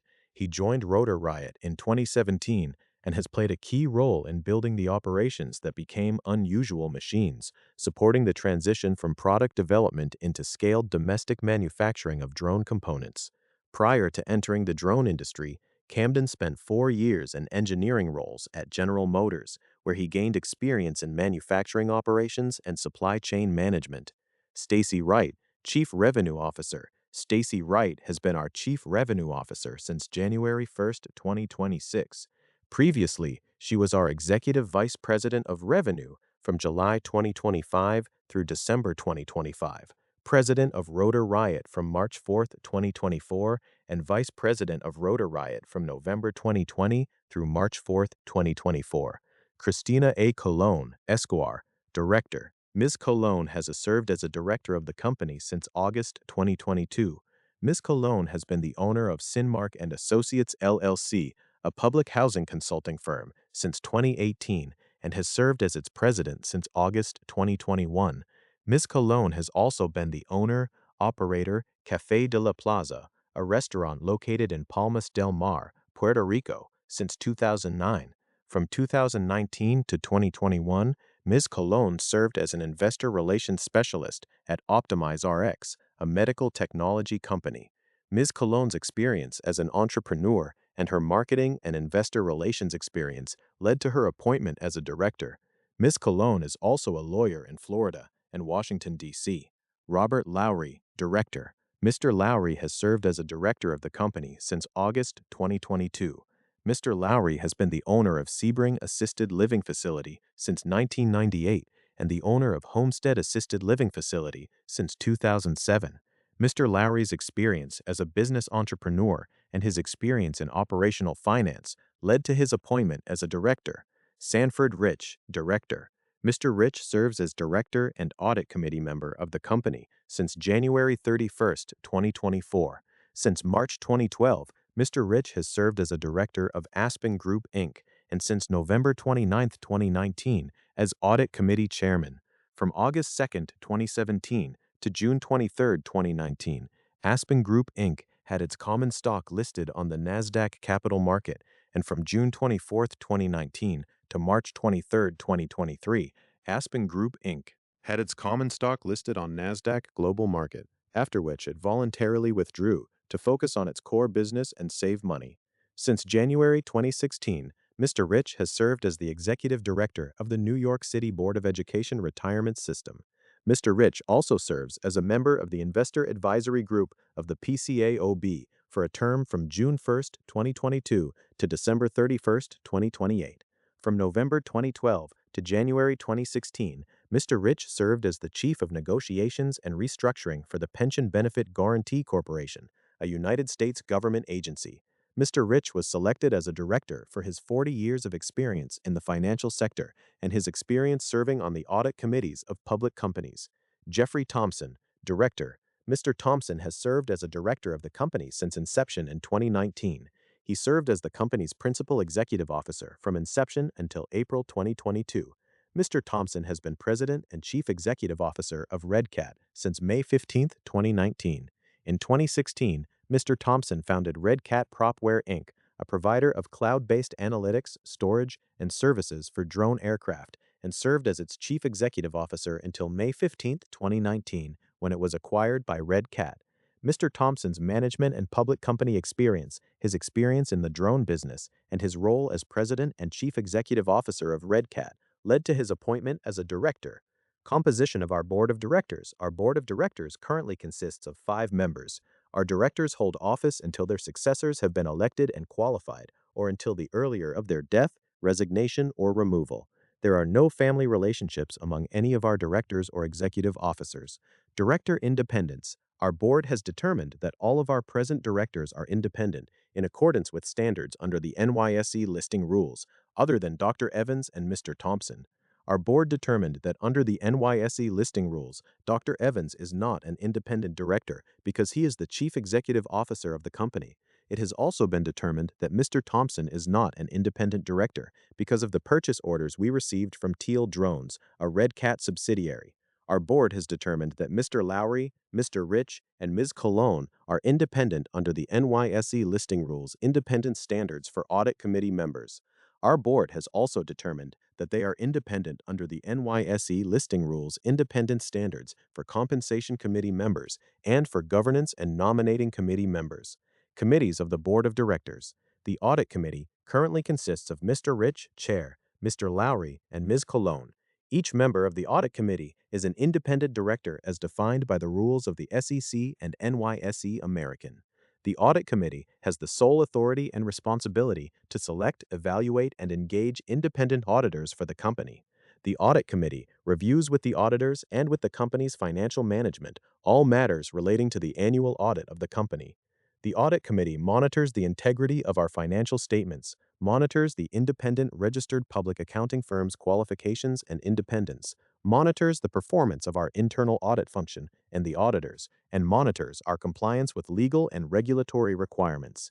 The Audit Committee also meets with our auditors to review the results of their audit and review of our annual and interim financial statements. The Audit Committee plans to meet at least on a quarterly basis to discuss with management the annual audited financial statements and quarterly financial statements, and meets from time to time to discuss general corporate matters. Audit Committee Financial Expert. Our board determined that Mr. Rich is qualified as an Audit Committee Financial Expert, as that term is defined by the rules of the SEC in compliance with the Sarbanes-Oxley Act of 2002. Compensation Committee. The Compensation Committee currently consists of Mr. Lowry, Chair, Ms. Cologne, and Mr. Rich, each of whom are independent directors. Among other things, the Compensation Committee reviews, recommends, and approves salaries and other compensation of the company's executive officers and administers the company's equity incentive plan, including reviewing, recommending, and approving stock option and other equity incentive grants to executive officers. In addition, subject to existing agreements, the Compensation Committee is authorized to determine the salaries, bonuses, and other matters relating to compensation of the executive officers of the company using similar parameters. It may set performance targets for determining periodic bonuses payable to executive officers. It is also authorized to review and make recommendations to the board regarding executive and employee compensation and benefit plans and programs generally, including employee bonus and retirement plans and programs, except to the extent specifically delegated to a board-appointed committee with authority to administer a particular plan. In addition, the Compensation Committee approves the compensation of non-employee directors and reports it to the full board. The Compensation Committee also reviews and makes recommendations with respect to shareholder proposals related to compensation matters. The Compensation Committee may, in its sole discretion and at the company's cost, retain or obtain the advice of a compensation consultant, legal counsel, or other advisor. The Compensation Committee is directly responsible for the appointment, compensation, and oversight of the work of any compensation consultant, legal counsel, and other advisor retained by the committee. Corporate Governance and Nominating Committee. The Corporate Governance and Nominating Committee, the Nominating Committee, consists of Ms. Cologne, Chair, Mr. Lowry, and Mr. Rich, each of whom meets the independence requirements of all other applicable laws, rules, and regulations governing director independence as determined by the board. The Nominating Committee has the authority to identify individuals qualified to become members of the board consistent with criteria approved by the board. Recommend to the board the director nominees for the next annual meeting of shareholders at which directors are to be elected. recommend to the board candidates to fill any vacancies on the board, develops, recommend to the board, and reviews the corporate governance guidelines applicable to the company, and oversees the evaluation of the board and management. It is authorized to consider and recruit candidates to fill positions on the board, including as a result of the removal, resignation, or retirement of any director, an increase in the size of the board, or otherwise. The nominating committee has the authority to conduct, subject to applicable law, any and all inquiries into the background and qualifications of any candidate for the board and such candidate's compliance with the independence and other qualification requirements established by the nominating committee. In selecting and recommending candidates for election to the board or appointment to any committee of the board, the nominating committee does not believe that it is appropriate to select nominees through mechanical application of specified criteria.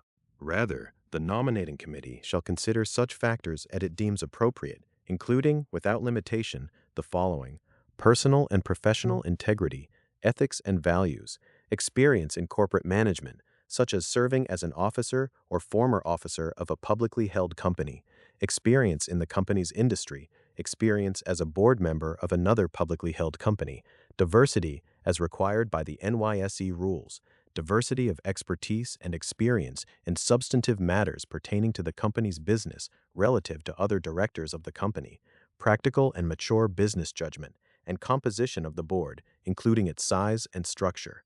The nominating committee will develop and recommend to the board a policy regarding the consideration of director candidates recommended by the company's shareholders and procedures for submission by shareholders of director nominee recommendations.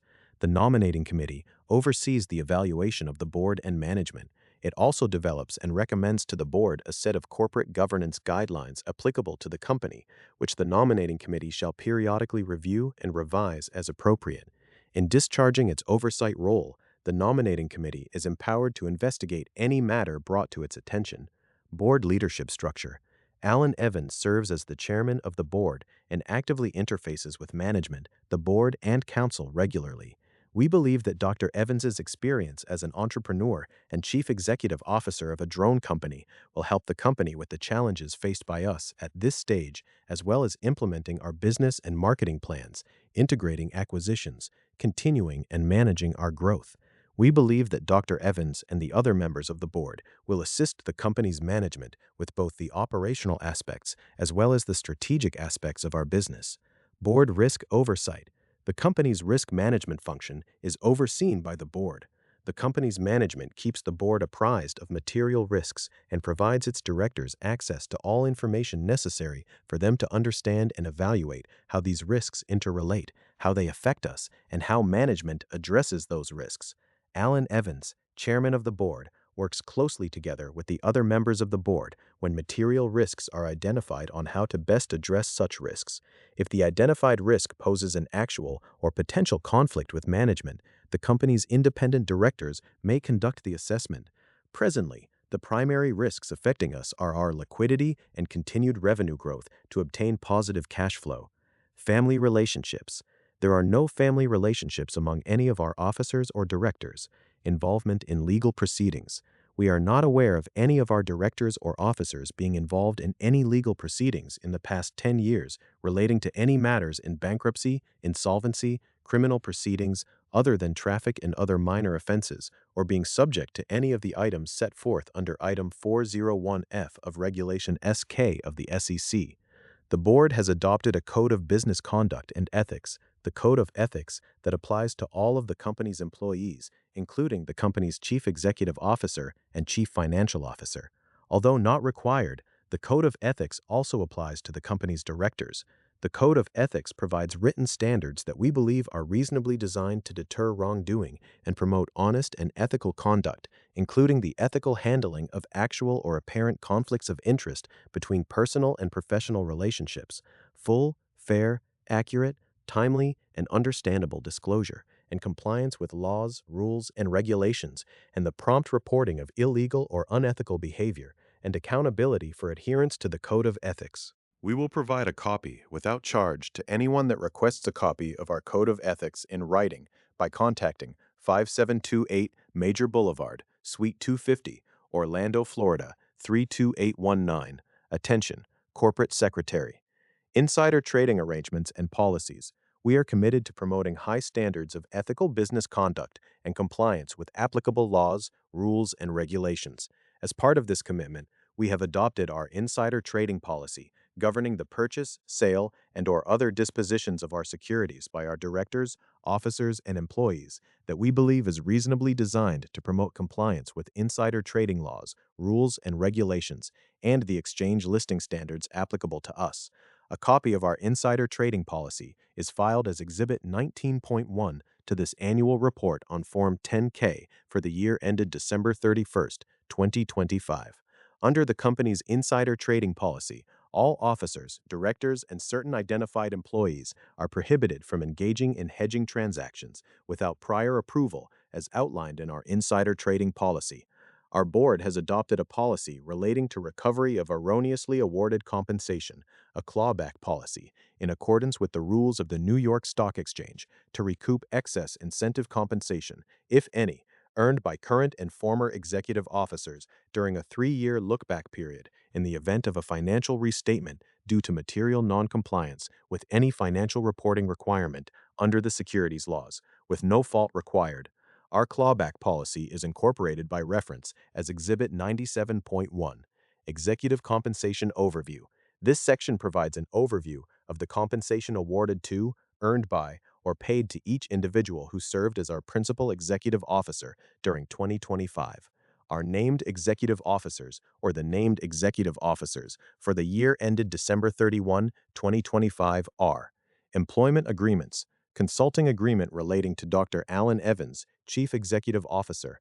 On April 30th, 2024, the company's board approved the company entering into a 2-year management services agreement, the agreement, with 8 Consulting LLC, the consultant, for the services of our Chief Executive Officer, Dr. Alan Evans, whereby the consultant agreed to cause Dr. Evans to perform his services as the company's Chief Executive Officer, and the consultant will be compensated on behalf of Dr. Evans by the company in connection with his performance of such services.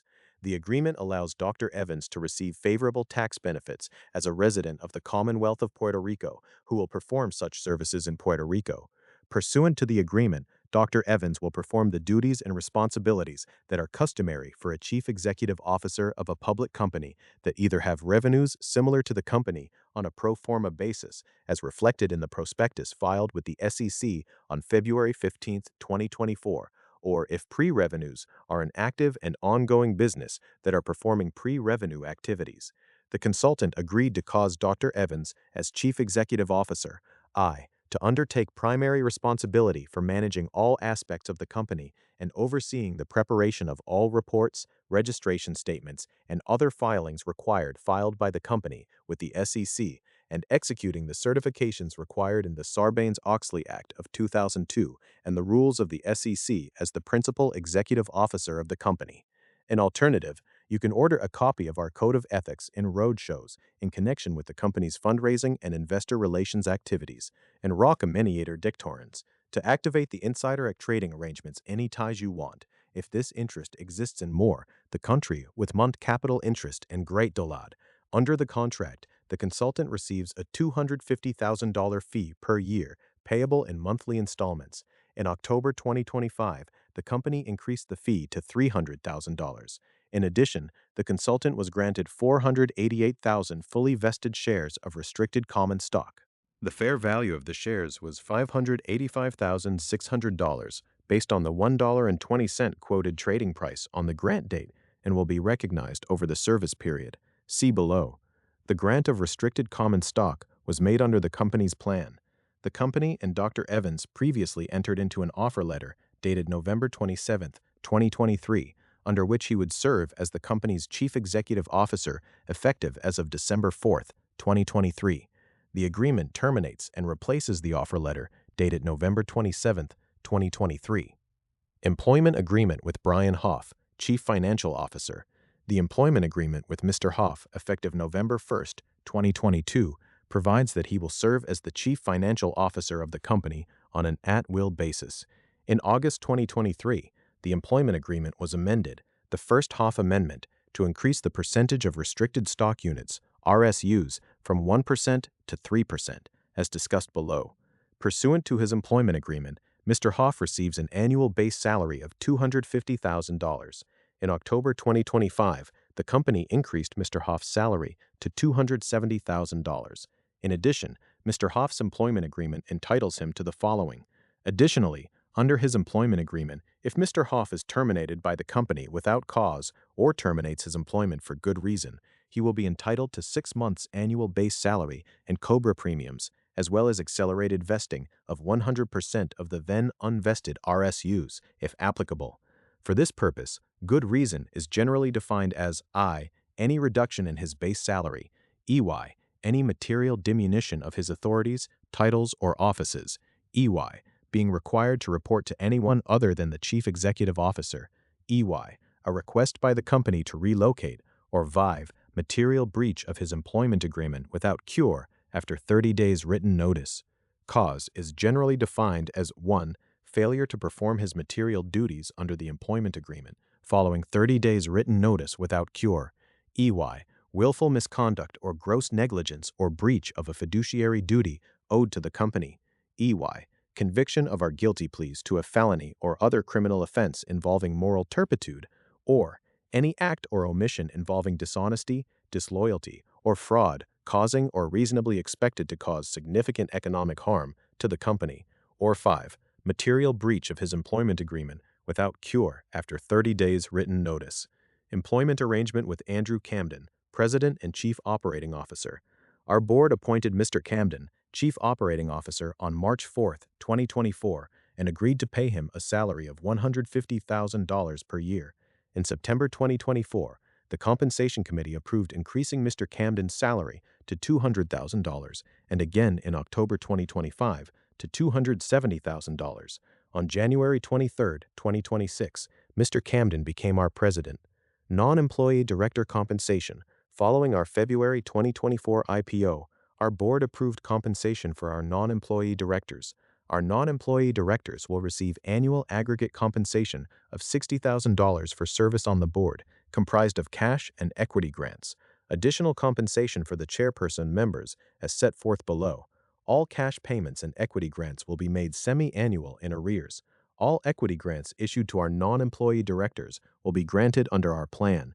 On February 3, 2025, the board determined that for 2025, non-employee directors will be granted $90,000 payable in restricted common stock, with the number of shares determined based upon the closing price of the company's common stock during each open window period, with the first grant equal to 2/4 of compensation on May 19, 2025, using the May 19 closing price to determine the number of shares, the second quarter grant equal to 25% of the total using the August 19, 2025 closing price, and the final grant of restricted stock using the November 19, 2025 closing price, with all grants vested and the grants subject to continued service as of the grant date and execution of the company's standard restricted stock agreement. Based on the recommendation of professional compensation consultant that the company retained to review the compensation for non-management directors of the company, on September 29, 2025, the board approved that effective July 1, 2025, the compensation for the non-management directors was increased to $160,000 per year, payable in equal quarterly installments.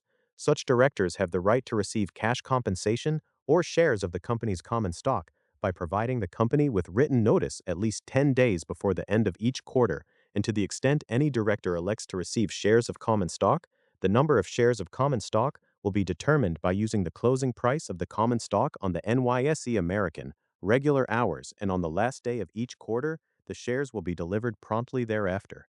Information relating to beneficial ownership of common stock by our principal stockholders and management is based upon information furnished by each person using beneficial ownership concepts under the rules of the SEC. Under these rules, a person is deemed to be a beneficial owner of a security if that person directly or indirectly has or shares voting power, which includes the power to vote or direct the voting of the security, or investment power, which includes the power to dispose or direct the disposition of the security. The person is also deemed to be a beneficial owner of any security of which that person has a right to acquire beneficial ownership within 60 days. Under the SEC rules, more than one person may be deemed to be a beneficial owner of the same securities, and a person may be deemed to be a beneficial owner of securities as to which he or she may not have any pecuniary interest. Except as noted below, each person has sole voting and investment power with respect to the shares beneficially owned, and each stockholder's address is C. Colo, Unusual Machines, Inc., 5728 Major Boulevard, Suite 250, Orlando, Florida, 32819. The percentages below are calculated based on 38,889,911 shares of common stock issued and outstanding as of March 11, 2026. Equity Compensation Plan information. The company's plan currently has 1,489,830 shares of common stock available for future grants as of the date of this annual report on Form 10-K, which includes the increase in total authorized shares for the 5% evergreen provision as of January 1, 2026, and the increase of total authorized shares related to additional issuances since December 31, 2025. The plan contains an evergreen provision, pursuant to which the number of shares of common stock reserved for issuance pursuant to awards under such plan shall be increased on the first day of each year, beginning in 2025 and ending in 2032, equal to the lesser of A. 5% of the shares of stock outstanding on an as-converted basis on the last day of the immediately preceding fiscal year, and B. such smaller number of shares of stock as determined by our board of directors. The following is a description of transactions since January 1, 2025, to which we were a party or will be party, in which the amount involved exceeded or will exceed the lesser of $120,000 or 1% of the average of our total assets at year-end for the last two completed fiscal years, and any of our directors, executive officers, or holders of more than 5% of our outstanding capital stock, or any immediate family member of or person sharing the household with any of these individuals or entities, had or will have a direct or indirect material interest. As permitted by the SEC rules, discussion of employment relationships or transactions involving the company's executive officers and directors, and compensation solely resulting from such employment relationships or transactions, or service as a director of the company, as the case may be, has been omitted to the extent disclosed in the executive compensation or the director compensation section of this annual report, as applicable. In January 2026, the company received a $2.1 million order from Teal Drones, which is a subsidiary of Red Cat. Red Cat is a related party, as Jeff Thompson is the chief executive officer of Red Cat and is also on the board of directors of Unusual Machines. The order is expected to be delivered in the first half of 2026 and includes several different drone components manufactured and sourced from the company. On December 29, 2025, the company issued 142,299 shares of common stock to Dr. Alan Evans, our CEO, and two directors, Robert Lowery and Sanford Rich, related to exercising of 164,473 warrants of the October 2024 private placement. 131,578 of these warrants were exercised on a cashless basis using the calculation as defined in the warrant agreement at a volume-weighted average price of $11.81, and issuing a total of 109,404 shares of common stock for the cashless exercise. 32,895 of these warrants were exercised for cash proceeds of $65,461, and issuing a total of 32,895 shares of common stock. The company canceled the 164,473 warrants related to these exercises upon issuance of the common stock. In October 2025, the company received a $0.8 million order from Teal Drones, which is a subsidiary of Red Cat. Red Cat is a related party, as Jeff Thompson is the chief executive officer of Red Cat and is also on the board of directors of Unusual Machines. The company recognized approximately $0.2 million in revenue for the year ended December 31, 2025. The company had a related party receivable of $0.2 million as of December 31, 2025. The order includes several different drone components manufactured and sourced from the company. In May 2025, in relation to the confidentially marketed public offering, as described in more detail in Note 10, Earnings per Share and Stockholders' Equity, Dr. Evans, the company's CEO, and three directors, Christina Colon, Robert Lowry and Sanford Rich, invested a total of $420,000 in the offering on identical terms to the other investors and received a total of 84,000 shares of common stock. Salberg and Company, PA, audited our financial statements for the fiscal year ended December 31st, 2025 and 2024. Audit Committee Pre-Approval Policy and Procedures. Our Audit Committee has adopted policies and procedures relating to the approval of all audit and non-audit services that are to be performed by our independent registered public accounting firm. This policy provides that we will not engage our independent registered public accounting firm to render audit or non-audit services unless the service is specifically approved in advance by our Audit Committee or the engagement is entered into pursuant to the pre-approval procedure described below. From time to time, our Audit Committee may pre-approve specified types of services that are expected to be provided to us by our independent registered public accounting firm during the next 12 months. Any such pre-approval details the particular service or type of services to be provided and is also generally subject to a maximum dollar amount. Financial statement schedules have been omitted because they are either not required or not applicable, or the information is included in the financial statements or the notes thereto.